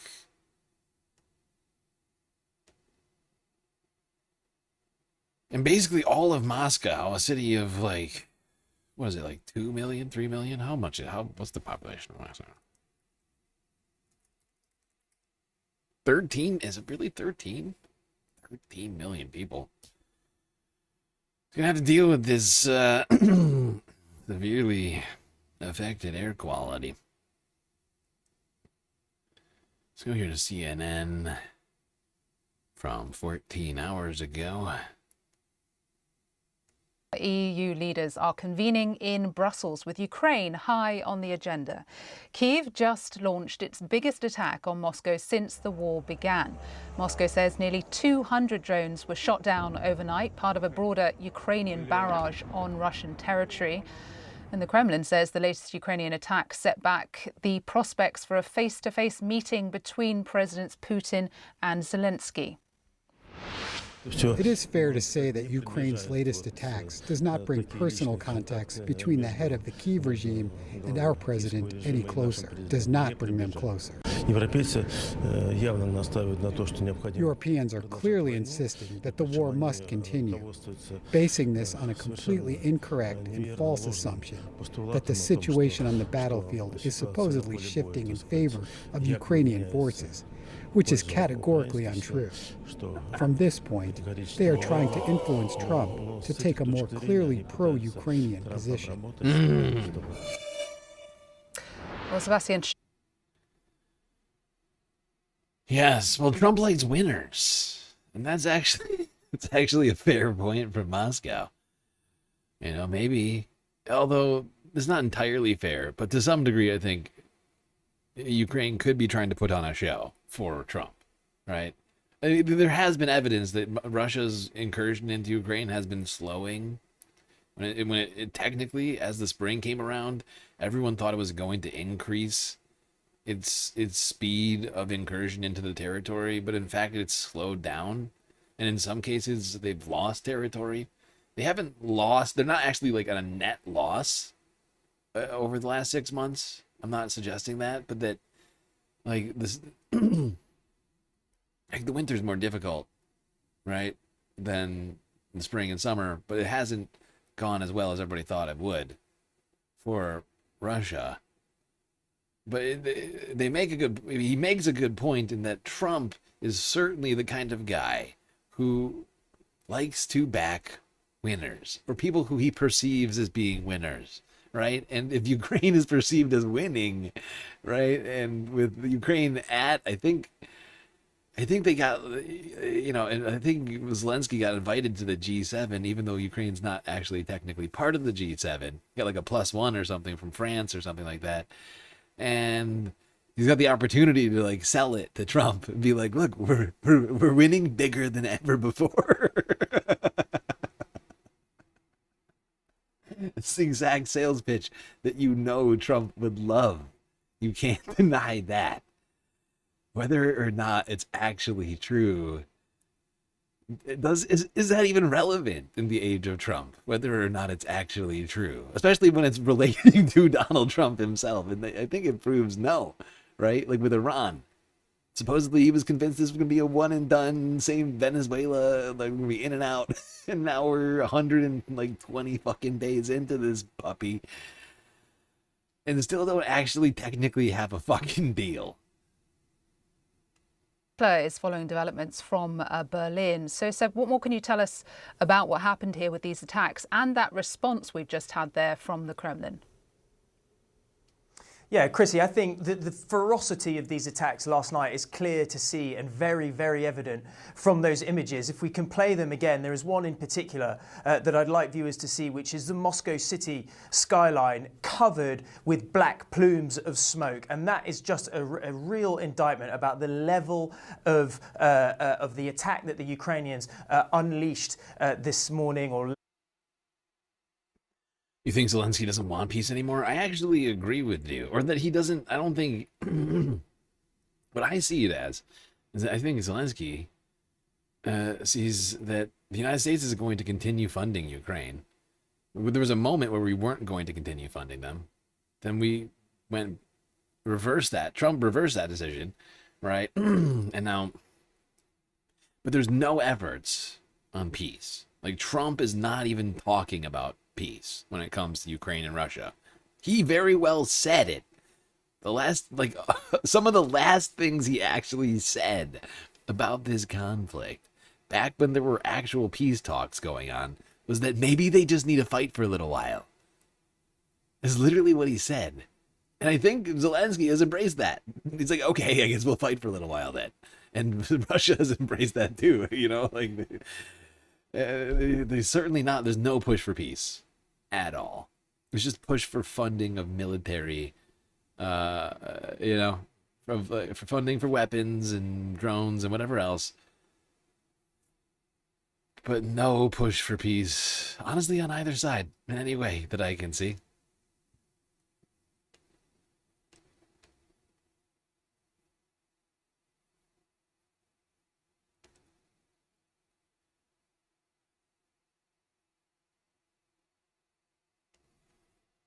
Wait, this is in the wrong order. See, I knew I had at least a couple of things in the wrong order.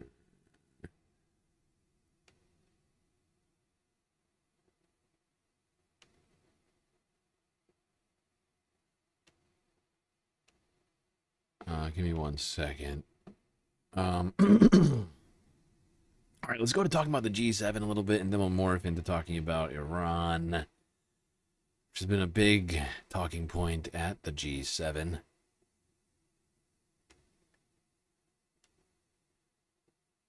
Now, just to get the vibes of the G7 meeting, let's go here. Wait, where does he actually say this? Whatever, we'll watch this whole thing.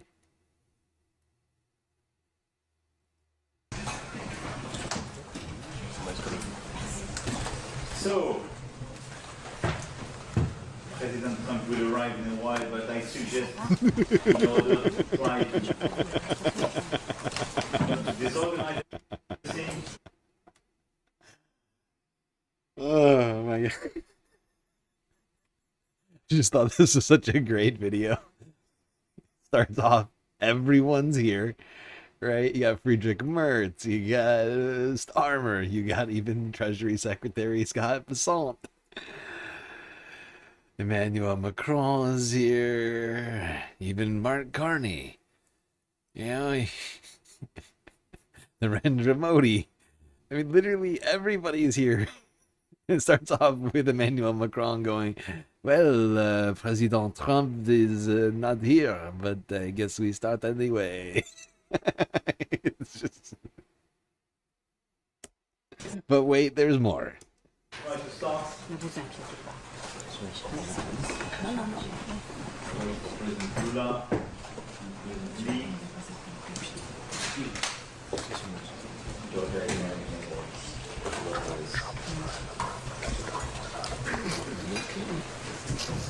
Can you hear them? They're whispering to each other, Donald Trump's not here. Like, this is a serious fucking meeting, and Trump's just late. He's just like, I have other stuff going on, okay? Look, I can't be everywhere on time.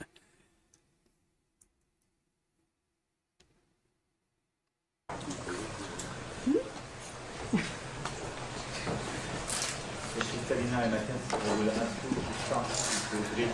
I will just make a short introduction. Just to make sure. Our discussion, it will be very helpful.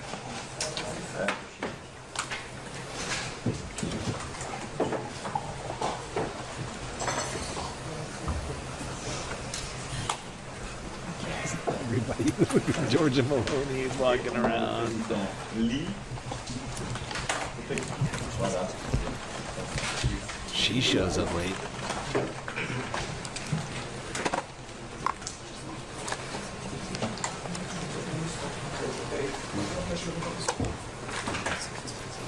Where's he coming in? Muito obrigado. Thank you.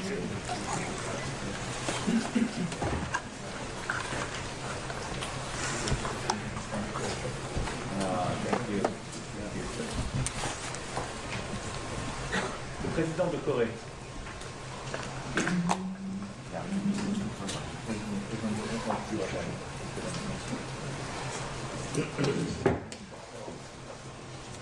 Emmanuel Macron looks so pissed off right now.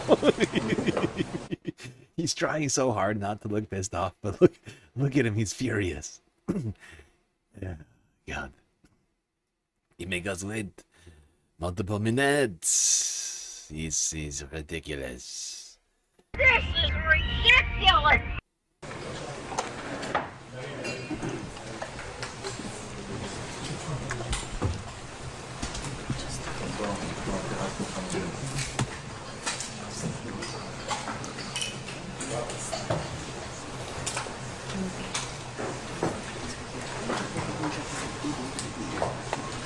So as we are waiting, when you want to take the floor and request, you press the button on your left. When I give the floor, you press the button on your right. Great at it. Well, wish I'd known that.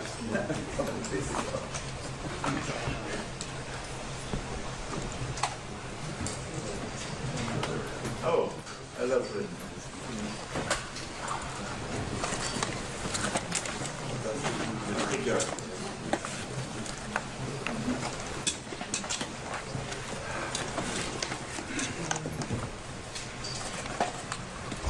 Hello, I'm the boss. How are you?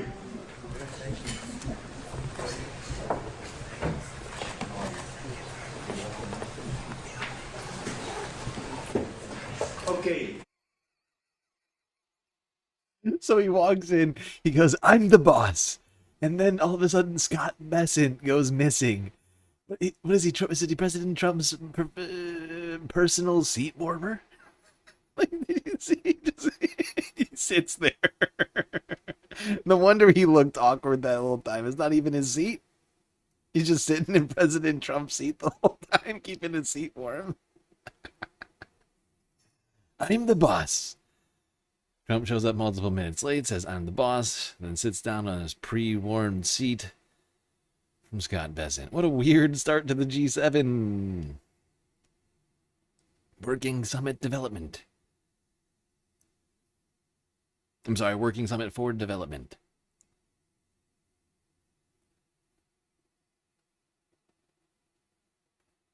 Emmanuel Macron's expression, there should be a meme. It is pretty funny. No, you're right. Suffice to say, Emmanuel Macron not amused by Donald Trump's antics at the G7. But he did everything he could to schmooze Donald Trump, including a planned dinner at Versailles. The, was it 14th century palace? No, 16th? No, 14th. Wait. Ick. When was... I don't know why I'm doing this. Why am I doing this? Is it 17th century? No, it was before that, right? No. I guess it's complicated. I guess it is 17th. It is basically 17th century. Yeah. Why did I think it was 16th? My mind was earlier. Anyway, Trump went to was planning to go to this dinner at Versailles, which did happen. Some experts suggesting this was an attempt by Emmanuel Macron at Trump management. Everybody get what I'm saying here? This is a very on-brand attempt. And by on-brand, I mean for Donald Trump. Honestly, this was fairly well thought through. What better way to appeal to Donald Trump than to host him at a literal palace? I mean, does everybody remember how we talked about it earlier? Look, it's the real thing, okay? It's not gold leaf. That's actual gold. There is a great deal of Trump management in any leader's relationship, whether we're talking about Xi or Putin or Macron. You want to be on this American president's good side. And a way to do that is to host him, to welcome him in a way where he feels well received, where he feels important and respected.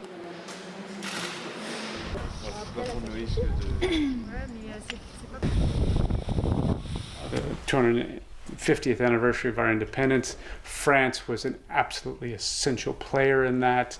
In 1778, Benjamin Franklin was received by Louis XVI in Versailles just after France and America had signed an alliance together. The Treaty of Versailles ending World War II in 1919 was signed in this venue. He just misspoke. World War I. Treaty of Versailles ended World War I in 1919, not World War II. World War II hadn't even started. He's getting way ahead of himself.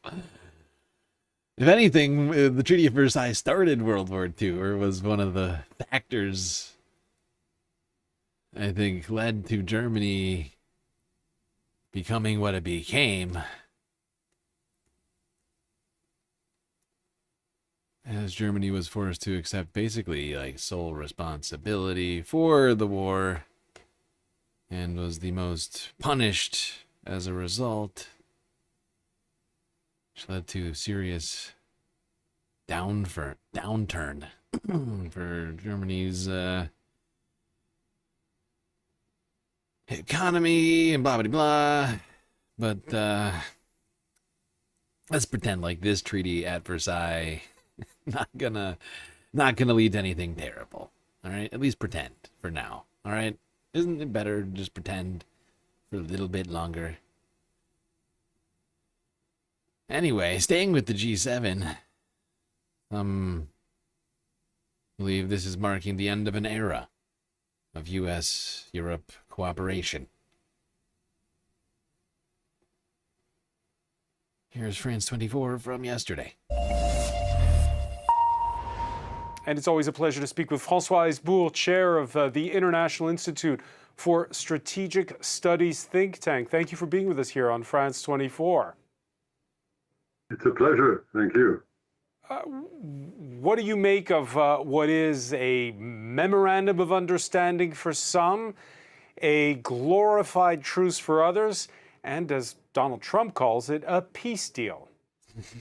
There is so much that we don't know about this agreement. The first thing is the story about the toll or the service fee. We don't. You know, anybody who hasn't yet learned that Trump is the most unrealistic of everyone at every table, then you're never gonna learn. But you just listen to that list of things people are calling it, ranging from ceasefire to memorandum of understanding to full peace deal, like Donald Trump is calling it. I mean, it sort of displays the diaspora, the sort of, what do you want to call it? The full spectrum. Oh, God. Full spectrum of confidence, I guess. I mean, Trump believes that everything he does is perfect and, like the very best possible result you could get. But it's just because he refuses to understand the things in front of him. Always. You know what? What is up with this bookshelf?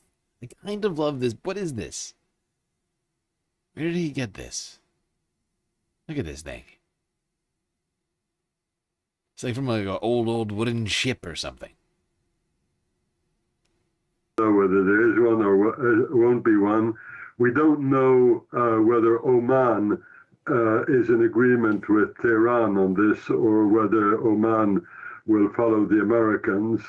Trump has indicated that the tankers should leave from the southern part of the Straits of Hormuz, that is via Oman.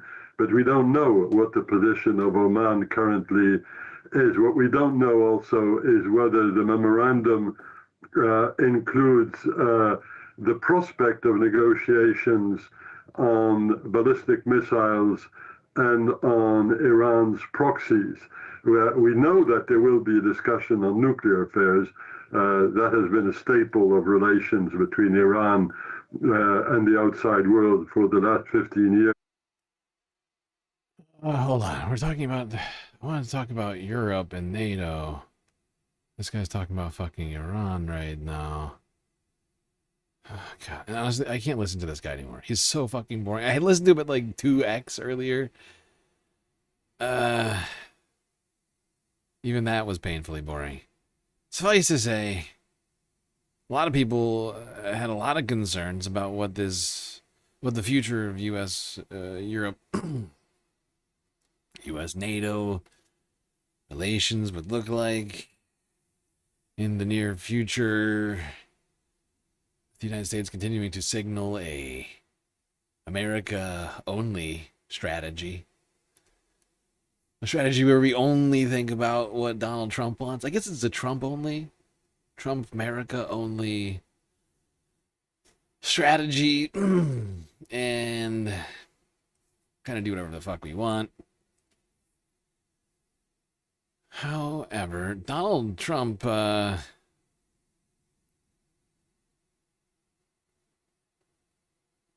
Trump sort of signaled different things while at the G7, suggesting return to sanctions on Russia, among other things.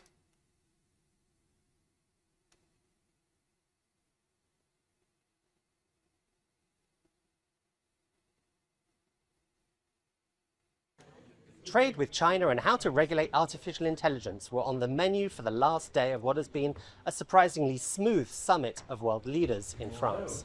I'm the boss. The first get-together of G7 nations since US President Donald Trump and Israel launched the Iran war in February appeared headed for stormy waters before it started on Monday. Trump had been furious that allies France, Germany, the United Kingdom and others refused to join the bombing campaign. And they were unhappy that they weren't forewarned about the surprise attack that hit energy prices and their economies. But at the G7 summit, that page may perhaps have been turned. Trump didn't repeat things that he'd previously said about allies letting him down. And allies worked hard to smooth Trump's feathers. A soccer jersey that German Chancellor Friedrich Merz gifted Trump symbolized the mood changed after their recent heated exchanges. There's no way that fits him. The tentative US deal with... There is no way that jersey fits him. I don't think they make a jersey that fits his body. But like, Mertz giving Trump jerseys with his own name on it. German jersey, I would point out. Clearly trying to get some kind of juju for Germany's World Cup team. Columbiarican_9505 just cheered 100 bits. Trump saying he's the boss wasn't really a joke. I hate how he's made our country a laughing stock. So embarrassing. It is embarrassing. He has. I mean, but he's also not wrong. Somehow, like... Trump has put on full display just how much power the United States has had for so long, but then used it in all of the worst, most despicable possible ways that you could imagine. It made it clear to everybody else on the planet that actually maybe America shouldn't be number one.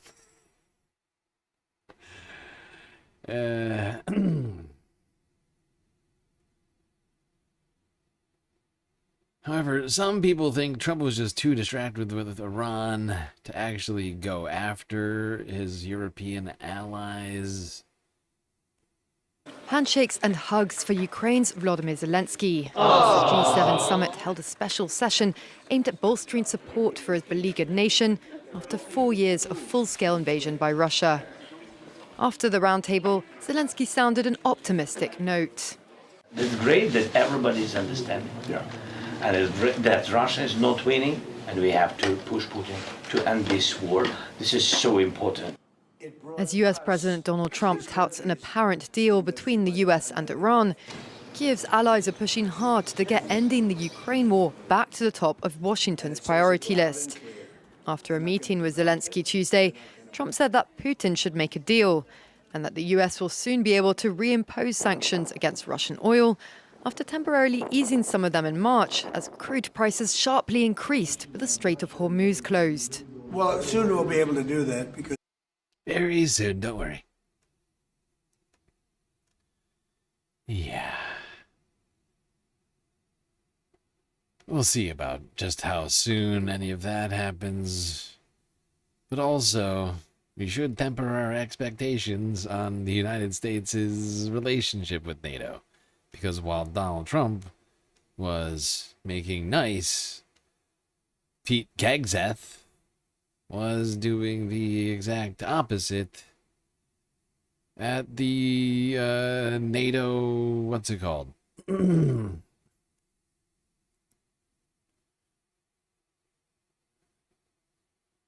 I forget what this fucking meeting is called.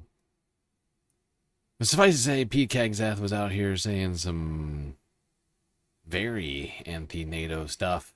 US Defense Secretary Pete Hegseth has told NATO leaders that the Pentagon is going to conduct a review of its force presence in Europe within the next 6 months. Dave, much more positive vibes, despite that, from Hegseth came out of that G7 summit, notably over Ukraine, didn't it?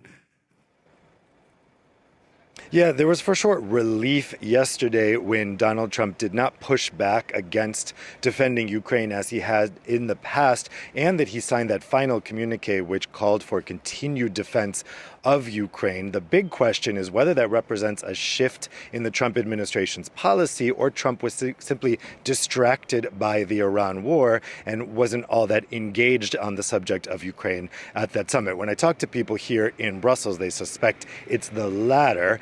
And they also think that today, at this meeting of defense ministers at NATO, Pete Hegseth, the U.S. Secretary of War, Secretary of Defense, will try to walk that back, try to make clear that the U.S. still does not have any intention of resuming monetary, financial, logistical support for Ukraine, that this is a job for the Europeans. But they're waiting for signals from Pete Hegseth. I mean, he has come in to these defense summits in the past very aggressive in terms of tone and very rancorous, these discussions.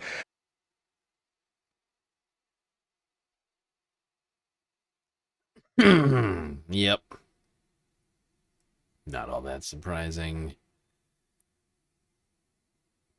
And I think it's probably right to assume that Trump was, in fact, just too busy and too...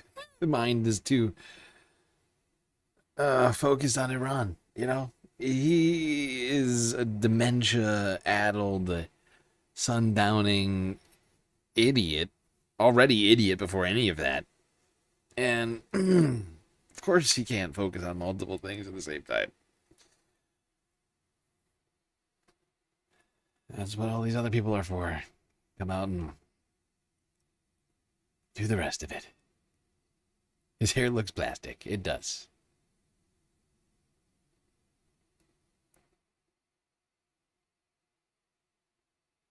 Okay. Well, we're actually crushing it tonight. I don't know what's up with that. I have like 115 clips. Somehow. We've made it more than halfway? That's actually fairly surprising. That doesn't happen very often. I'm like ahead of schedule on shit. Crushing it. Smashing it, smoshing it.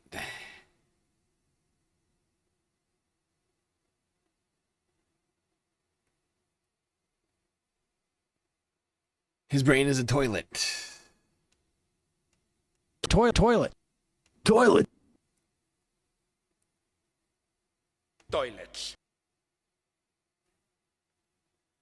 His brain is a toilet.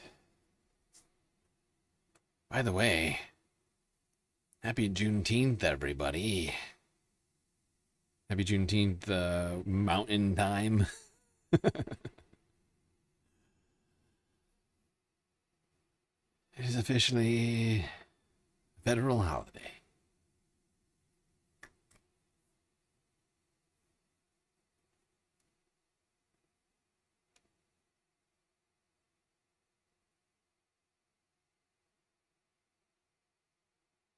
All right, that's it on the NATO, UK, Russia, Ukraine, all of that stuff. We did it. We did it really, really good. Everybody's saying it. Now it's time for Iran. Boy, oh boy.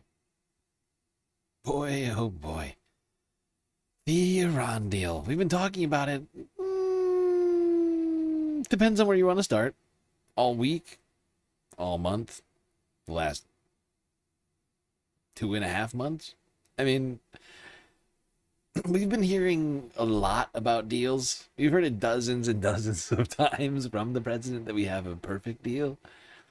And yet the war has gone on for like another 100 days since we were first told that Iran didn't want to do the war anymore. And that's why we were going to do a ceasefire.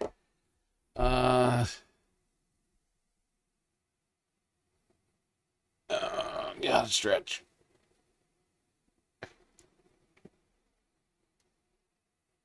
Let's just go back in time, just at the beginning of the week. I feel that's probably the best place to start on this deal talk.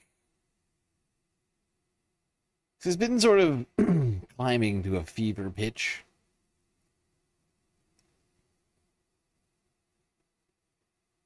And first there was the suggestions of a deal by Trump. And I mean, the original suggestions of a deal by Trump were at this point, on Sunday, right? Where, Trump was initially claiming that by Sunday we would have the deal signed. We didn't. Now the date when it's supposed to be fully signed is today on a federal holiday. And I'm sure no one will have any time to pay attention. Like, I love how he tries to do these things. Like, at times when he's got to be hoping nobody will be paying attention. He's like, Sunday, maybe everybody will be at church. Oh, no, sorry, not Sunday, Friday. And then just like seamlessly just continues to shift the goalpost further and further into the distance. But I mean, the next 24 hours we're supposed to have this deal signed in Switzerland by Marco Rubio and JD Vance, I think. I don't know which of them is actually, maybe both of them are going to sign it. I don't know. But Iran's supposed to be there as well, signing this deal. But Sunday, we were all pretty much like, yeah, this is definitely not going to happen. I mean, we had no real reason to think it would happen at that point, because Trump had said it would happen so many times, and we'd gotten to the point where it was, where it was on Sunday, like 50 times in the last 120 days.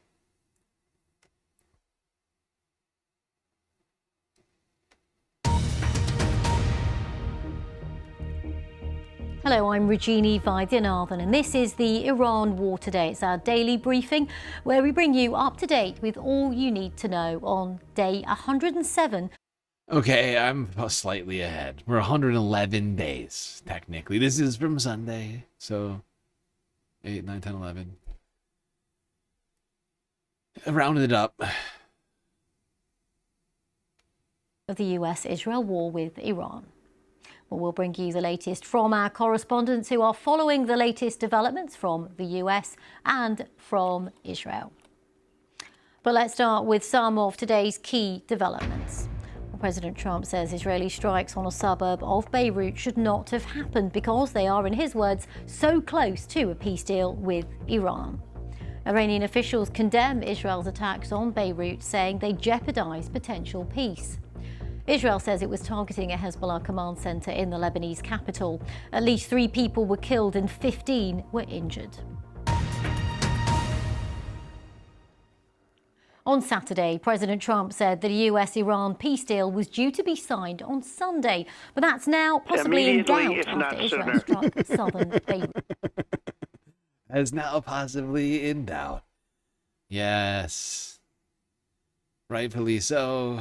That deal was in doubt as a result of all of Israel's strikes on Lebanon after it had been declared that they were not supposed to be doing that. And in fact, the deal was not signed on Sunday.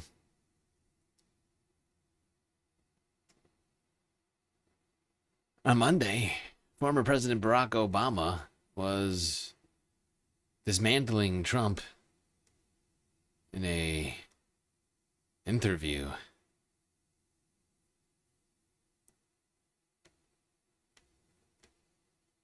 So Barack Obama, former President Barack Obama, did an ABC News exclusive interview here, and he was asked about Trump's illegal war against Iran. He breaks his silence here, and he calmly dismantles all of the bullshit coming from the regime. Listen to this. You spent a lot of time wrestling with the threat of a nuclear Iran.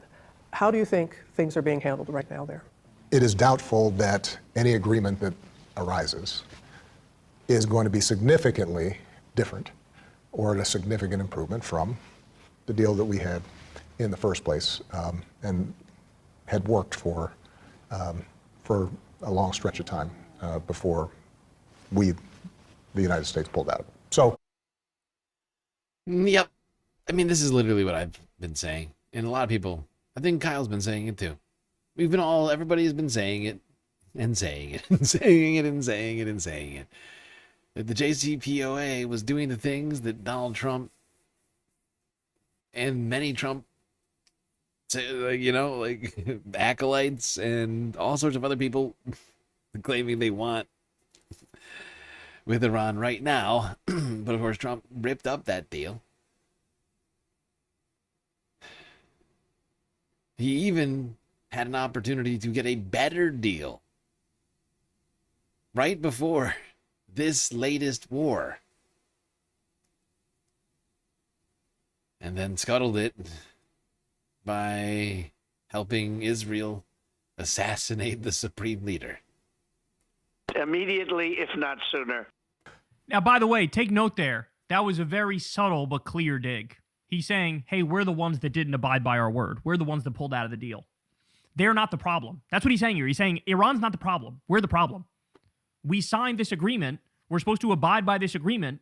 They abided by it as verified by the IAEA over a dozen times. And we're the issue. We pulled out. Trump pulled out in 2018.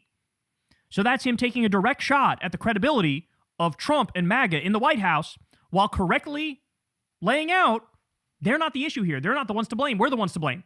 Damn. That's truth. That's truth. Let's keep going. I'm hopeful that bombing stops and ordinary people are no longer suffering as a consequence of the war.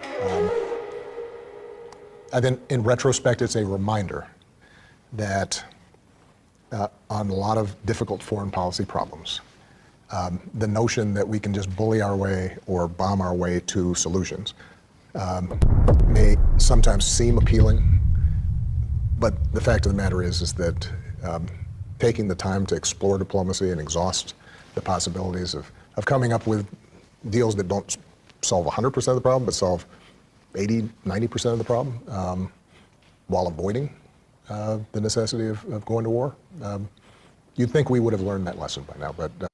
You would think that we would learn lessons. We're not really big lesson learners, as it turns out. I think that's why our education system is failing so badly right now. You know, aside from the fact that the Trump administration is completely dismantling it. But it was already failing pretty badly. Now it's just plummeting into a complete failure. It was doing it slowly, now it's going faster. Bombation, thank you for the follow on Twitch. And Columbia Regan with the bits. Gifted sweet bits. So generous. First timer, hope everything is good. Don't really know what your deal is, but anyway, do you think Master Chief is bi? The Halo's Master Chief? Do I think Master Chief is bi? I assumed Master Chief was asexual, not bisexual. I just assumed he didn't have sex, like, ever. Right? Or that he, you know, do you know what I'm saying? Like, he was ace. It just, that seems like his vibe. You know, he's not real. Doesn't seem, what's the word? Super social. Am I wrong? Okay, you agree? See, that's what I'm saying. See, we're on the same page with this. All right.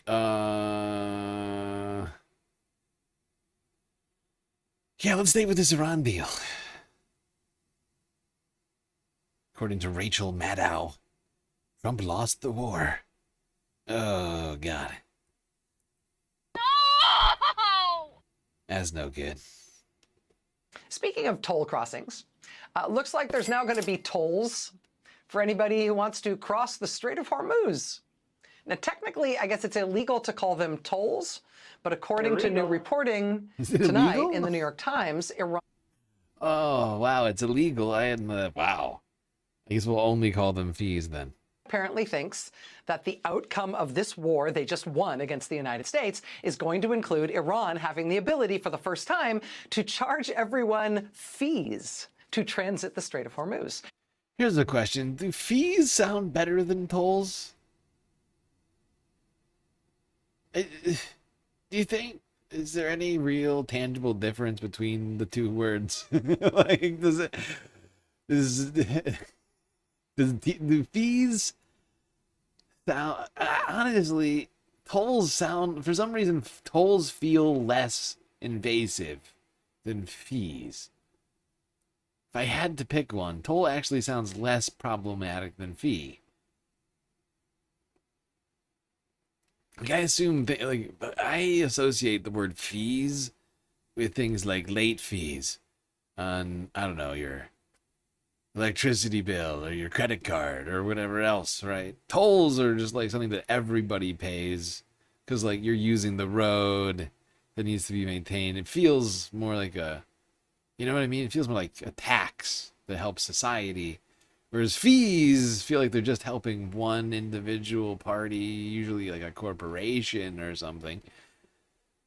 So yeah, I don't know. Maybe it's just me. Not allowed to call it a toll, so they're calling it a fee, but it sort of amounts to the same thing. And this is something they didn't do before, but now they're going to start. Why are they going to start doing this? They're going to start doing this because they just won a war with the United States of America. Donald Trump started a war with Iran, and he then lost the war. Oh. The war was supposedly for regime change, right? Right. The regime in Iran. Oh, we had to protect the protesters, right? That was the first thing. It was the protesters. They were supposedly massacring protesters, and we needed to save them. Now the same theocratic regime they had before, just with a younger, more radical mullah in charge now. The Iranian Revolutionary Guard Corps is in a position with regard to the government that is as strong, if not stronger, than it was before. Iran's nuclear program, that was another supposed reason for the war, that is still very much in place. Iran's stockpiles of enriched uranium, still very much in place. Trump. Yeah, is that the actual definition of it? A fee is a punishment for an action? Yeah, that's how I associate it. Said he wanted regime change. He said he wanted to end their nuclear program. He wanted to seize their stockpiles of enriched uranium. He did none of these things. He said he wanted to decimate Iran's military capability. Indeed, he says he did so, but, you know, somehow Iran maintained enough military capability to keep the Strait of Hormuz closed all this time. Completely decimated. All as gone. recently as this past week, they were able to... Gone. No more military. That Apache helicopter just blew up on its own.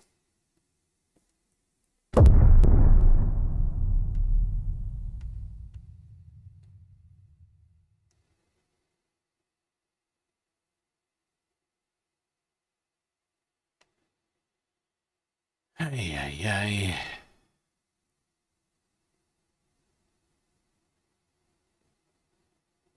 Yeah, but everybody seems to think that this deal, even when the details of the deal were unclear at this time, were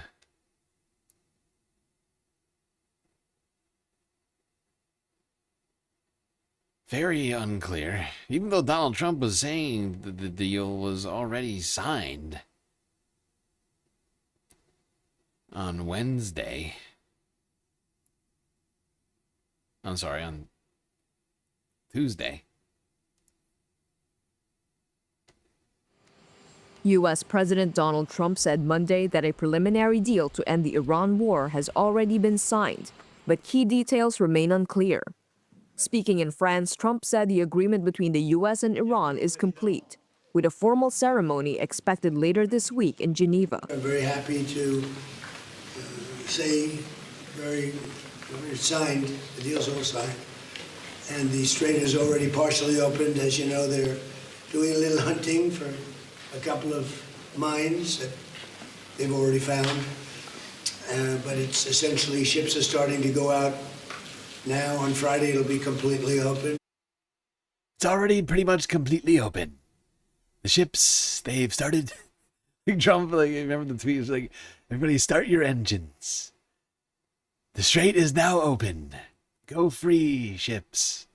I mean, that's basically what he said. I mean, I might have improvised at the end there a little bit. But I mean, that's basically what he said. Everybody's free. Go forth into the strait.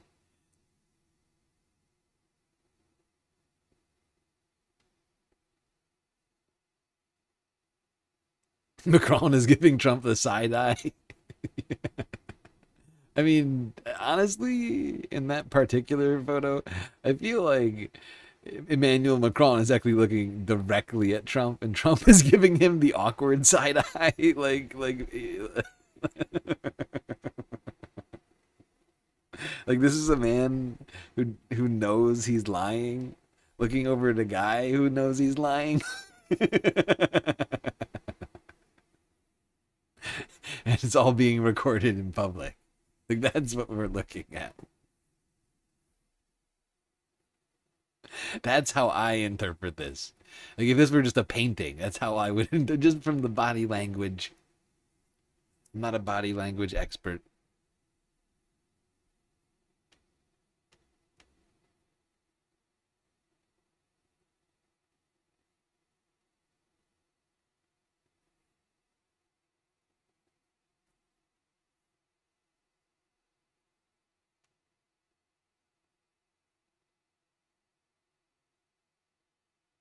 Guy who's lying, looking at a guy who's looking at him, who knows he's lying too. All beautifully captured on camera.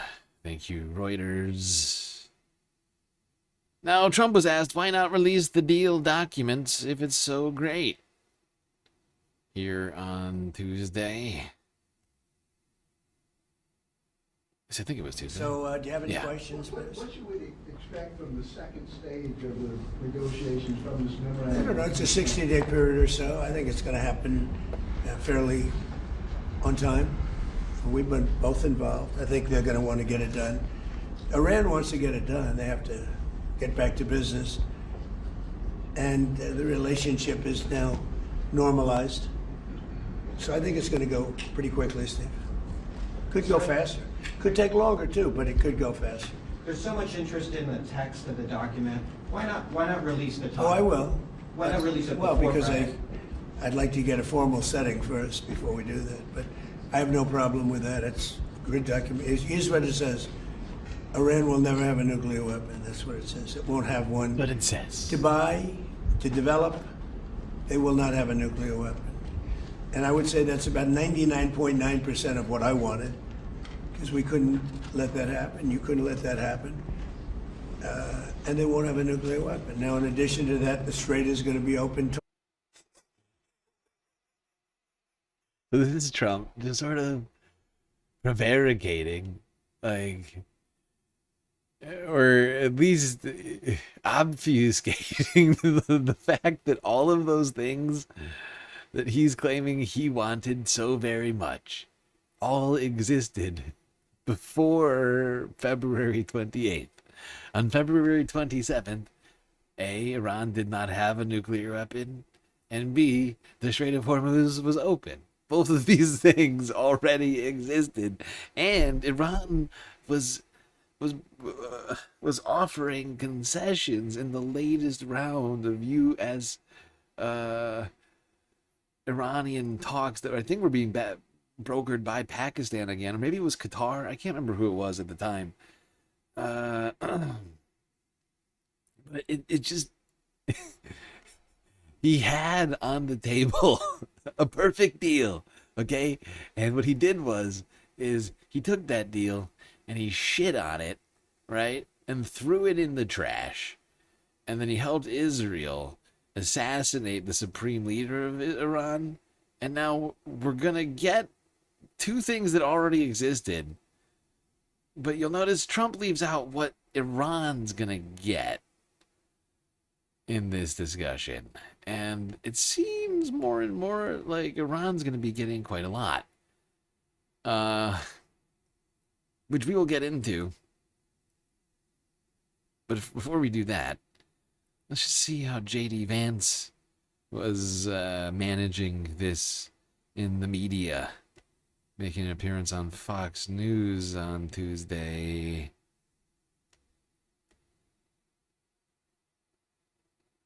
People are questioning why not release the memorandum of understanding. You said it will happen this week. Correct. So there are some diplomatic protocols, Sean. There are some sequencing that the Pakistanis have been involved in this, the Qataris have been involved in this. And what the president has said is the agreement will come out on Friday. He may decide to release the agreement sooner than that, but we have this formal ceremony on Friday, and that's when the president right now wants to release the memorandum. The agreement says they are not getting a single dime of American money. That's just not what this is. Oh. Now, he says American money.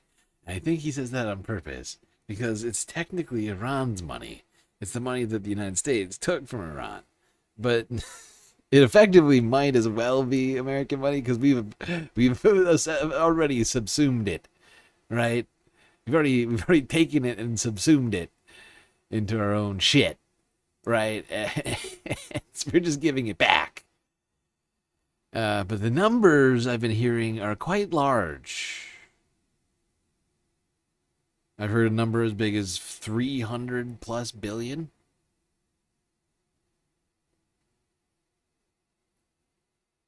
Now, granted, this war has already cost us like somewhere between 100 and 200 plus billion dollars, depending on who you ask.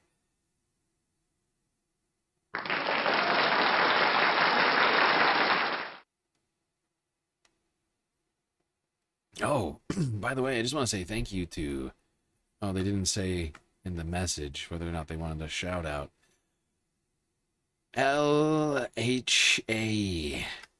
Thank you for the dono on PayPal. What was that, 25 bones?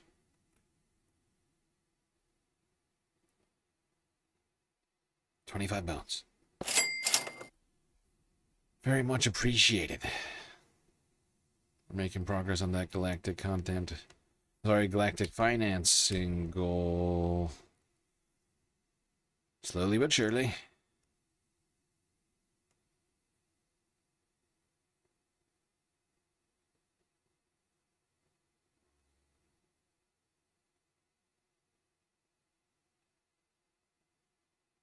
Now, Donald Trump also reiterated J.D. Vance's claims on Fox News at the G7 in Evian yesterday. Here, sitting with a number of different individuals. I think these guys are from the Gulf. Is this Oman? I forget what fucking country this guy's from. Egypt? No, what country? God damn it. I can't remember who this is. Sel Sisi? Jesus Christ. Anyways, Trump's sitting here, Marco Rubio, Scott Bessent, Scott Lucknick, you know, the boys.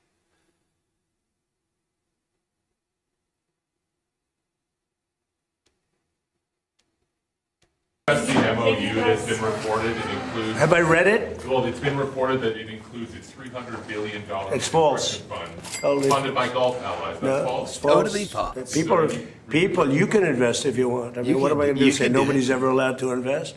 No, we're not investing. We're not putting up 10 cents. And people can decide to do that, but that's up to them. I mean... It's up to them, okay? Look, listen. We're not doing that 10 cents, all right? And I think they're trying to play the game that, like the reverse of the game that they tried to play with the JCPOA, which also unfroze Iranian funds. Because at the time, those unfrozen Iranian funds, people like Trump were literally out here saying, oh, that's American money that we're giving Iran. Right? Like people like Marco Rubio, all these fucking guys were literally out there going, oh, we're just giving Iran money. We're doing the exact same thing, but now they're trying to play the very opposite of that card and going, no, what? This isn't American money. Okay, look, not a single dime going to Iran. And you can do it. You want to give them money? Fine, great. I encourage you to do that. It's a great investment, actually. Invest in Iran. Everybody's saying it. Everybody's saying it. Great many people. They're coming to me and they're saying, sir, now's the time to invest in Iran, actually. The perfect time. The great Persian nation of Iran. Islamic Republic. The great, and some saying the greatest Islamic Republic of Iran. Now, lawmakers, Democrats and Republicans alike, are questioning this deal, asking for more details, claiming that Trump has lost the war with Iran. Fairly bipartisan decrying. Start here with Senator Raphael Warnock of Georgia. From Georgia. Madam President, I rise today to ask a simple question.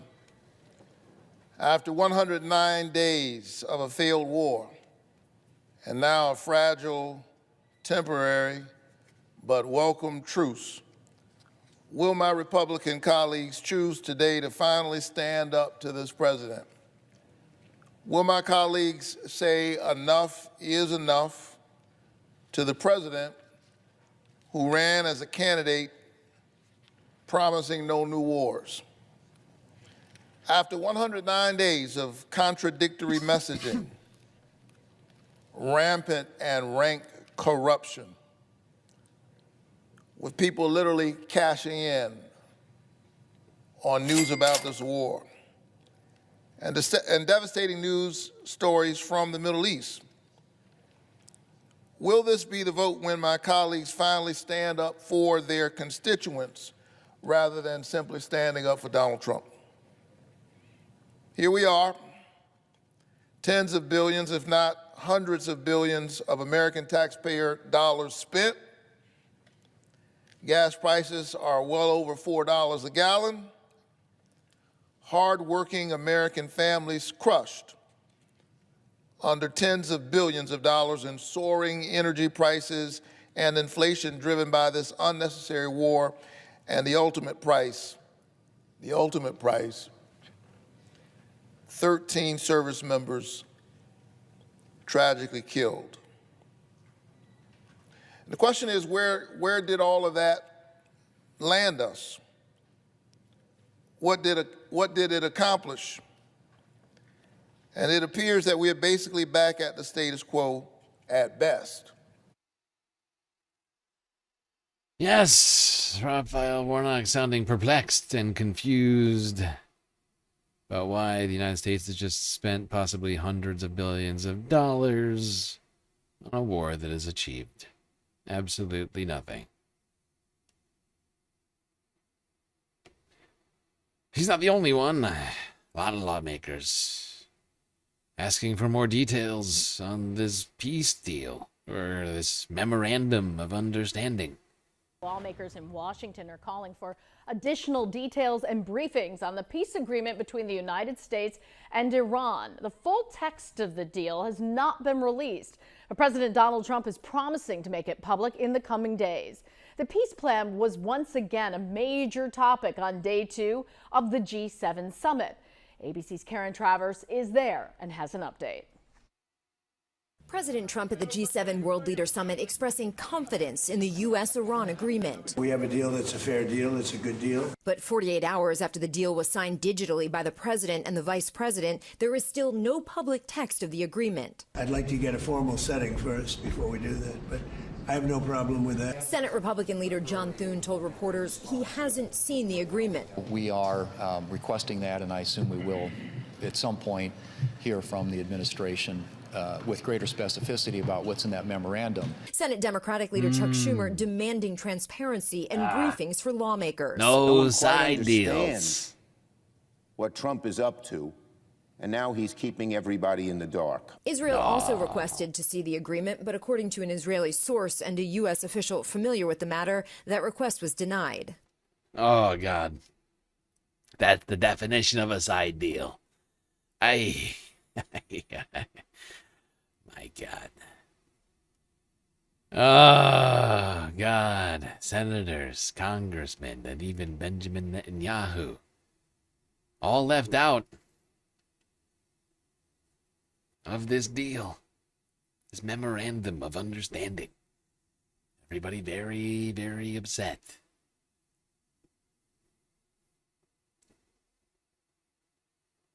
Amidst all of this, of course, there's been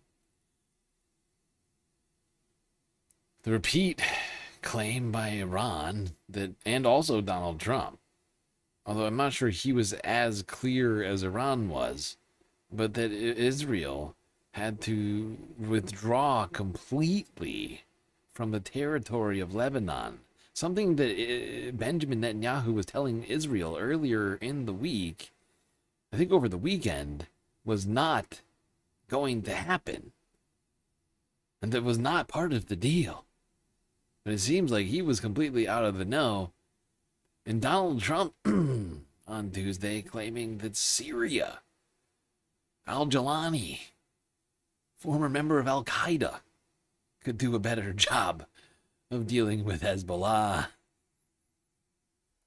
This is ridiculous!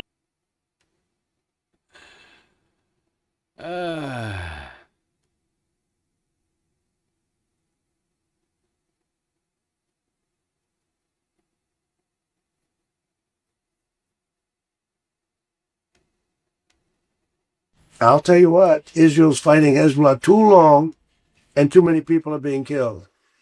And you don't have to knock down an apartment house every time you're looking for somebody. Because there are a lot of people in those apartment houses, and they're not all Hezbollah.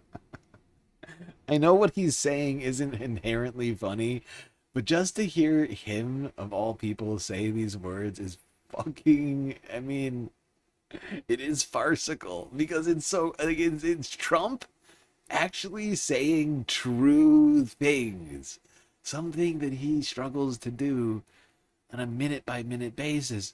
And he's saying true things like in a serial order. Like he's saying a bunch of true things. Look, Israel, you don't have to take out an entire building to kill one guy. Okay? That's crazy. And he's actually right. He's actually right. They don't. But they do it because they're sick sadists with murderous intentions. But he's like, it's like we're watching a baby learn to speak or something, or like, you know, like for the first time, like Trump actually having like an actual realization based in reality. Every time you're looking for somebody, because there are a lot of people in those apartment houses, and they're not all Hezbollah, that I can tell you. That's true. And I suggested to Israel to let Syria take care of Hezbollah. Because to be honest with you, I think they do a better job of doing it. Is Netanyahu on board? And I didn't like Syria. I didn't like where 2 hours before we're signing the agreement that there was an attack in Lebanon, in Beirut. It was right in. It wasn't like in the southern side, and you know, it was in Beirut. I did not like that. I did not like that. He's right. We covered that attack. I made the point that it was literally in the center. It was like, he sounds like me, and that's a problem for me. That's an actual problem for me, okay? Look, listen, that's a problem. But it's like, this was a crazy, like, series of sentences that Trump said, where I was like, dude, he's cooking. This is the first time ever Trump is cooking. It wasn't like in the southern side, and you know, it was in Beirut. I did not like that. I let them know that. I did not like that. I didn't like it, not at all. But I think that Syria, you know, he's pulled that country together amazingly quickly. He's very capable. And he's been very good for me. He's protected everything that I've asked for. He's done. Well, there you go. There's Donald Trump glazing up al-Jawlani, former Al-Qaeda member, now leader of Syria, who he thinks could do a better job than Israel at protecting civilians. That's basically what he's saying. He's like, look, you keep killing civilians when you try to kill one guy. You blow up a whole building when you're just trying to shoot one dude. I don't get it. Syria could do a much better job. Actually, Al-Jawlani, I like that guy. Very, very smart. Very good leader. Some say much better than Benjamin Netanyahu. All right, he didn't go that far, but you get what I'm saying. He's almost there. He's almost there. He's like one step away from being like, actually, a lot of people are saying much better than that BB guy.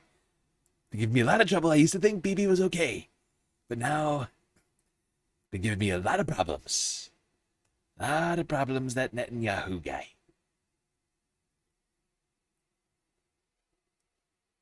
People have been telling me that Israel is the most humane military. I'm starting to think that's not true. I don't know. They might be committing a genocide. Like, I mean, what? Like that's happening. That's next week. That's happening.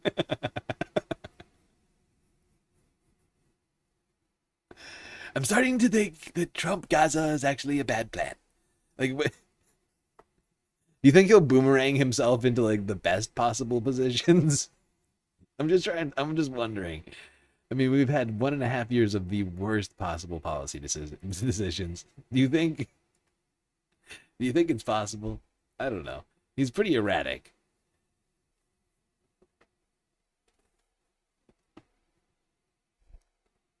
Actually, I'm thinking about donating my entire crypto fortune to the Palestinians. We're shutting down World Liberty Financial and turning it into a aid organization for impoverished people. All Trump properties will now be homeless shelters. Trump Doral. The Trump building, all of them.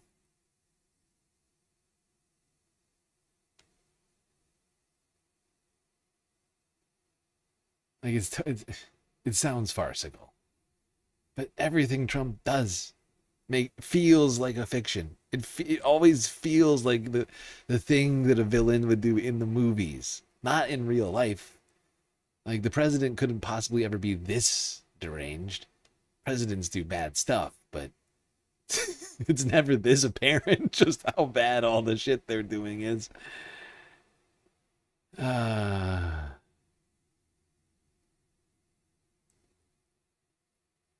Sponsored by Crypto.com.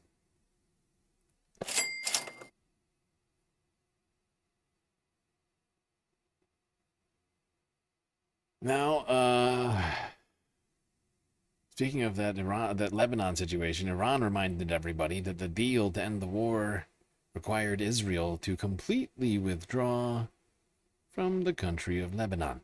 The whole thing, including their buffer zone. Or as we call it, the new Israeli territory zone. Iran's foreign minister says the tentative agreement to end the war with the United States would require Israel... The knit zone, if you will. Foreign minister says the tentative agreement to end the war with the United States would require Israel to withdraw from Lebanon, a condition Israel has already rejected. بدون عقب نشینی نیروهای اسرائیلی از سرزمین‌هایی که در این جنگ اشغال کرده خاتمه جنگ کامل نشده. A U.S. official who spoke on condition of anonymity has said the deal did not call for an Israeli withdrawal. Without the withdrawal of Israeli forces from the territories of Lebanon they occupied during this war, the war is not over. That's basically what they said. Yeah. Although one official insisted that, I don't know who, because Trump seemed to be fairly insistent on Lebanon, repeatedly calling out Israel for what they were doing.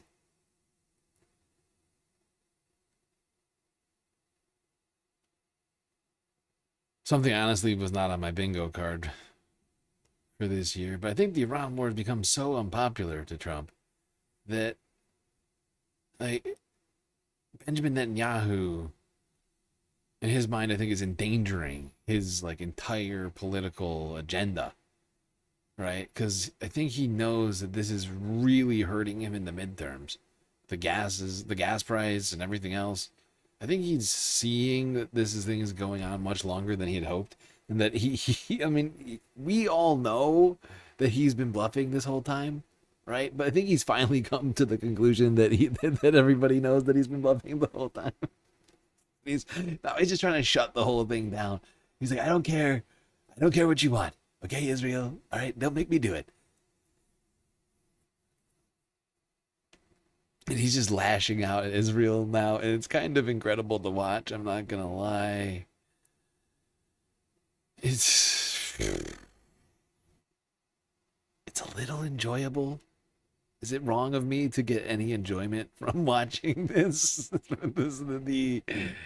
the melting down of the U.S.-Israeli relationship vicariously through Donald Trump's erratic behavior for the first time.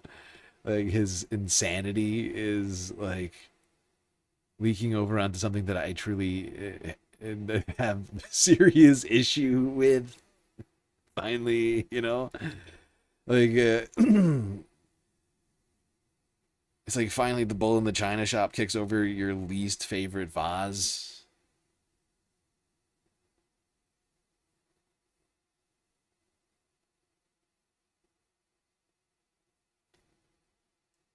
Speaking of china shops, commerce, even with Donald Trump insisting that the Strait of Hormuz was open for business, or however he put it, shipping firms are a little bit less optimistic.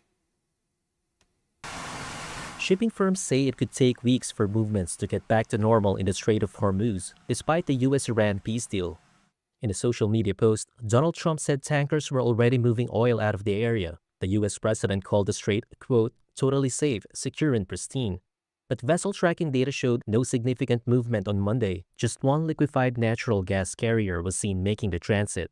However, that could understate the real numbers, with the data only capturing ships transmitting their position. In recent weeks, some vessels have been switching off their transponders or sailing dark and making the transit with the help of the U.S. Navy. For now, shipping firms welcome the deal, but also express caution. Companies in Asia and Europe told Reuters they would only start moving once safety is assured, and the US and Iran have a framework for control of the waterway. They want to see more details on moves, including... Yep. As you can still see,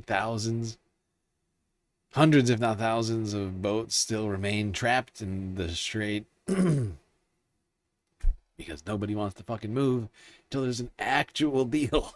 Because no matter how much Trump claims that the strait is open, nobody knows what the fuck is, like, it's not certain enough, right? It's dangerous. Like, it's literally, a life and death decision. And everybody is just deciding, actually, if it's life and death, just, how about no?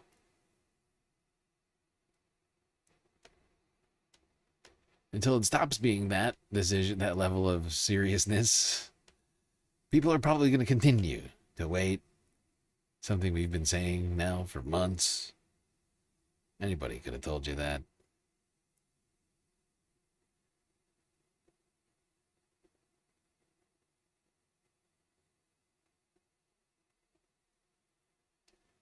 We're making serious progress through the week and through the videos, although we are going to start slowing down a little bit because we got some big clips, some longer clips up next. Almost up next. After we're done talking about the strait. But let's talk about gas prices. Because experts are suggesting that gas is unlikely to return to the pre-war prices for months. And with that agreement with Iran said to be in place, how soon might we see some relief at the gas pump? That's the question. Crown 4's Gail Long reports. Exciting, yeah. Hopefully prices come down and we'll be good to go. Many drivers at the San Francisco gas station on Bay Street are sharing the same sentiment following reports of an initial agreement between the U.S. and Iran that could lead to the reopening of the Strait of Hormuz. I hope it gets opened and everything gets back to normality, That's for the sake of everything, for the price of gas, but mostly for the peace in the world. So that's the most important thought that I have about. So far, few details about the agreement have been made public, but oil experts are already weighing in. good news for the consumer. We spoke with Andrew Lapau, president of Lapau Oil Associates, a consulting firm in Houston, Texas, about the potential impact on gas prices. We're seeing gasoline prices decline on a wholesale level another 10 cents a gallon, which means that the national average should go below 4. Oh, a whole 10 cents a gallon. Oh, drink it in America. Is that what Trump was talking about? Gas prices plummeting immediately, if not sooner? Immediately, if not sooner. I mean, isn't that what he said? I mean, basically, right? Did he not say basic? Right away. Well, either the strait's not open, or something's going terribly wrong.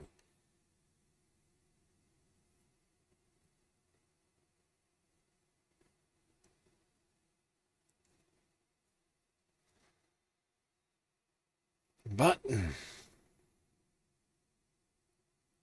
Trump was reassuring people about the openness of the strait at the G7. Asked about how the strait can be guaranteed to remain open, he had this to say.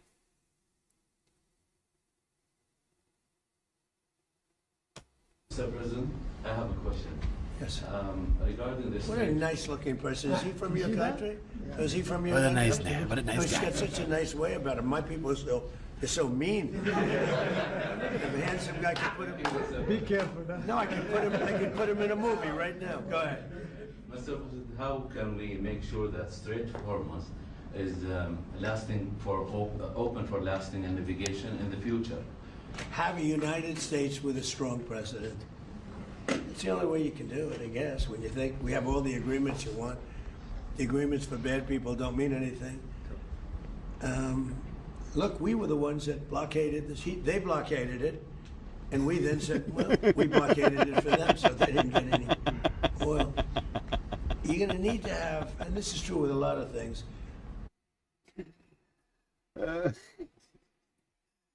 Oh my God. That whole series of events is just wild. First, he starts off by fawning over this guy. Look at this guy. Handsome. Look at nice looking guy. Is this one of yours?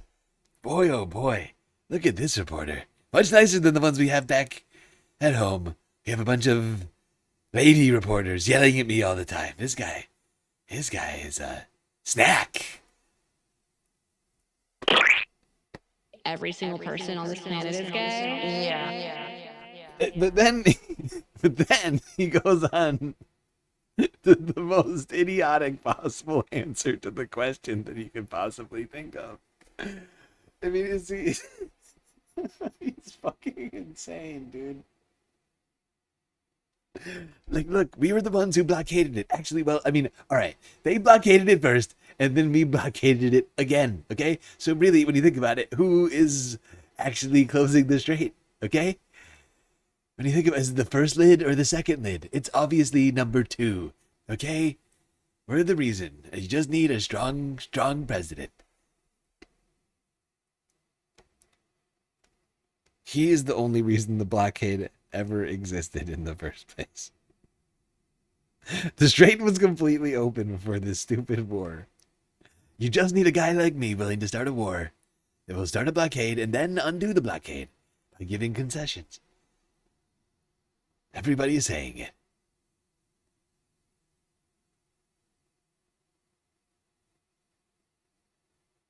We have less than a month in our strategic reserve. Is it down to less than a month now? I haven't been counting. I've stopped counting. I just know that it's impending and it's bad.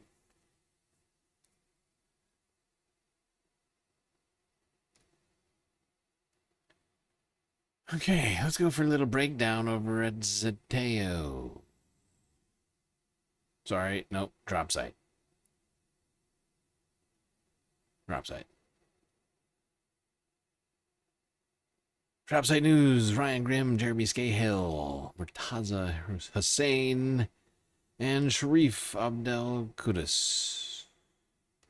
Mr. President, if the Iranian regime continues to kill their own people, will you still move ahead with this deal? If they refuse to what with their people? If they continue to kill their own people, the Iranian... Well, we talked to them about it, and we see.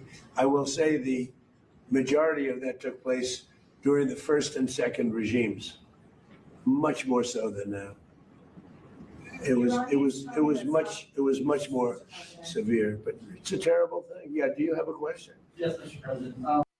So yeah, Jeremy, it's a terrible thing, and then he goes back to his thing. Well, we got rid of that regime. Like, why are you even asking me about that regime? We've done 2 regime changes since then.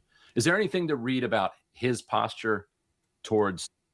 It's clear he still kind of believes that. Like, he's somehow deluded himself into thinking he's done 2 different rounds of regime change, even though it's just new people from the same regime. And it's kind of weird. It's not clear to me how many people actually even accept that framing. Like, you got to be pretty deluded and stupid to believe that, because it just doesn't make sense. Right? Like, really, the concept of regime change suggests completely new leadership, right? It would be like if the Ayatollahs stopped being in charge, and instead, like, the parliament was actually 100% in charge, and then it went back to them being in charge. Do you see what I'm saying? But that's not what happened. Right, the IRGC and the Ayatollah continued to be in charge. It just kept being like lower and lower level individuals within the same fucking framework, right? Like, it's just a complete misunderstanding of what a regime change fucking means. And I think he really it's just like with everything else. When Trump gets something wrong, like in public, he just doubles down on it. Right? He just stays with it. No matter how many times he's corrected on it, like, he doesn't care, because he's already said it. And it's about, like, losing face to him. Right? So he just says that, like, when he says something wrong, he just keeps saying it wrong forever. He's like, that's how people say it. A lot of people say it that way. His level of power in this moment from that answer, you think?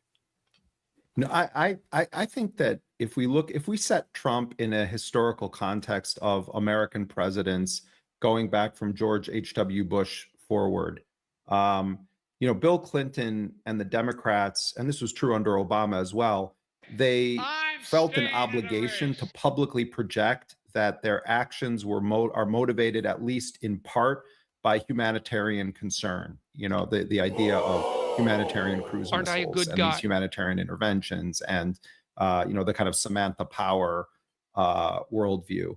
And even the Bush administration, when they launched the invasion of Afghanistan in the aftermath of 9/11, they tried to retrofit sort of something about women's rights and freeing people, but it wasn't as sort of committed as the Democratic Party narrative is to wrapping or cloaking these operations in a humanitarian garb. And you certainly had that under Barack Obama and under Joe Biden as well at times. But with Trump, it's almost like he's throwing darts at a board. Like, oh, this sounds like a good reason why we need to do this thing. So when he first announced this war, clearly they were of the mindset in terms of their messaging, the people that were crafting Trump's message. It's a good thing to pick up from the January violence in Iran and throw that in, that we're going to lay the groundwork for you to rise up and take control of your country in Iran. And I think the reality at the end of the day is Donald Trump couldn't care less about the rights of anybody in Iran or in any other country. He's purely looking at this from an ego level, from a financial level, from a legacy level, from a kind of corrupt gangster business, family business level. So I don't think he much cares about it. He is at times. I mean, this is because Trump is a TV addict, and he's an addict of the kind of immediate satisfaction culture. It's why the guy's on the phone all day with journalists. It's why he's online constantly. He'll talk about, oh, the Iranian wrestler, or he had that whole thing about the 8 Iranian women. He'll zero in on these cases, and often the ones that he's talking about turn out to either be much more complicated than he's putting it, or in some cases it seems to be entirely fabricated. So it doesn't surprise me that he's sort of trying to find a way to say, oh, that was in the past and we changed the regime, but actually we don't want to change the regime. I don't like regime change wars, he was saying today. It usually doesn't work out, but then he wants to say we've done 2 or 3 regime changes. Yes, the narrative coming out of Trump has been very erratic, chaotic, and confusing. We've all been just sort of left here with our heads in our hands most days, trying to parse through what the hell he means at any given time. It can be a little difficult, especially for people like me, whose job it is to craft, I don't know if you could say a narrative, but I feel like every night there's a kind of a narrative that I'm trying to create, right? We got different sections of the show, and it makes things a little weird for me, when it comes to Trump, and since he has interjected himself into everything, I'm constantly going, is this real? Or is it just another time where Trump is saying something again?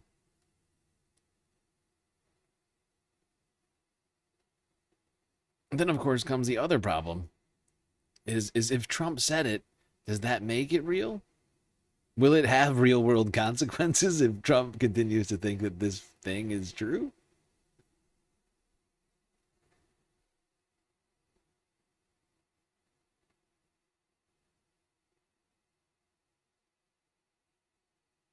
Now, Trump had this to say about nuclear weapons development in Iran while at the G7. Like I said, we had a lot to cover. It was a very busy G7. Not going to acquire a nuclear weapon. If they do, all hell will rain down on them. All the hell. One thing that's happening that's of note, frankly, the only thing that really matters to me, is Iran will never have a nuclear weapon. And it says it loud and clear. Yep. I think we already heard that clip. Just wanted to make it clear. Since Trump wanted to make it clear, I figured I would make it double clear. Trump says no nukes, no nuclear. Which is, of course, once again, not an accomplishment. I think he knows that. You look at his face when he says this. I think he knows that at this point, I think he's realized that they didn't have nukes. I don't know if he knew that at the beginning of this. I'm not sure if it was entirely clear to him. But now I think he knows that they didn't have nukes. For sure. But he's got to stay on point. He can't, change message all of a sudden on that. But but it's pretty wild just how little, honestly, it's not just little, how nothing has been achieved. Literally nothing has been achieved. Unless you're Iran. I guess Iran has proven that they don't need nuclear weapons to completely to turn an invasion by its two number one rivals, I guess. I don't know what to call it's enemies, right? Geopolitical rivals are apparently able to be stopped without a nuclear weapon. Two nuclear armed powers can be stopped by preventing ships from going through the Strait of Hormuz. I mean, that's basically what they've learned. However, there's one group, one party involved in this situation that continues to make things more complicated. Of course, talking about Israel. Israel keeps on breaking ceasefires. Yes, they do. I mean, it's unclear whether or not Israel will derail this entire situation. Talk about that. Got a couple of clips, actually. Start here with... who's this guy? Hassan Piker. This is Hassan Parker.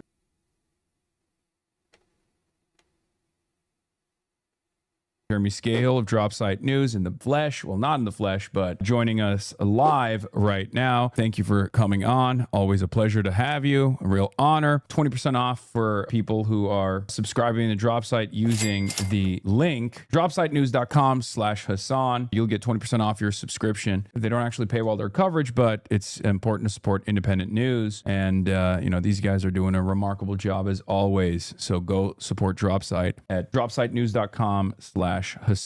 Last night, I was in touch with an Iranian source and was asking, what the response was going to look like to the fact that the Israelis had bombed Dahia, the southern suburb of Beirut, and the Iranians had said some weeks ago, and then they followed through on it, that if Netanyahu and the Israelis started attacking Beirut, that Iran was going to respond. And it was a significant sort of turning point in this process because, the Israelis had consistently violated the terms of the April agreement that J.D. Vance brokered in Islamabad with the Iranians. Lebanon was supposed to have a ceasefire as part of the original agreement that the Trump administration made with the Iranians that was meant to then open up the space to negotiate a deal that then started to be referred to as an initial memorandum of understanding. And then Trump and Netanyahu tried to carve out this alternative path where they started working with President of Lebanon, Joseph Aoun, and they created their own kind of fraudulent so-called peace process. The stated intent of it from the Israeli and American side was to try to enlist the Lebanese government. Yeah. Sadly, the peace process in Lebanon up to this point has been mostly a farce.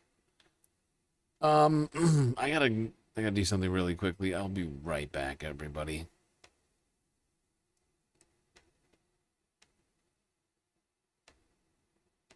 As their kind of domestic troops against Hezbollah. And in fact, the president of Lebanon, 2 weeks ago, or a little bit less than 2 weeks ago, actually issued a public statement when the Iranians were demanding that the ceasefire apply to Lebanon, basically telling the Iranians to stay out of Lebanon's business, which then got him criticized by a lot of people within Lebanon itself. And so but the Iranians had stopped short of taking military action against those ceasefire violations, even though they felt that they would have been justified. But then when Netanyahu started pushing his forces, Israel's forces north of the Litani River, occupying more swaths of Lebanese land, killing more Lebanese civilians, and then threatening to bomb Beirut, the Iranians said, if you do that, we're going to come in and respond to that. And that happened. And I think that took a lot of people by surprise because this was a rather extraordinary moment. In the middle of these high-stakes negotiations with the Americans, the Iranians struck back against Israel, not for bombing Iran, but for bombing Lebanon. And I think for a lot of people, that was sending a message that Iran really meant it when they said that this was a red line. And so Trump also had said this wasn't going to happen again. So when it did happen yesterday, the Iranians were saying, we're going to respond. And I was about to go with a story based on what I was hearing from Iranian officials that they were going to strike. At one point, I was told the strikes were going to begin within 1 hour. And so as I was preparing that post, I was going back and I was saying, so you're certain that this is happening? Yes, we're certain that this is happening. And then I got a message, wait, hold up a second, something has happened. I turn on Jazeera and I see Donald Trump is saying, oh, there's going to be an imminent deal. And then while I'm talking with the Iranian official, the Pakistani prime minister posts on Twitter that the two sides have agreed to this deal. Now, what I heard immediately after that was that it was a unilateral announcement. And by the way, there were Qatari officials in Tehran at this moment. One of the background background stories here is that Qatar really took over the prime position of mediator behind the scenes, in part because the Pakistanis were really unable to kind of seal the deal. I mean, it's a real thing. And Qatar has a complicated relationship with Trump. There's financial interwoven interests with Jared Kushner. There was the long history with the Gaza deal. And so the Qataris have really been the closers of this. And the Iranians speak in a much more kind of respectful, it's not that they're disrespecting the Pakistanis, but they speak in a more serious way about the Qataris and felt that they were better assessors of what Trump was actually willing to do and what he wasn't willing to do. And so once that announcement was made, there was a flurry of discussions with the mediators, and they were all begging Iran not to strike Israel. And the Iranians, I'm told, then said, okay, there's a couple of outstanding issues here that were not resolved before you guys made this announcement. So if you want this thing to stick, you're going to have to meet us where we've stated. Yeah. Yep, and it seems like the United States has met Iran where Iran has asked them to. And it's interesting, the more and more I find out about this deal, the more it seems to all be going Iran's way. And not considering Israel at all, then certainly not achieving anything for the United States. Unless you think just returning to the state of play before the war was fine. And honestly, I'm of the opinion that the war was not necessary to begin with, but this does, of course, prove that the war was not necessary to begin with. If the state of play before was fine and is an achievement, then it's like it's something preferable that we would agree to. Then why did we do this war in the first place? When in fact Iran was offering to the United States a much better state of play, offering a much better outlook on the nuclear situation. In fact, they were suggesting pausing any nuclear like energy enrichment even for like I think a matter of like 2 years.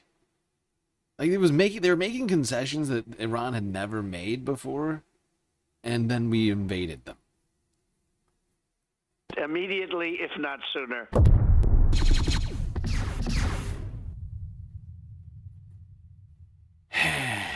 But Israel could still ruin this. Here's Al Jazeera from yesterday. Today, after more than 100 days of war, the U.S. and Iran say they've reached a deal. In a social media post, President Donald Trump declared the deal complete and told the ships of the world to start your engines, let the oil flow. So what exactly was agreed, and who really comes out ahead? I'm Malika Bilal, and this is The Take.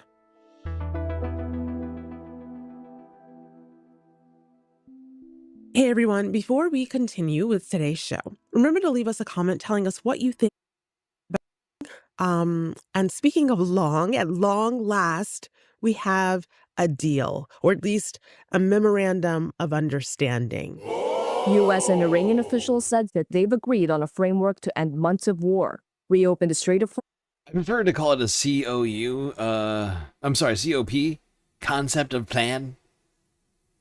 It's a concept of a plan. Memorandum of understanding. Same thing, different words. And lift the U.S. blockade on Iran. The preliminary pact has sent oil prices falling, but leaves the fate of Iran's nuclear program to further negotiations. We've heard U.S. President Donald Trump call this a great deal that will bring peace and security to the whole region. Both sides have signed the memorandum with an official signing ceremony due in Geneva on Friday.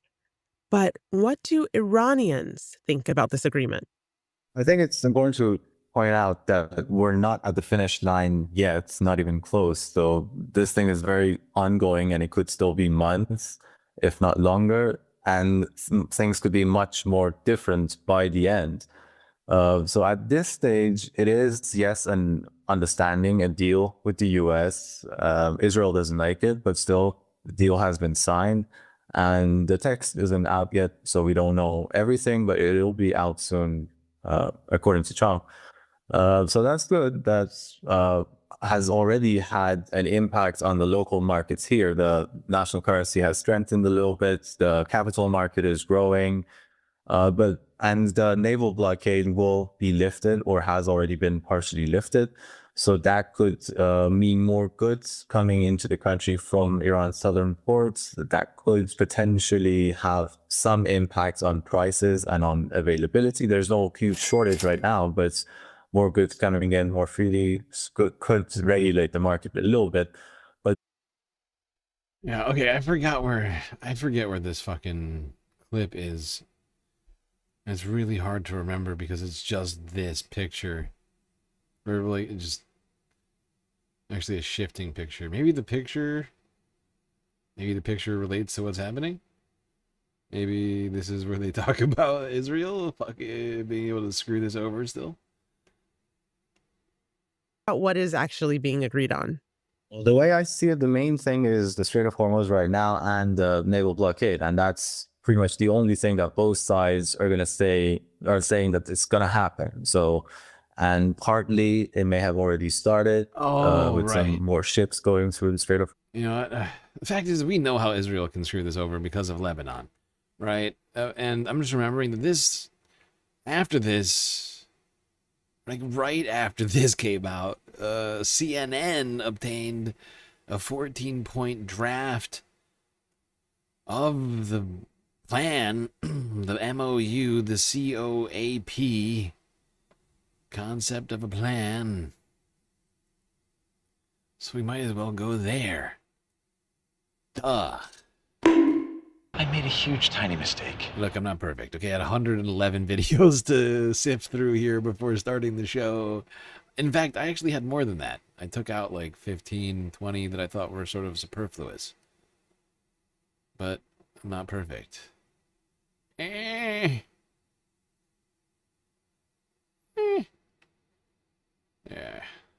there we go.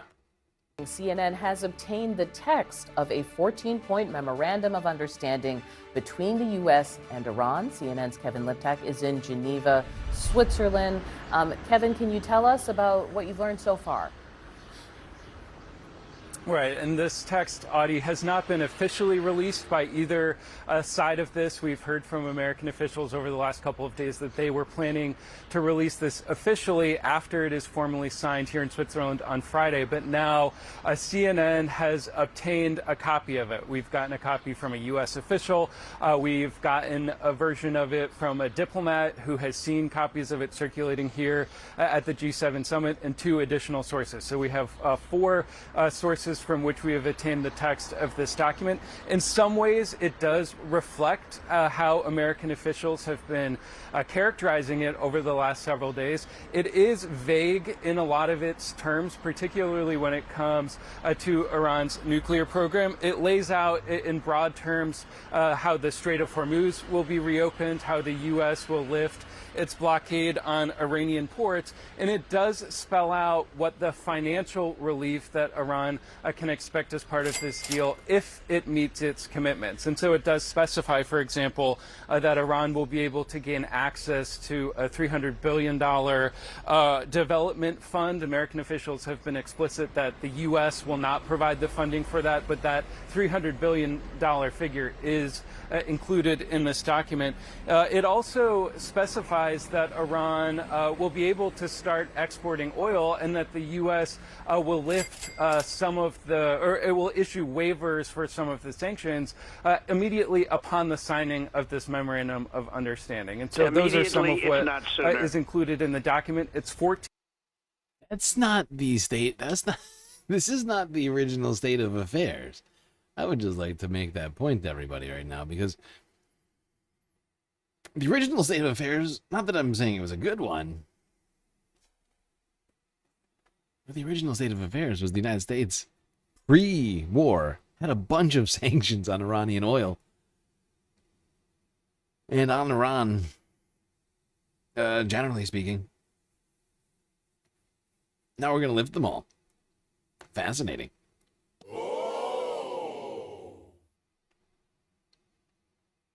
14 points long, and I do want to pull out one of those 14 points specifically as it relates to Iran's nuclear program, because I think this is important, and this, at the end of the day, is one of the reasons that the president has said that he started the war in the first place, is to eliminate Iran's ability to obtain a nuclear weapon. And this is what the Memorandum of Understanding says on this point. It's point number 8. It says the Islamic Republic of Iran reiterates that it will never produce nuclear weapons. The Islamic Republic of Iran and the United States have agreed that the fate of enriched material and the fate of all other mutually agreed nuclear-related issues, including Iran's nuclear needs, will be adequately addressed in a final agreement. The final agreement will confirm the provisions of this article. And so it is what we expected. It's punting the really thorny issues about enrichment around... said just subscribed for 8 months.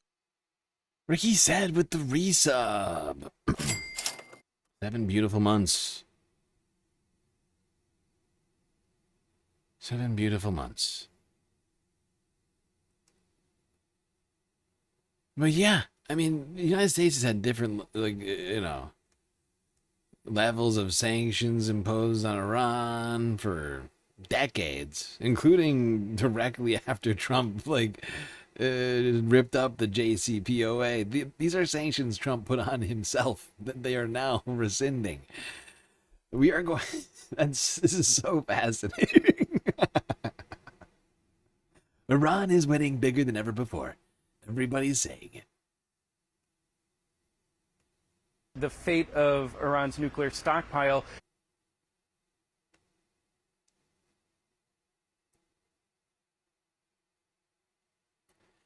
Now let's get to see how people are reacting to it. So the deal does not say much about Iran's nuclear program. Just about opening up the Strait of Hormuz and lifting sanctions and giving Iran $300 billion.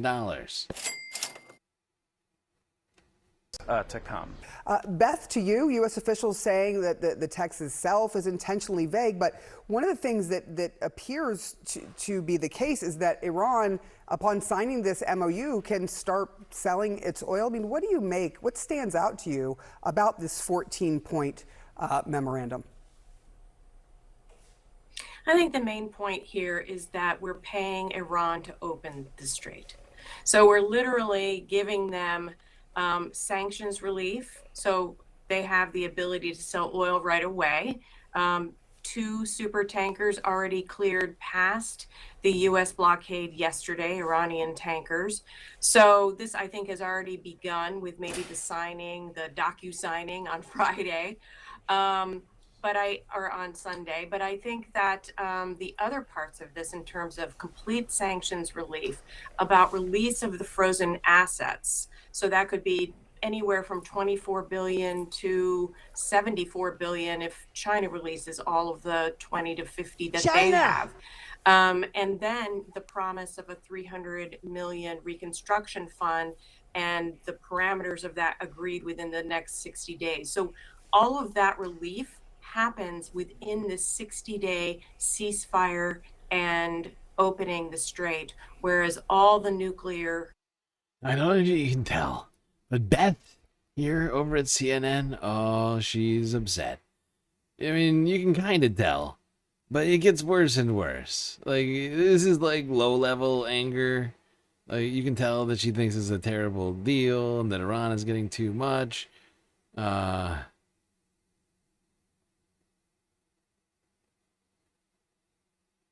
Everyone admits that this is certainly an own goal by the Trump administration, starting a war that they are now essentially taking L's on to end.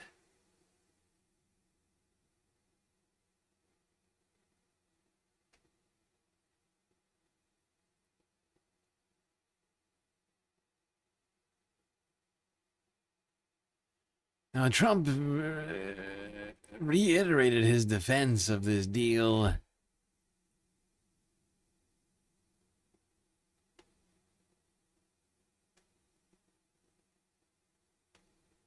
in the last day or so, saying that the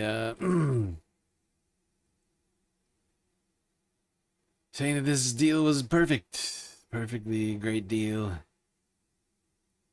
better than any deal anybody could have. All right, he didn't quite say that. But you know who didn't like the deal? Congressman.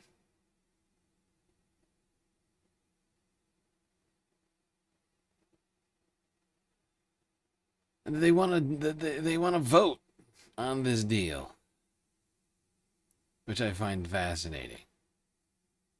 So, just to clarify, just so everybody understands, because we're 111 days into this war, 112, however many days, and we didn't get a vote to end the war.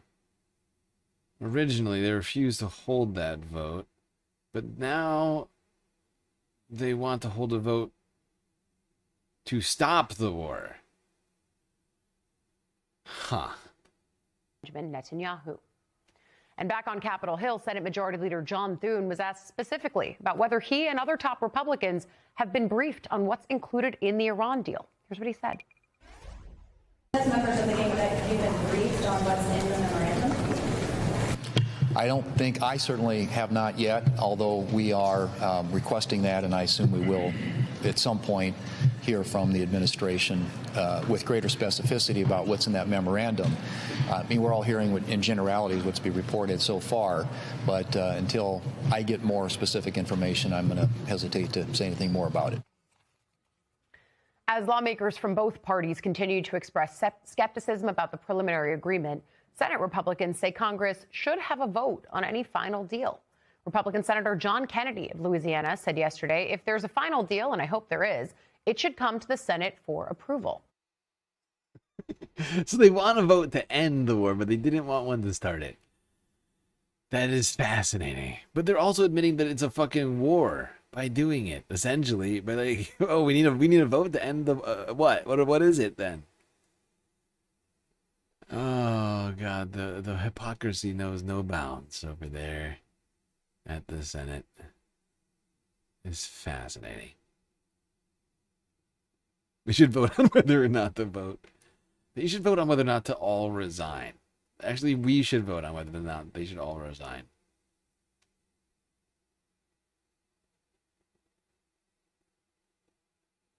I guess we're technically doing that, at least from the House. We are in the middle of the primaries.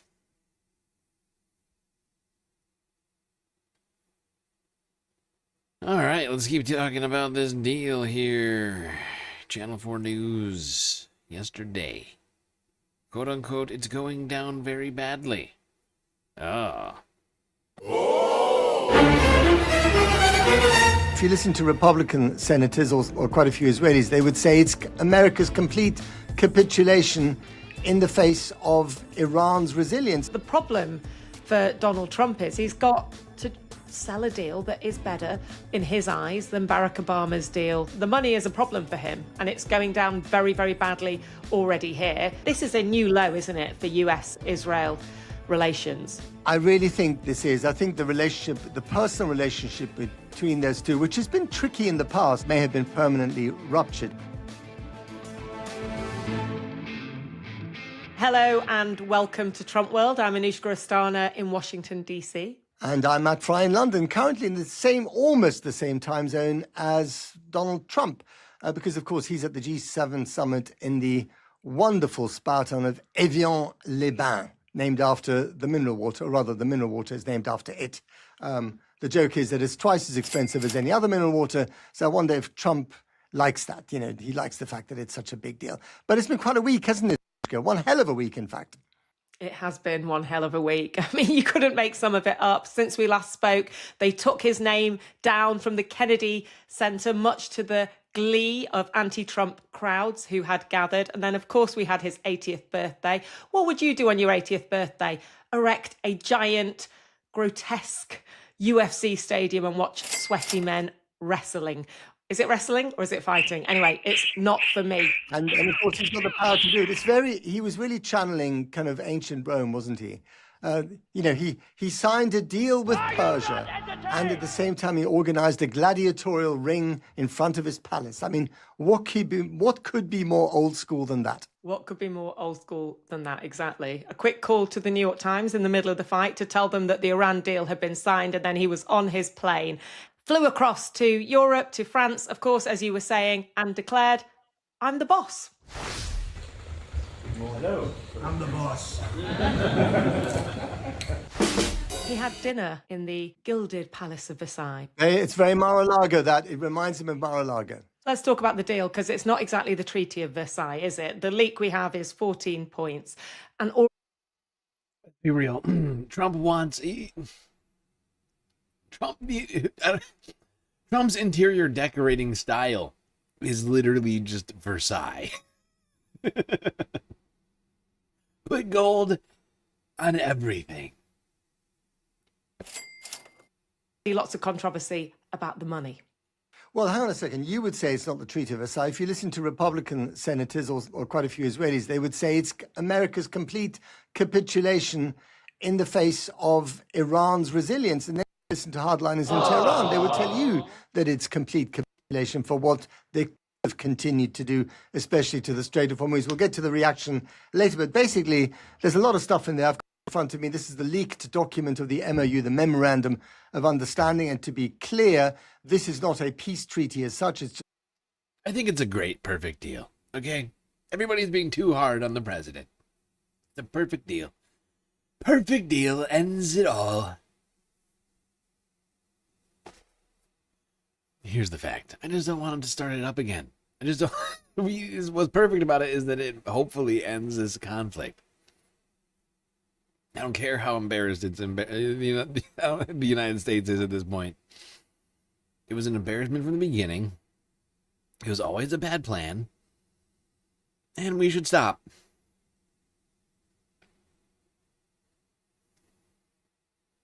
Continuing does nothing but just spending more money, causing more human misery. But he's not wrong. The Republicans are very mad. Not just Republicans in Congress, but Republican influencers are very mad. Some Democrats are very mad.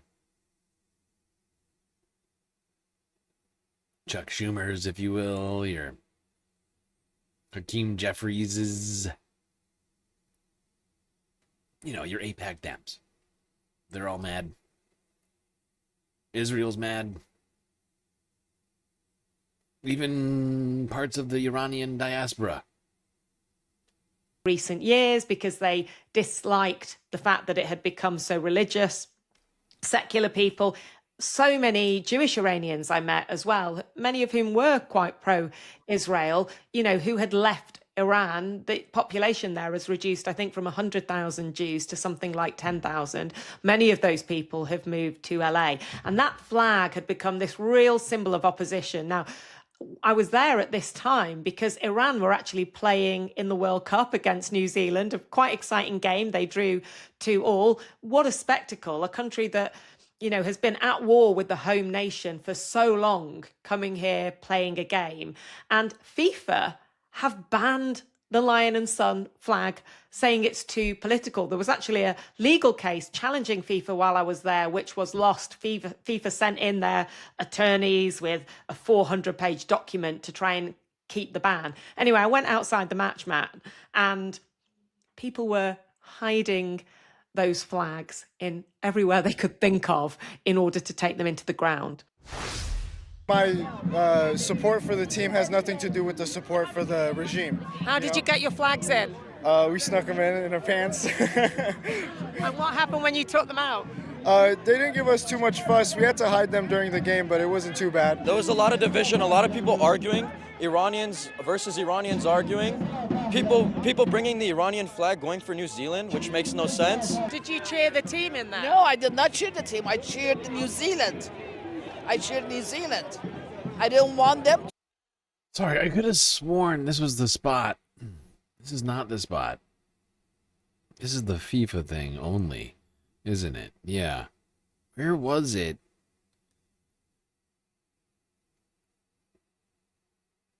I said, God, I could have sworn it was in this one. I have so many clips all the time. It's so hard to remember. But suffice to say, the Iranian diaspora is supposedly upset about this. Honestly, it's kind of...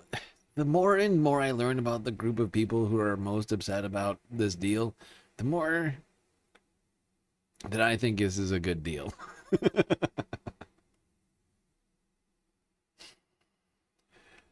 Groups I've had the most criticisms for...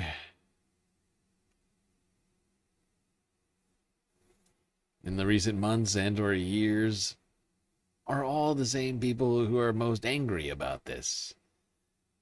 It's interesting. Israel, one of those groups, and the special relationship with the U.S. and Israel seems to be cracking before our very eyes.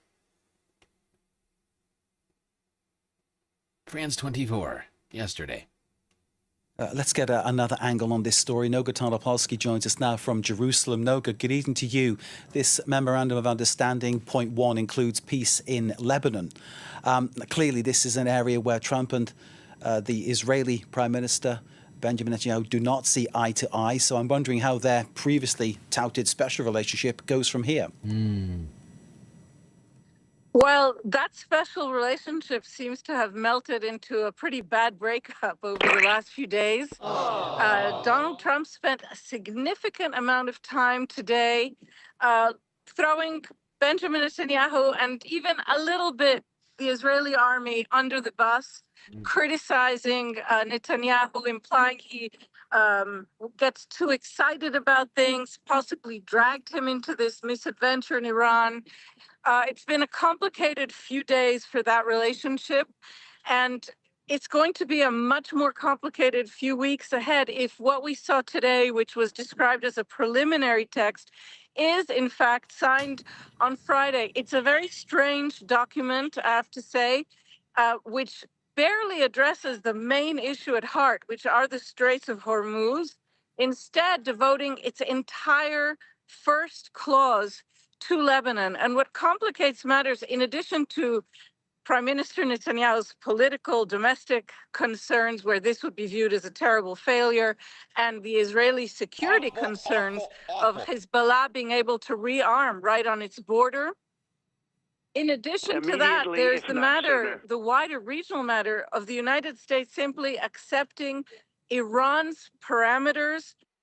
Now, of course, Donald Trump went so far as to say Iran, Hezbollah, I think, as well, should be allowed to have weapons and the military. He basically is like, look, they should be allowed to have them too, okay? Israel's not the only people that get to have weapons. And I found that to be fascinating. But it really is true. We are watching something I did not have on my dance card, my bingo card over here. Not even kind of. The Trump-Bibi breakup is looking more and more real. And not just some sort of Barack Ravid fever dream, although still yet to be seen what all comes of it.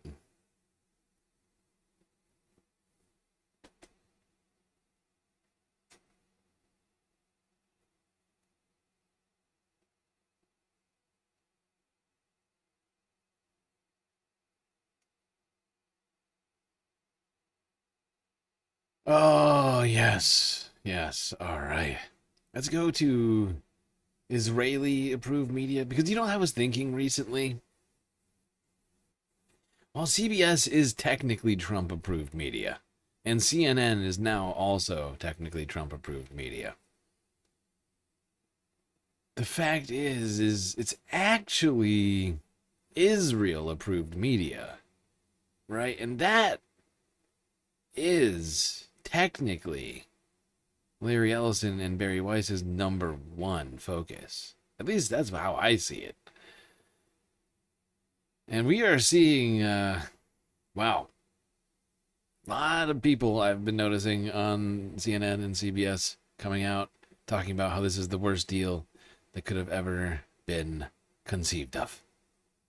Analysts flagging the traps.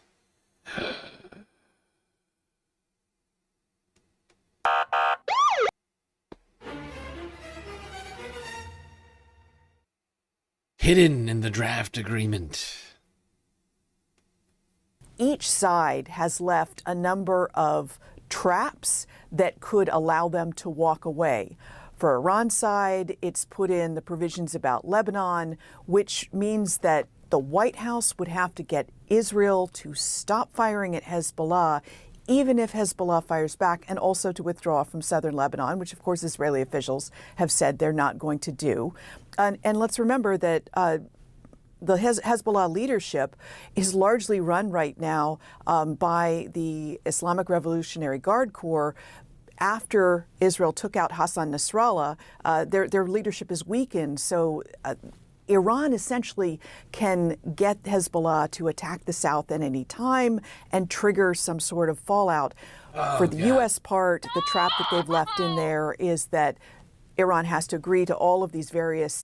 This is some dumb propaganda trash. Why would Iran get Hezbollah to invade Israel?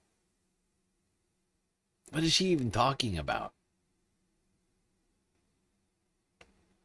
Nuclear issues, many of which it's never agreed to before, or the U.S. can walk away.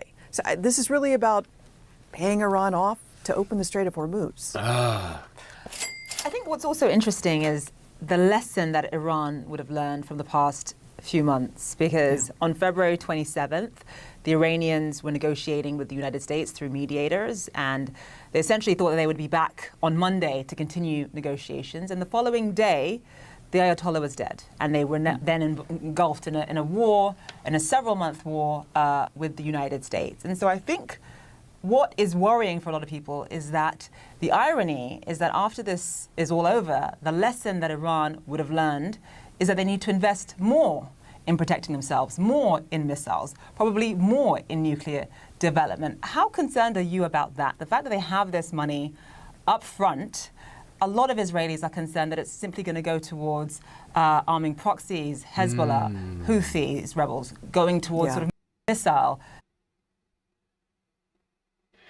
Do you see what I'm talking about with CNN?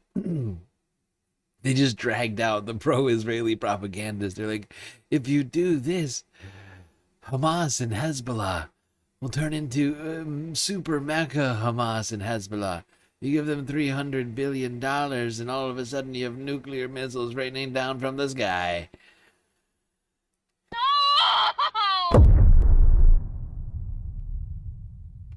Development, nuclear development. Just walk us through that side of it, because there is concern that Iran would have learned the wrong lesson from the past few months.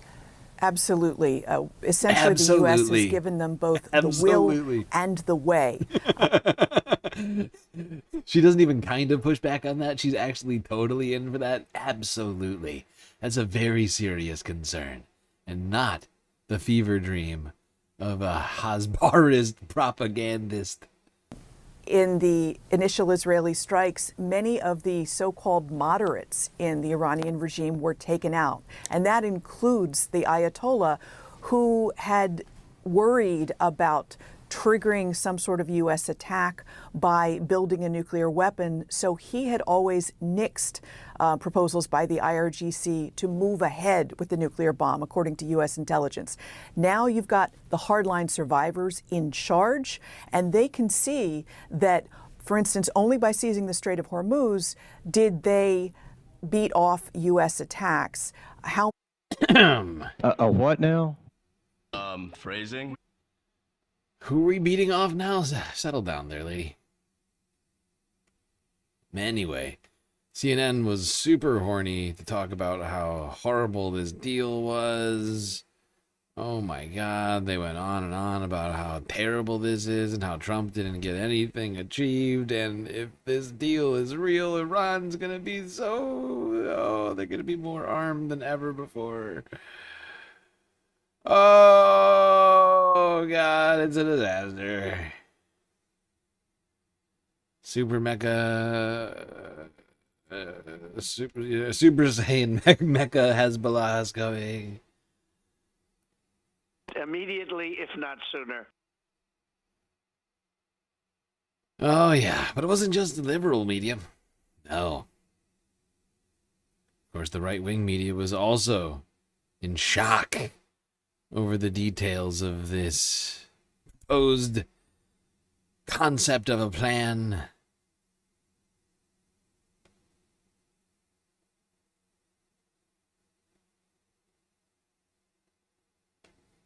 From what we've seen thus far from Trump's past performance, that invading Iran with boots on the ground military warfare is going to yield too much instability. Iran is a stable actor in this situation, but Iran is not an actor that you can control. So its retaliation, its continuation of blocking the Strait of Hormuz would not be beneficial for a lot of the regional partners, a lot of the partners in Asia. Hold on, we can't watch this whole clip. This is just a fucking giant Hassan clip I found, which includes him reacting to Ben Shabibo.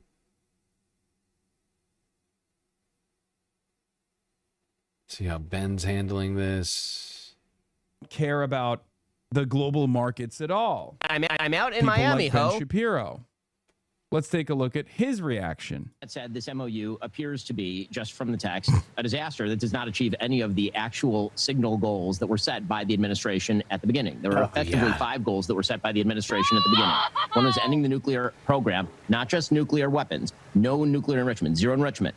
God, you know Ben is upset because he's not doing this on his show. He went and got a hold of somebody at Fox News and said, I have to come on and talk about how bad this deal is. I have to be somebody, let me come onto a show and say, this deal is terrible.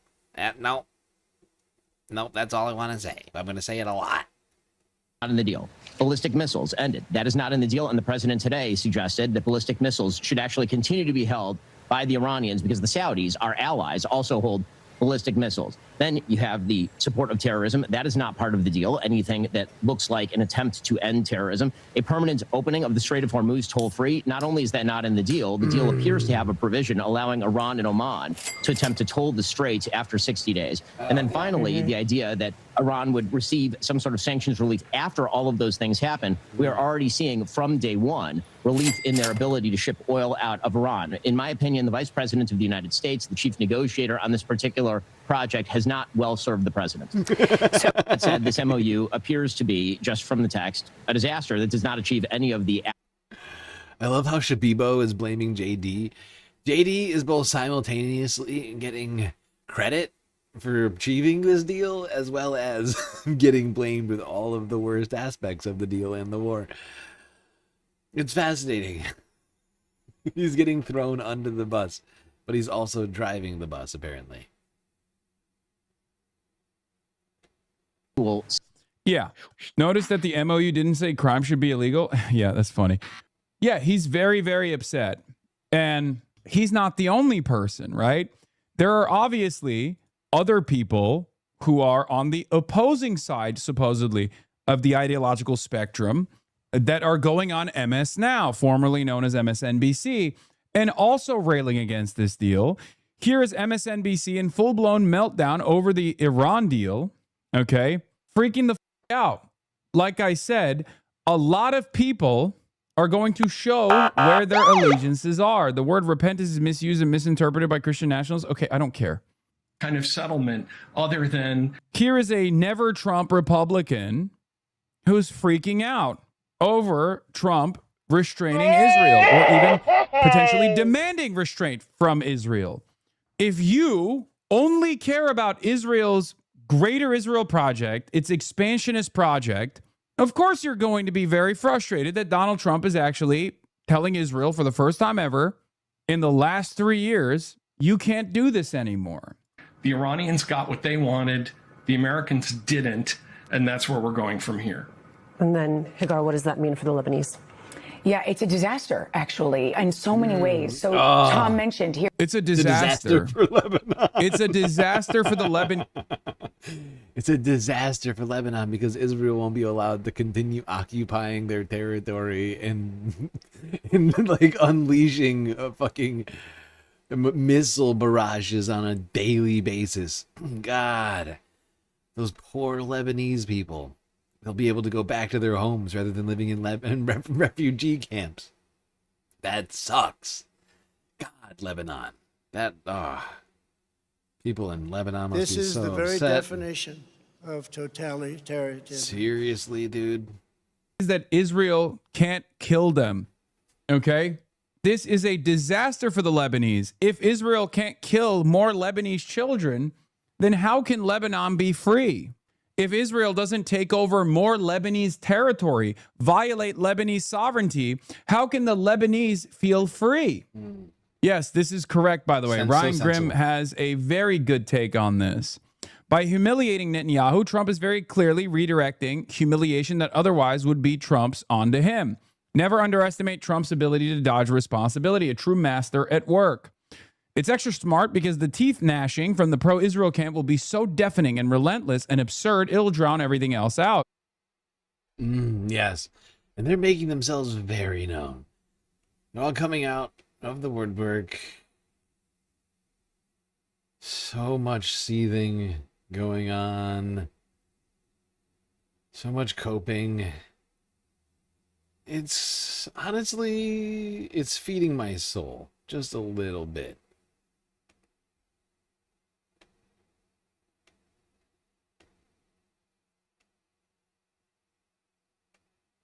Uniparty. This is not the Ellisons purchasing MS Now. MS Now is not purchased by the Ellisons. Brought us peace. It's us who are bringing you peace. No one in Lebanon believes it, but now they're going to the extent of threatening coups against the government, saying that the Lebanese government that did everything it could to separate itself from the Iranian regime, to pursue. Yeah, this is the problem with MS Now hiring a lot of never Trump Republicans, former anti-Trump Republicans.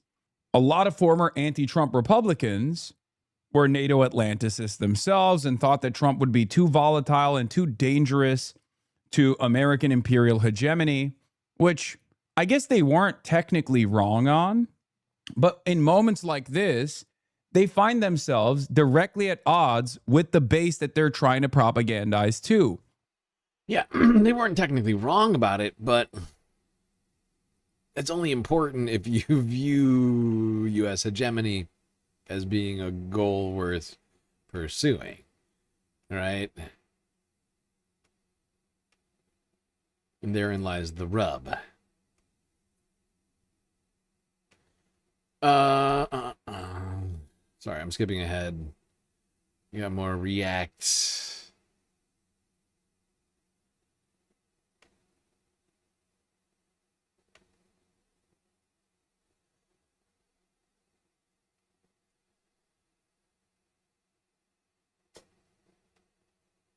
Oh, God, is that Randy Fine? American domestic economy as well. But let's hear from another Israel firster and what he had to say. Israel's enemies are our enemies. I often say the reason they hate Israel is because Israel is small and Israel is close to where they are. And so I believe standing with Israel stands with a country that largely shares the same values that we do. Does that mean I think we should put the interests of America over Israel? No, but I haven't seen an instance where Did you say, that does is that the mean case. we should put the interest of America over Israel? No? No, does that mean we should put the interest of Israel over America? Okay, I want to make sure. All right, if I misspoke. Got him. We got him, boys. A gut punch to piece through strength, Pablum. Oh, when you get caught by fucking PBD, you know you're fucking up. Like even when even PBD notices that you're saying shit wrong, you got a real problem. Real problem on your hands. You know. Yeah, Trump leaves the door open to Iran enriching. Maybe the only good thing to come from this disastrous war with Iran is Trump nuking the hawkish FDD worldview and suggestion that you can bomb your way to peace. Yeah, I don't think we're going to stop doing that. I think America is belligerent, and it's going to get even more belligerent. Once again, the fact is Hassan didn't clip this himself. This is a Hassan fan channel. We don't need all of this. But we do have more from Ben Shabibo.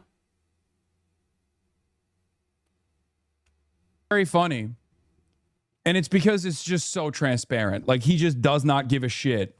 He does not give a single shred of a shit about what's going on in America. He's just like, this is my highest priority. Let's take a look. Let's take a look at what he's saying. That Mohammed Khalibaf, who will apparently on Friday be literally in a photo op with the Vice President of the United States.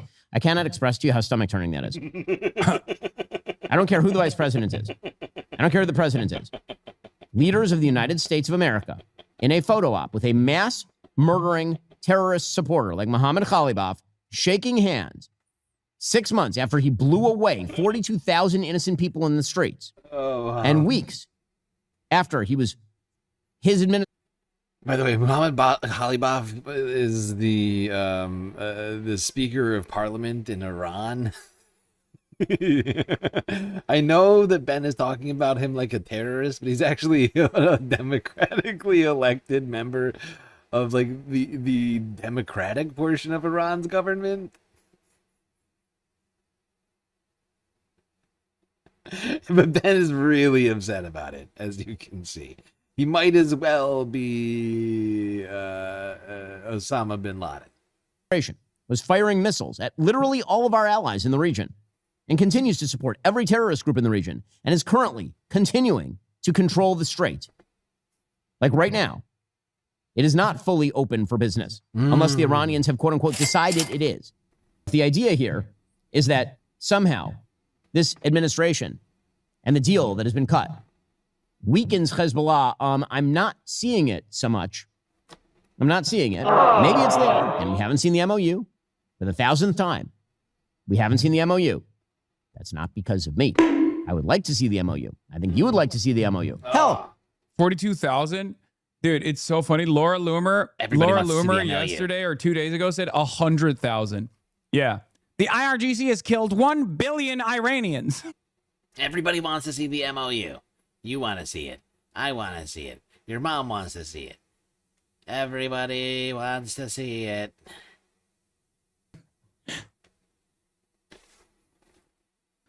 Let's finish the Ben Shapiro tiers, and then we'll get to Adam Schiff, also known as Adam Shit. I think we'd all like to see the MOU. If Israel is not a party to the actual talks, which they are not, they have not been included in the talks. If Israel is not a signatory to the agreement, which they are not, how in the world could you tie Israel's hands when it comes to self-defense in Lebanon while Hezbollah is firing rockets and drones over the border at Israeli citizens? Shall we say that this is not a popular MOU, from what I understand, in Israel? And again, Israel, they were flying jets alongside American jets during this whole operation. Iran was firing at American soldiers during this whole operation. So he's so upset. He's so upset right now. Oh, yes, Hezbollah was firing on Israeli troops inside of Lebanon. You know, like a military in a war. So, you know, if the troops leave, there's no more war. Hezbollah wasn't attacking Israel before Israel was attacking them. That's just the history of it. Playing halvesies is a bit strange. If we release funds, or if we tell our Arab Gulf state allies to release funds to Iran, it doesn't have to be American taxpayer dollars. That is us releasing money to Iran. If you unfreeze money to a terrorist group, that is in fact money going to a terrorist group. It does not have to come from American. That's sleight of hand. It's rhetorical sleight of hand. I was not under the impression that you and I would be paying taxpayer dollars. Ben doesn't even care if it's American money. Any money going to Iran. It's too much money going to Iran. Look how upset he is. He's so upset about this, dude. This shit is wild. Like, I mean, he is maybe the most upset of anybody we've heard so far. He's really mad about the deal. Which is maybe, I think, one of the most, like, unpopular things stances you could take right now. It's like Israel's not being allowed to continue doing the war, and the United States isn't continuing to help Israel doing the war that's costing you, the viewer, twice as much to fill up your gas tank as it did 6 months ago. Go straight to Iran. But if we press people to release money to a terror state in order for them to continue to toll the strait and to exert control whenever they feel threatened, oh God, or for them to rebuild their ballistic missile and nuclear capacities, oh God, that is a gigantic mistake. To go back to the 5 standards of a good deal versus a bad deal. A bad deal would look like continued nuclear development. He is really adamant. Like, you see what I'm saying? Like, he's not giving up on this. He's really worked up. He's gonna drive the point home until it's dead, and then he will rent an excavator, retrieve the point, and then beat it back into the ground. That's how upset he is. Let's not forget, he just got off of fucking Fox. He just got done doing this on Fox News, and now he's doing who knows how long of a show. I'm almost tempted to pull this up. A bad deal would look like continued ballistic missile development. A bad deal would look like funding of terrorism abroad continuing. A bad deal would look like continued Iranian control over the strait and tolling of the strait. And a bad deal would look like more funding going into Iran. Hold on, I have to do something real quick. Some scheduling things. Apologies. I have to make some decisions on when to travel potentially to New York. New York. Again. Yes, I'm sexting. I'm about to interview Adam Smith. Oh, I know him. Who's the highest ranking Democrat and serves as the ranking member of the House Armed Services Committee. Is there anything you think I should ask him or push him on? Yes. Merger of the Israeli military for sure. Definitely hit that subject. And then also ask like what his take is on the Trump MOU, and if he hits like a right wing, if he outflanks the Trump administration from the right. Okay. You don't need this whole thing. Like I said, this is a badly clipped video on a Trump fan channel.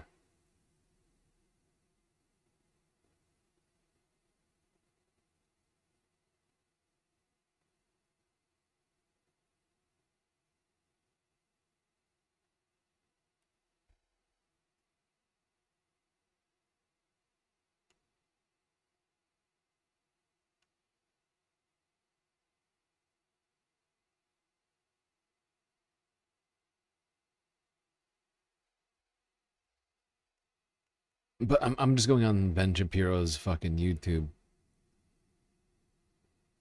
7 million subscribers.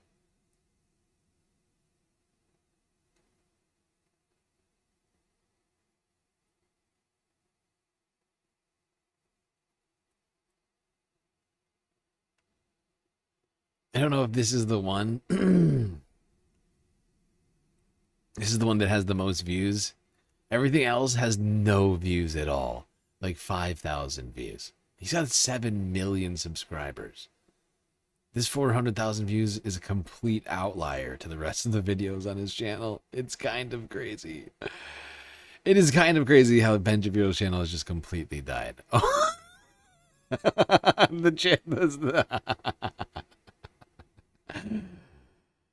Here are the comments. Just here for the meltdown. 1,000 likes.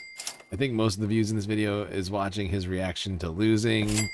660 likes. Ain't going how you hoped, huh? 600 likes.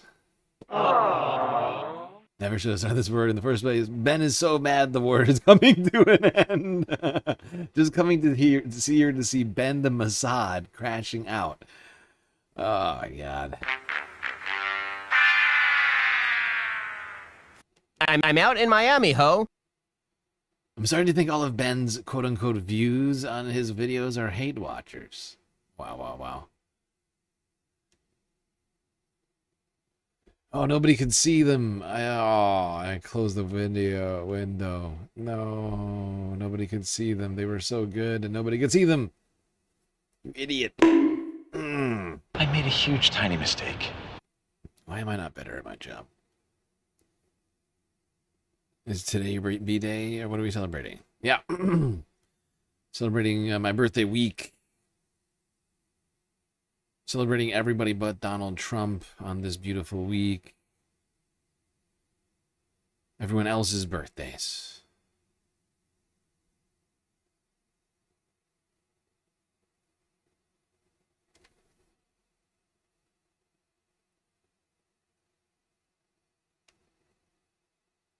It is actually my birthday week, though. That is true. That's not made up.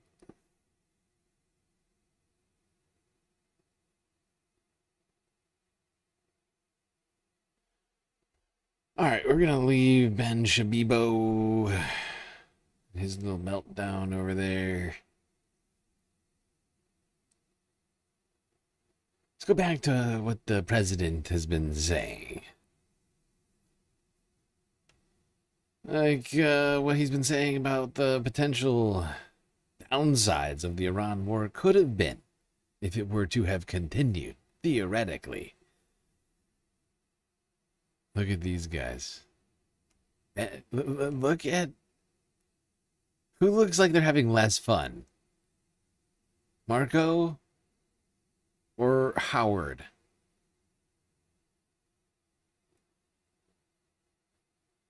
Who do you think? I think it's actually hard to tell. Marco doesn't look like he's having any fun, but neither does Howard. They both look less than nonplussed. They look sad.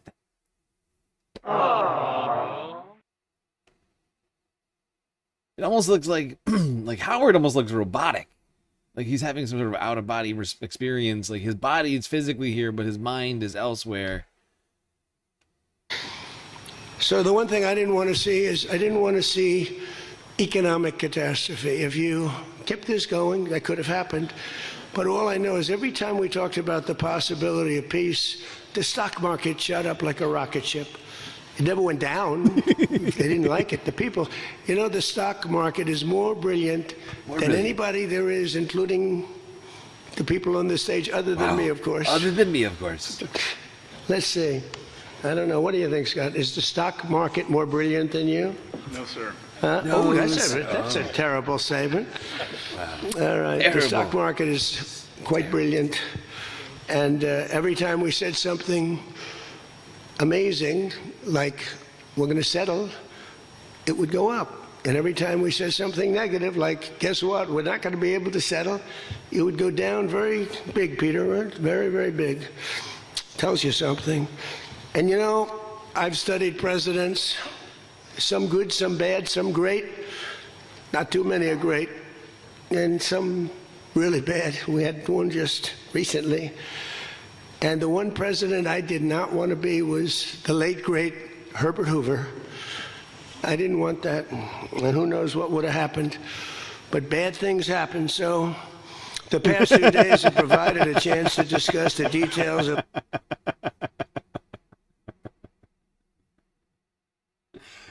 I did not want to be Hoover, okay? But bad things happen. But bad things happen. It's almost like he's still leaving that option open. Still might be Hoover. I guess we'll see. I guess we'll see.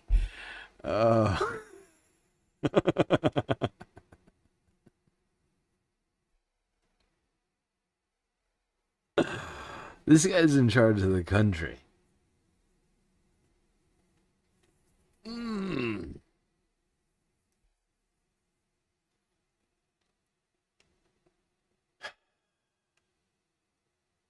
How many homeless were there under Hoover? It was some stupid number. Like unemployment, like every single thing. Unemployment, homelessness, inflation under Hoover were all just fucking garbage. I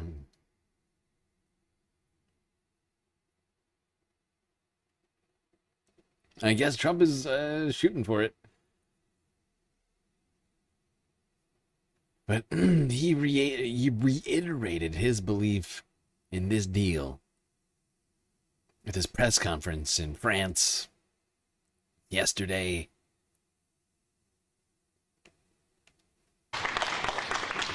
Thank you very much. Thank you. It's a lot of press. That's good. We had a great event. This was something very special. And I want to thank President Macron and Bridget, his really lovely wife, fantastic person, for welcoming us to France for an extremely successful G7 summit. I would say it's one of the most successful. And this meeting could not have come at a better time. On Sunday, we reached an agreement with Iran that achieves everything we set out to accomplish, everything and much more. Ending the current conflict. There you go. Everything and much more. Look at Marco Rubio's left eyebrow. It's now like receding into his hairline. He's so Trump says this deal gets everything and much more, and Marco Rubio's eyebrow disappears from existence. What was that, sir? A what now? Wait, don't worry about it, little Marco. Gentlemen.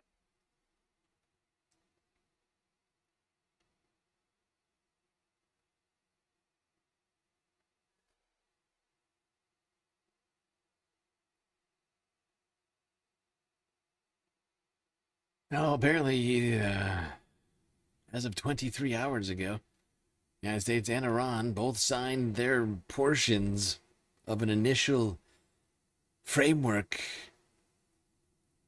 of the plan, the concept of the plan is going to be signed in Switzerland, supposedly later today, as it is Friday.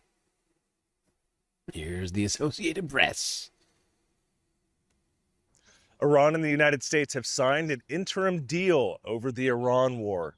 U.S. President Donald Trump signed it in Versailles in France, seated alongside French President Emmanuel Macron at a formal dinner. Meanwhile, in Tehran, the state-run IRNA news agency showed pictures of Iranian President Masoud Pezeshkian signing the deal, stone-faced, and later holding it up to a camera with it bearing both his signature and that of Trump's.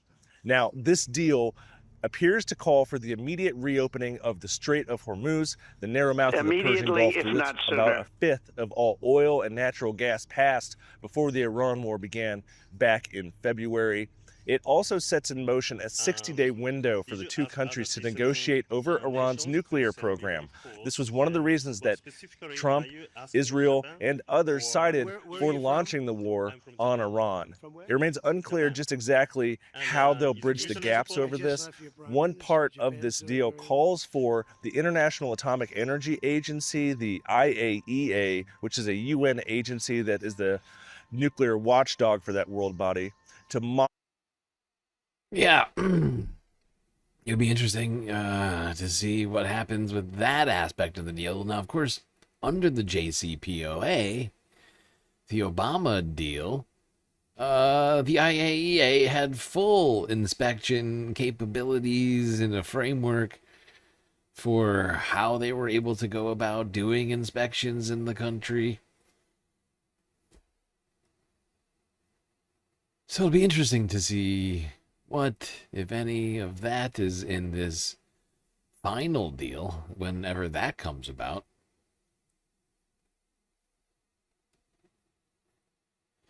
If ever. Now, Emmanuel Macron claimed the G7 summit was a great success. Great success. On the night of the Versailles Trump dinner.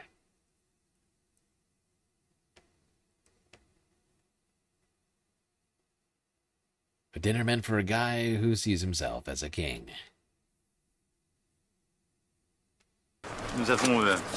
We held a G7 summit that made it possible to advance on many topics that are very important to us. Ukraine, international trade, artificial intelligence, and peace in the Middle East, which we have been supporting for months. And so I think the G7 was useful. It was a success. And I wanted to have this more bilateral moment with President Trump to celebrate the 250th anniversary of American independence, which was also partly built here. It is important for our compatriots. Great success, says Emmanuel Macron. While at this Versailles dinner with Donald Trump.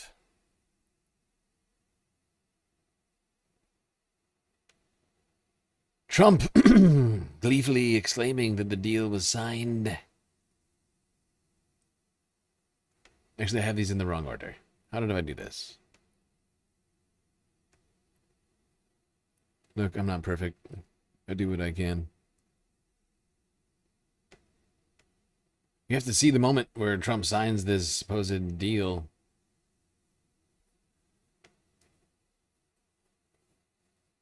The pre-deal.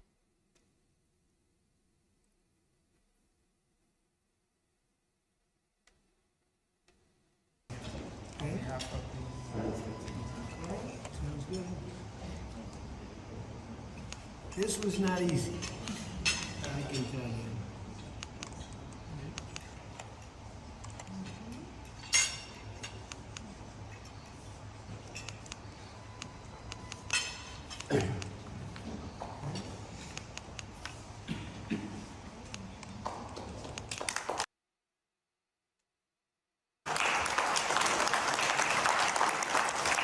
Some very muted applause. Almost hands it to some random guy who looks pretty awkward. Yep.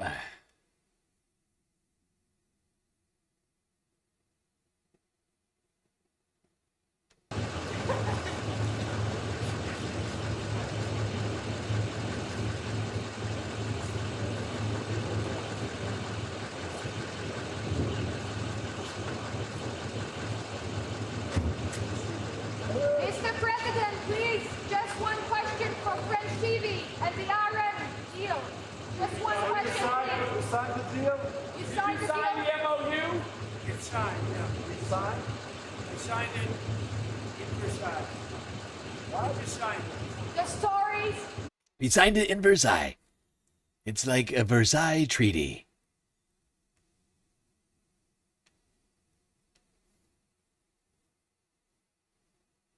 Ay, ay, ay, ay, ay.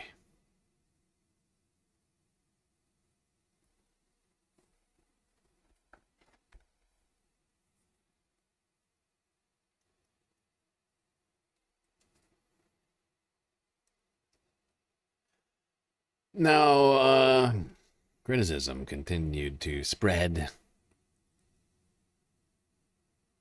surrounding this deal and its contents in the wake of Trump's signing of it. France 24 English, 19 hours ago.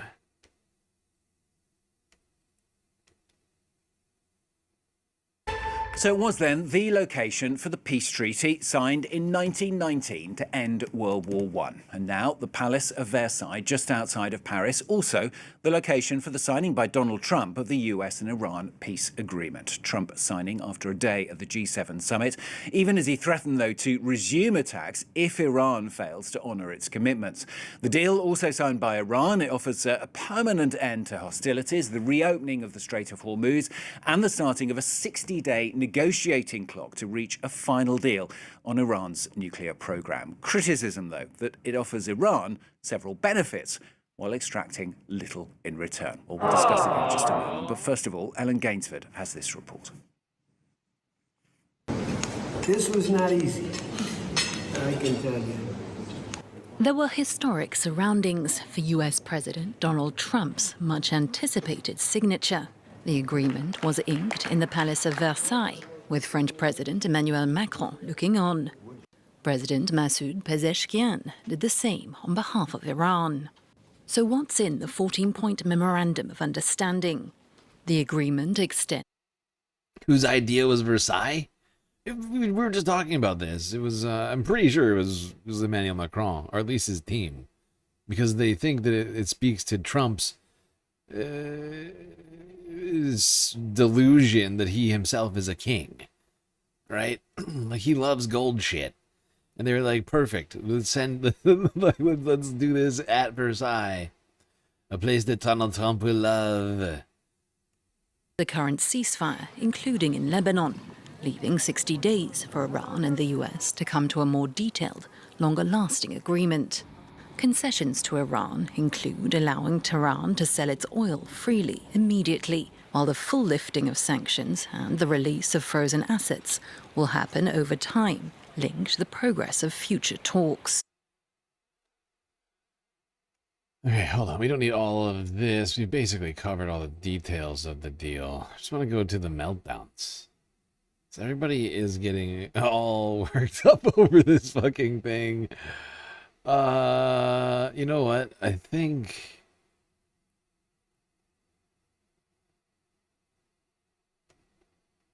Yeah.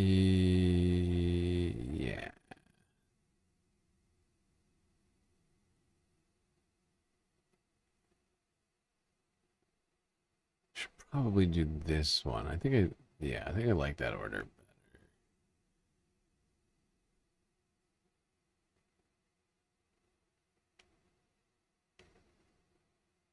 Let's go to Owen Jones. It's done a little bit, a bit of compiling on the best meltdowns over Trump's Iran surrender.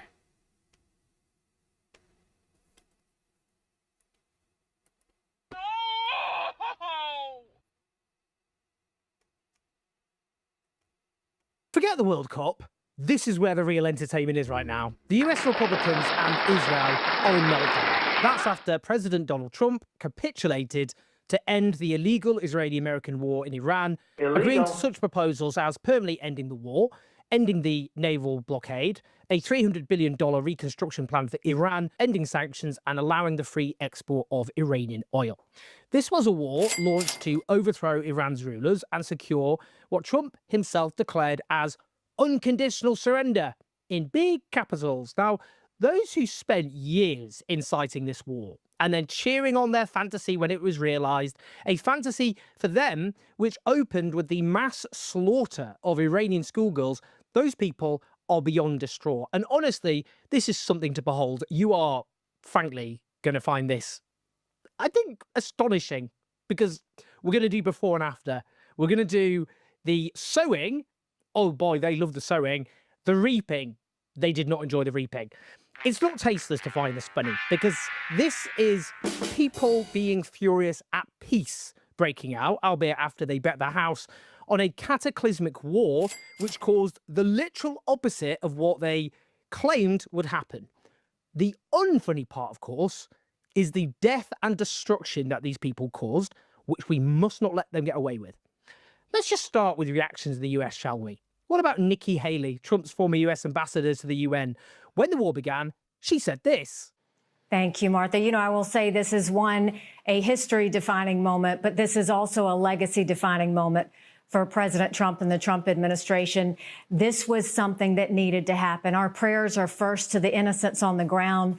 But, you know, the only thing mightier than our amazing U.S. military is when you combine that amazing U.S. military with the Israeli military. Well, she was certainly right. This is a legacy-defining and a history-defining moment. With the war she cheered on over, in response to reports that the deal allows Iran to immediately sell oil, Nikki Haley tweeted, "If this is true, Iran wins. There should be zero sanctions relief day one." Let's listen to John Podhoretz, a neoconservative who was a speechwriter for Presidents Reagan and George Bush Sr. What they want is completely clear. They want freedom of action. They want to be able to close or open the Strait of Hormuz at will. They want to continue their nuclear program, and they want to continue to build ballistic missiles. And we are extending to every one of those from what they want survival. They want a nuclear program, and they want to drag out negotiations through the election. They want to humiliate Donald Trump and move on to the next president. And they've already succeeded. I don't know what they need to keep going for. They can negotiate, not negotiate. Nobody on the planet Earth is going to see this unless you are literally a paid agent of MAGA related to Donald Trump or some lunatic who is really excited by the possibility of Trump turning on Israel. There is no person on earth who is going to say that America didn't lose this war. There is nobody. The U.S. has lost this round, but I want to. Some context here. Podolets has long been a passionate supporter of war with Iran. When Trump first attacked Iran in June 2025, Podolets was so delighted that he penned an article declaring its impact as potentially enormous and world historic, before concluding, Trump has said since the assassination attempt in Butler, Pennsylvania, that he believes God spared him for a reason. And now, so do I. This is the reason. Wow, John Podolets believes God literally intervened to save Donald Trump from being assassinated so that he could bomb Iran. Parking why God just didn't stop the assassination attempt from happening in the first place. Does that mean God spared Trump in order to go to a full-blown war with Iran, leading to the victory of Iran? Does he believe that Iran's victory, therefore, is what God... Coming to these events, that the declared policy of the United States of America should be the overthrow of the mullah's regime in Tehran. Just after this war started, he said, I'm sorry it took this long, finally, for somebody to take action. I think the world would have been a lot safer place if we had done it 20 years ago. What's he saying now? I think it's a very bad deal for the United States. Trump isn't thinking about the geostrategic implications of the deal. He's thinking of one thing. He wants the Strait open. He wants Gulf oil on international markets. He wants the price of gasoline at the pump down. That's all he cares about. I think it's a mistake to give this brutal theocracy any of the assets. I'm happy to give the assets back to Iran when it's under a free government. That's not where we are now. The change of leadership is only because we've killed the top 400 or 500 people in the existing regime, and you're down now to their seconds and deputies. So, yeah, it's different people, but it's the same fanatic regime. Trump is desperate for a deal. He's desperate for a deal, and they have maneuvered him. They've played him like a... Oh, my God. So many. All of our least favorite people are the most upset about this. John Bolton, Ben Shapiro, Nikki Haley. I mean, every single day, Benjamin Netanyahu.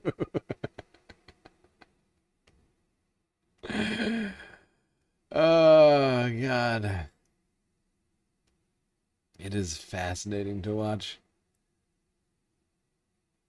It really is.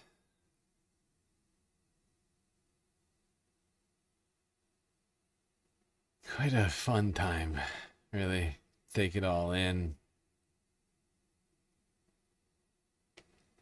And, you know, it seems to be a complete catastrophe. Be careful what you wish for next time. When the Iran war began and the supreme leader was killed, this Israeli program, hosted by Israeli journalist Yinon Magal, opened with singing and dancing. They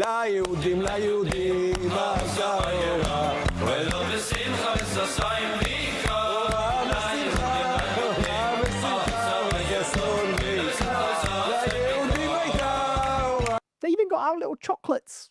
של חמינאי, שיש איזה זיל בשתן אחד, מגד שעושה שוקולד. וואו. איך קוראים לו? לא יודע. תכף אני אגיד לכם. תחלקו... What is this presenter Yinon Magal saying now? He says Trump is a loser, claiming that that's because of the deliberate and focused pressure from the two little Jews, Witkoff and Kushner, whom Qatar bought for a lot of money, and he sold out their brothers in Israel. Two little Jews. Truly horrific. God, he also called anti-Semitic. the Vice President J.D. Vance a lowlife. God, the anti-Semitism coming from this guy. Oh, God, two little Jews bought by Qatar? I mean, can we chill it out with the anti-Semitism, please? Oh, God. He's very upset, clearly. But is that necessary to go that far? Meanwhile, when the war began, the Israeli TV presenter Zvi Yehezkali declared the regime will fall, declaring a historic move that will change the face of humanity, the Middle East, and certainly the face of Islam by taking the Shiite head that he's talking there about the supreme leader being killed. Now he declares Trump has thrown Israel away. Ah.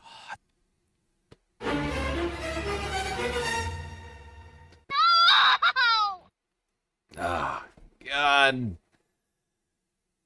Trump has thrown away Israel. Ah. Can't imagine something more better. I can't think of a better result of all of this.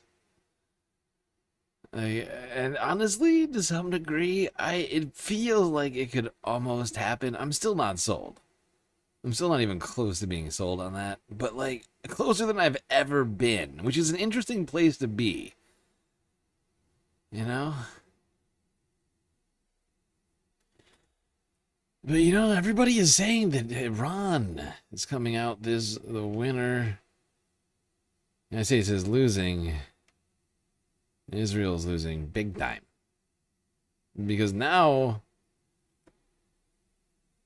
you have Israel having expended an incredible amount of its military assets trying to fight this war. Having been proven incapable of defending itself with the Iron Dome any longer. Having maybe possibly achieved nothing in Lebanon, which to people in Israel is very important because that has been affecting the north. It's been forcing people out of their homes in the north, internally displacing them over and over again every time the violence starts up on the northern border. Every time Israel decides to start it, and it really is, you know, that if Benjamin Netanyahu walks out of this without anything and being forced out by Israel's formerly biggest ally, at least, I mean, this would be a huge betrayal by the United States to force Israel out of Lebanon, to stop doing all the war crimes it's doing all over the place in order to get the peace deal with Iran. Oh God, people are upset. They're blaming Benjamin Netanyahu, and there's a presidential prime ministerial election going on. I mean, it seems to me like this is a moment where things could fracture quite quickly. Israel might lose its supposed in with Donald Trump and the United States. Because as we all know, Trump is very transactional. You lose the guy who's got the strong relationship with Donald Trump, you might have to start from square one. I don't know. I honestly have no idea what happens with that. It's pretty hard to tell what's going to happen with Trump any minute, from 1 minute to the next. All I know is that he's clearly capitulated in every single possible way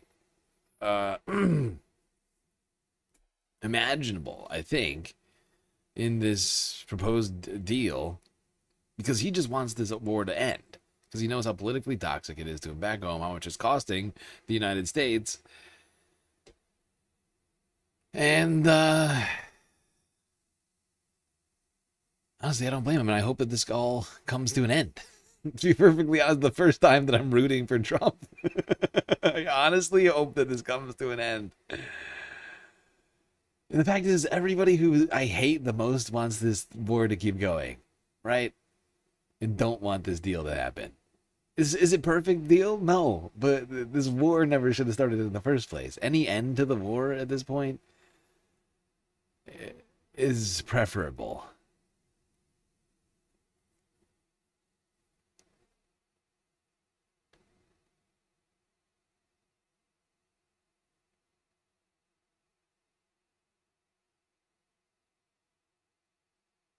You weigh 115 pounds.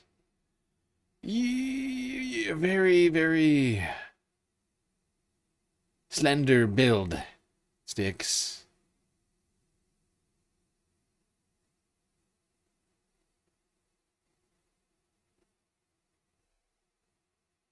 All right, let's go here. France 24.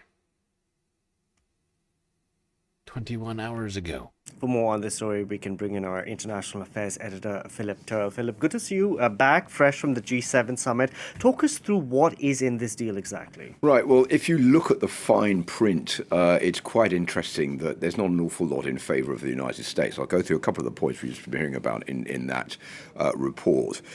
First of all, on the Strait of Hormuz, this is going to be reopened, the end of the US blockade of the Strait of Hormuz. Remember that before the war started on the 28th of February, the Strait of Hormuz was open and free to shipping going through a fifth of the world's oil exports.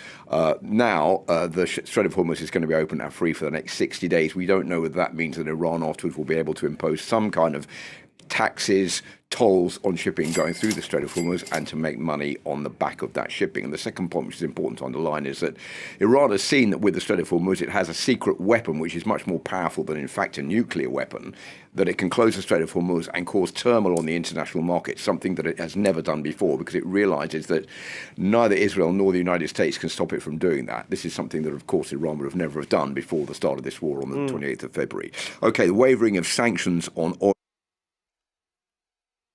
Yeah. I mean, you just go down the list and depending on what details we're missing, if we're missing nothing, is Iran has fucking won hands down. No more sanctions. Something that's been in existence to one degree or another for like 50 years. Since like the 70s or something like that. You got them possibly being able to start charging for people going, whether or not they're going to do that, unclear.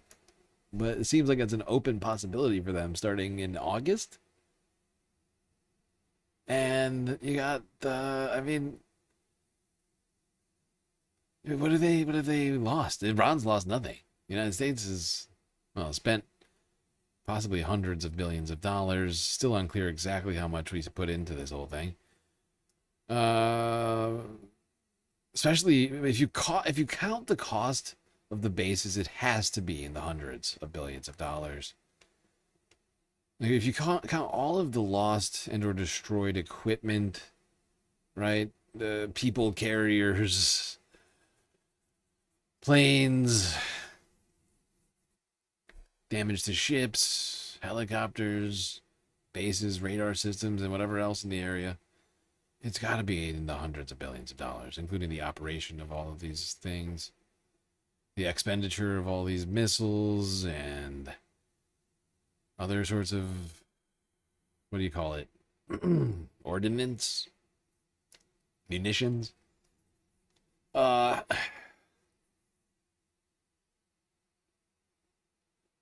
just go back to where we were before, aside from the fact the sanctions are gone. And we just basically lost a war in front of everybody. So there's that. And of course, for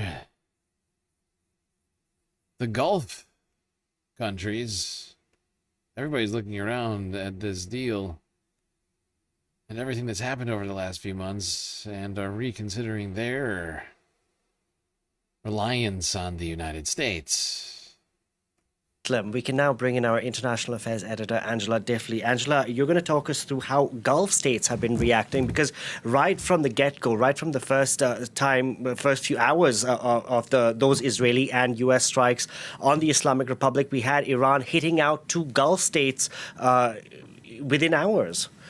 Yeah, maybe talk a little about Hormuz first and how that, its reopening is going to affect things, because there is stuff in the MOU about that. Notably, today, the Iranian Foreign Minister, Araghchi, spoke to the foreign minister of Kuwait. Kuwait and Qatar are two of the Gulf countries that were most hit by the closing of the Strait of Hormuz. Some of the other countries, notably Saudi Arabia, UAE, were able to bypass quite a lot and get quite a lot of their exports and imports in and out, or at least partially. Kuwait, Qatar, not so. There is wording in the MOU talking about suggesting at a later stage at the end of the 60 days or during the 60 days, again, unclear, that Iran will work with Oman, which is on the other side of the Strait of Hormuz, and other Gulf countries on a broad agreement on the management of Hormuz. You know, that is interesting, unclear. Nobody quite knows what it means. What is that? What does that mean? Some sort of a multilateral Gulf coordination on shipping through the strait? I don't know what that would look like. But everybody potentially taking a cut, or at least Oman and Iran, since they're both the two countries where the strait is located? But, I mean, there's been a lot of talk about, you know, different Arab countries reaching out to Ukraine for drones and looking to Europe rather than the United States, potentially for military and defensive capabilities, since the United States is now looking less and less reliable by the day.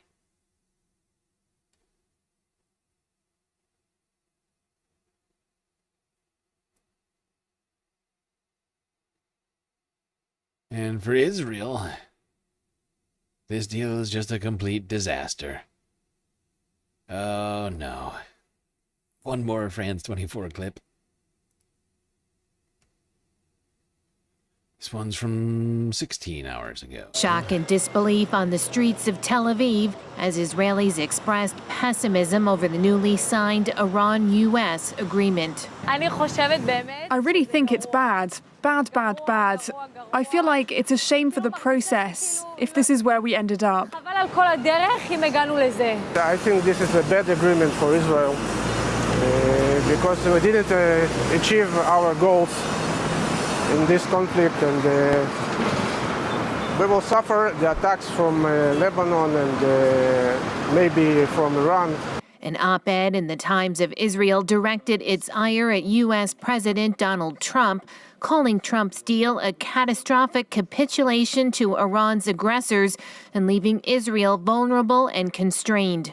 Israel went to war alongside the U.S. in late February and endured weeks of Iranian drone and missile counterattacks in the hopes of preventing Tehran from developing. Love the way that they frame it. Oh, Israel endured weeks of attacks from Iran after assassinating the leader of the country and committing multiple war crimes. Yeah, they did. Anyways, Israelis also very disappointed by this deal. Shock of shocks. And that is putting old Benjamin Netanyahu in the hot seat.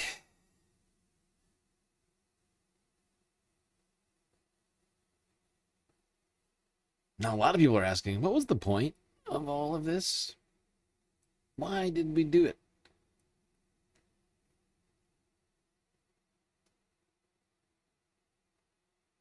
But the White House continues to defend this agreement. Welcome to the News Hour. The U.S. announced today that it's lifting the blockade of the Strait of Hormuz to let ships pass through. Sea traffic there has been at a standstill since nearly the start of the war. And Iran's supreme leader, Mujtaba Khamenei, blessed the deal with the U.S., saying it was, quote, desperation that drove President Trump to the bargaining table. Liz Landers begins our coverage again tonight. First of all, I think the president... Desperate, according to Iran. Oh, God. Awful. Weak. peace plan in Iran is already bearing real fruits for the American people. Vice President J.D. Vance, a self-professed skeptic of foreign wars, is now the face of President Donald Trump's tentative agreement to end the war with Iran. Their economy is in absolute dire straits. But in order for them to get any integration into the world economy, they're going to have to show us and verify for us that they are changing their behavior. And that's why the deal is set up in the way that it is. The 14-point Memorandum of Understanding opens the Strait of Hormuz, with the U.S. ending the naval blockade and Iran ensuring pre-war ship movement for 60 days, while lifting sanctions immediately on Iranian oil and petroleum products. It also sets up future talks on the nuclear ambitions of the country, while forcing the Iranian regime to downblend their highly enriched uranium. The agreement was read to reporters yesterday. The White House has yet to release the text. The United Nations nuclear watchdog welcomed the interim agreement today. Director General Rafael Grossi said his agency would be involved in technical discussions. How do you figure the America Firsters are going to feel about $300 billion going to Iran? Is that America First?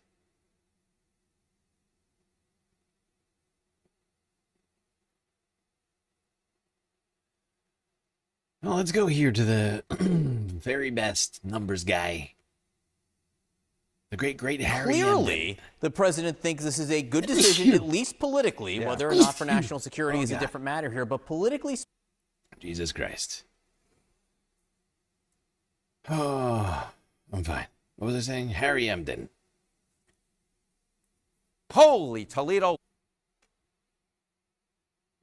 This is a good decision, at least politically, whether or not for national security is a different matter here. But politically speaking, what do we know? Where is he now? Yeah, I think the American people are going, what was the point of all of that? What was the point of all that? Because the American people hated it. And the way you can know that they hate it, just take a look. Trump's net approval ratings hits lows for Fox Poll, and this is Fox Poll. In May, he had his lowest ever rating at minus 22 points. You come into the poll that was released last night, the second lowest ever, 1 point better, at minus 21 points. Way underwater. And with independents, I know you love when I point out the independents, Johnny B, 55 points underwater. I mean, my goodness gracious. This. Wow. Doesn't seem like this war in Iran has helped Donald Trump at all. If anything, his approval rating is lower than ever before.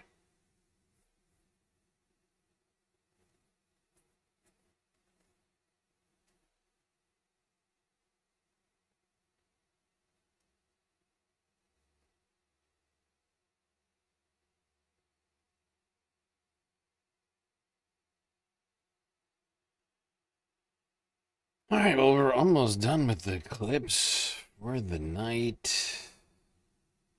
Made some serious progress. I don't know how. 111? Really? Did we do 111 clips? I didn't skip any of these. I skipped one. That doesn't account for all of that, though. Huh. Yeah, no, we hit them all. Hit them all. 2 more quick clips, and then we'll check out the Al Jazeera live stream, see if anything is happening that we missed. I'm sure we've missed some things while the stream's been going. It's one of the only downfalls of the stream that I can't solve. Things happen while I'm streaming, and I would have to completely upend the stream to account for that so much. I would never be able to do a show.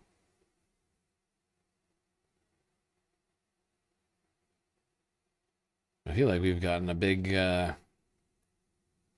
window into what's happened over the last couple of days here, both in the United States and practically everywhere else. Now, J.D. Vance was asked a question I'm sure many of us want an answer to, and that is when voters can expect to see gas prices back down at, I don't know, $3 a gallon. Here's Forbes breaking news from Thursday.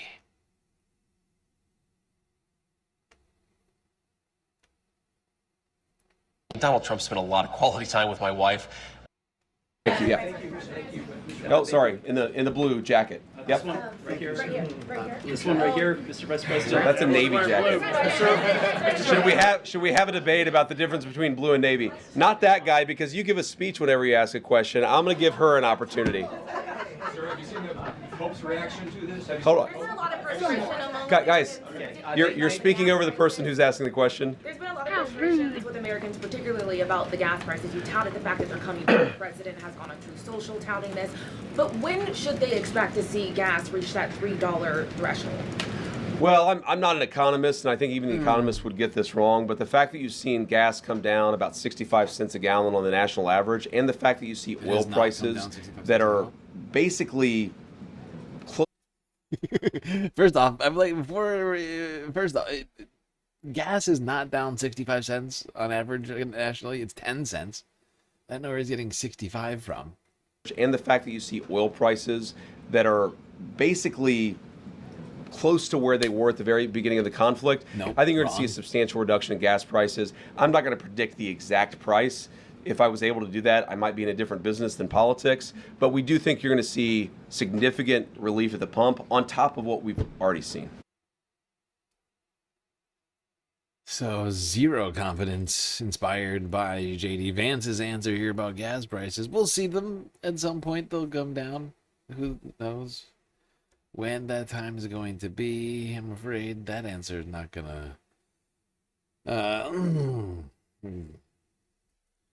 was not gonna make it any clearer when we should be expecting lower gas prices. Basically, just claiming that actually it's already happened and gas is already cheaper. Didn't you know? Which is, of course, a lie. Now, technically, oil prices have come down somewhat, but they are also not back to where they were right before the conflict. So there was like a bunch of lies in there coming from J.D. Vance for whatever reason, rather than telling the truth. He felt it would just be easier to lie to the public.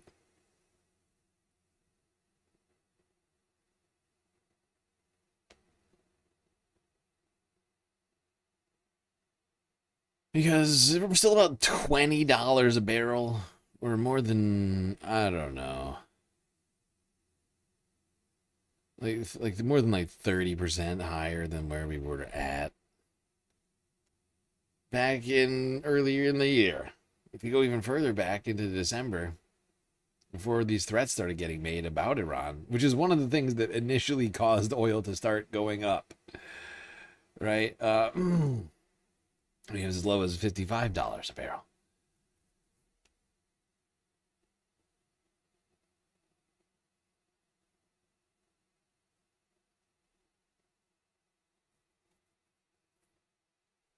Did you just call me a cheese stick? The onion? The onion was calling me a cheese stick. Very rude. How rude. Very incredibly rude. Okay, last clip. I saved the best for last. The one and only CBS News clip of the evening.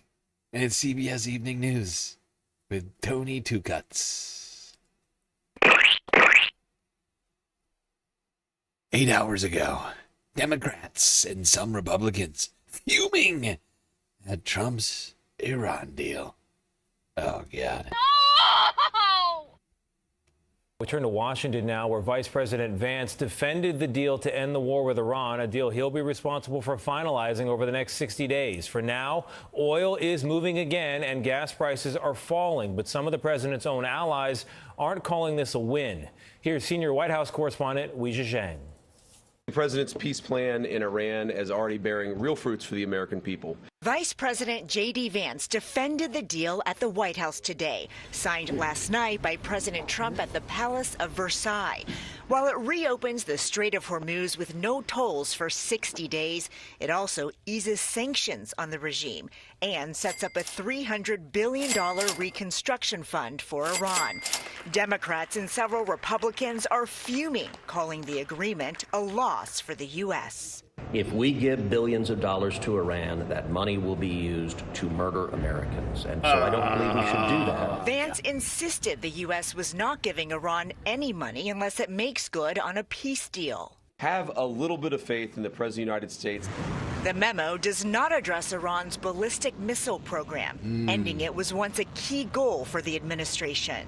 When and why did that change? And will the final agreement have any restrictions on these missiles? The Iranians don't give up the right of self-defense in their country. Defense Secretary Pete Hegseth slammed European leaders today for not assisting in the war. He's such a deranged fucking... I mean, what is wrong with that guy? Seriously. Why is he a representative of the United States? Huh? I mean, it's a reprehensible human being.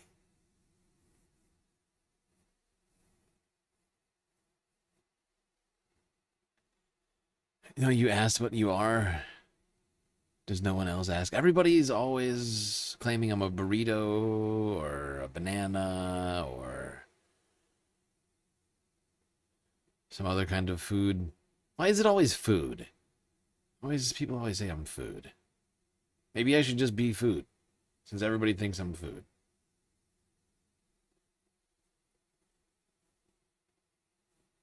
I'm a knight made of food. Whatever your favorite food is, that's what I am.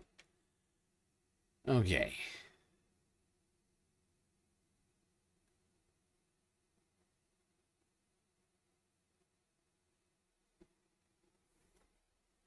Well, great job, everybody.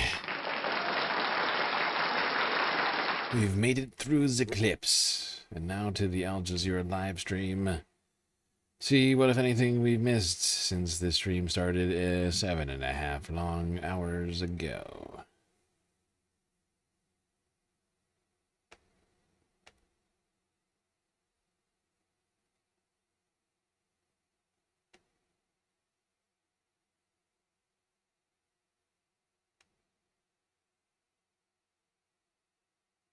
What happens here in the agricultural heartland of America? Going back like an hour. Okay, football, the World Cup. It was hard. The rest of the world really cares about the World Cup. Good luck, John, America as the Kansas City. should not be hosting it. We're going to talk about today that Iranian technical team not being present. We'll either talk about that tomorrow or maybe Sunday. Maybe both. Tomorrow is a holiday. Today is technically a holiday. Might as well add some sort of Sunday fun day flair. Do some World Cup talking. But like, everybody is super excited about the World Cup. Meanwhile, America practically doesn't even know that it's happening right now. You know, like nobody is watching that the U.S. even playing. Like, we technically just won a game. I don't think most people know that we did or care. That will be given to Iran, about $300 billion of them. So it appears that there is a lot of overlap between these points, and that is why we've been hearing from especially the Pakistani mediators that they want these talks to resume as soon as possible in person. The reason why they did an electronic signing was that to get the first hurdle out of the way, but there is deep mistrust between these two sides, and bringing them closer is... By the way, since the stream is coming to a close here shortly, just a reminder to anybody who's been watching this whole time and hasn't done either of these things yet. Hit that follow button on Twitch. Subscribe on YouTube. Both of them, not just one. You know, if you're on YouTube, go follow on Twitch. If you're on Twitch, go subscribe on YouTube. It helps out with the numbers. And, you know, maybe, you know, once in a while I might do a stream on only one platform. And then how will you know that we're having the stream unless you're already in the Discord server, right? See what I'm saying? Also a reminder to everybody, the Galactic News Network, completely funded by individuals like you. Without your donations, we would cease to exist. I wouldn't be able to bring you these shows 5 days a week. A lot of great ways out there. Even though we're demonetized on YouTube at the moment, got Twitch, Cash App, PayPal, Throne, and of course Patreon. All great ways for you to show your support for what we do around here. Going to be easy. Osama bin Javid in Lucerne, Switzerland. Thank you very much for that. Let's now go to Al Jazeera's Rasul Sadar, who's in Tehran for us. Rasul, will there be an Iranian negotiating team eventually in Switzerland? Did you realize that there's a second vertical version of the broadcast? Yeah, that's my broadcast. It's my broadcast. It's coming from this channel. I am triple casting. It's a triple cast. It's the TriCast. Twitch one time, YouTube twice. 1, 2, and 3. Well, eventually, Iranians are saying that they're committed to the Memorandum of Understanding and they're expecting the technical talks and negotiations to be held. However, today, there will not be an Iranian technical team in Switzerland. So that's clear, because yesterday, the spokesperson of the Foreign Ministry, Ismail Bakai, said that they're still studying on the logistics and it has not been decided yet. So since then, there hasn't been any official statements coming from Iranian officials. So no official statements from Iranian officials. Sounds like not a lot's happened in this time. I think we're all waiting here now on edge for a deal to be made here this Friday in Switzerland. That's where it's supposed to happen, everybody. That's where it's all supposed to go down. Everybody's saying it. Everybody is saying it. You guys are getting extra streams this week. Have you noticed that? We're going to be doing another stream today, Friday, and hopefully one on Saturday and Sunday. That's like a stream like almost every single day. I took off one day on Wednesday. That's like 6 stream week. It's an extra stream. It's my birthday week, but I'm giving presents out. I'm actually fine with that. Okay.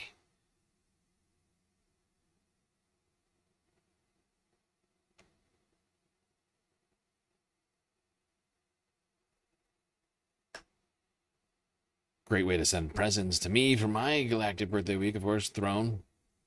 Physical objects that I would eventually receive down on planet Earth. Things like snacks and drinks. And other crap that would help me out in my life. All there for you to peruse. Oh, no.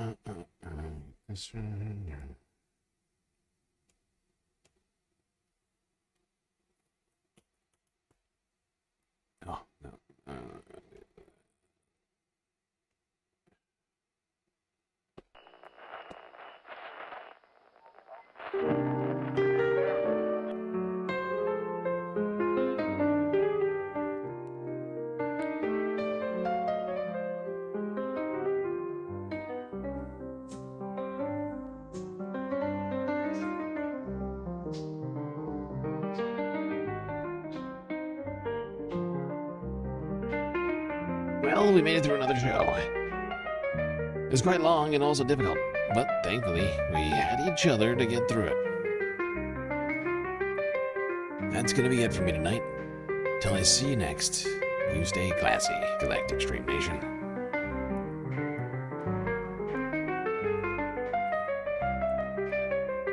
Can't forget this. These are your galactic patrons. Gabby, Goth Dogs, Aaron W, Schmegley, PB, Midi, Afroponics, Norwal by Nature, Inner Planet Janet, Godcat, Robot Cat, Disco Wolf, Callie Braiding, Sammy, Geodragon, The Anti-Corporatist, Obsessive Audio, Boanoa, Nadia, Choki, Scouts, Selena, Omega Star, Sasha G, Pitchfork Dragon, Vincent Morales, Donald James X, Evan from Portland, Lovely Pariah, Mish, Becky, Decipher, Icebreaker, Columbia Rica, New York, Will in Detroit, Sisyphean Task, BC, Free Palestine, Hermit Horologist, HBX, Manda, Lori Lunchmeat, Carl, Gaslight Tuckersy, Paige Larson, Frisla, Benny Honda 99, Dark Sparkle, CJ from the 6th, The Reference Frame, Benny. Wait, I said that one. Glitchmaster, Soda Butterfly, The Anarchist, Perfect L, Winnie and Robin, Young Chris, Echios, Emily S, and Hecate. That's right, all of these people here have helped produce a show which your eyes and ears just got done enjoying. You can too for just a few US dollars a month on Patreon.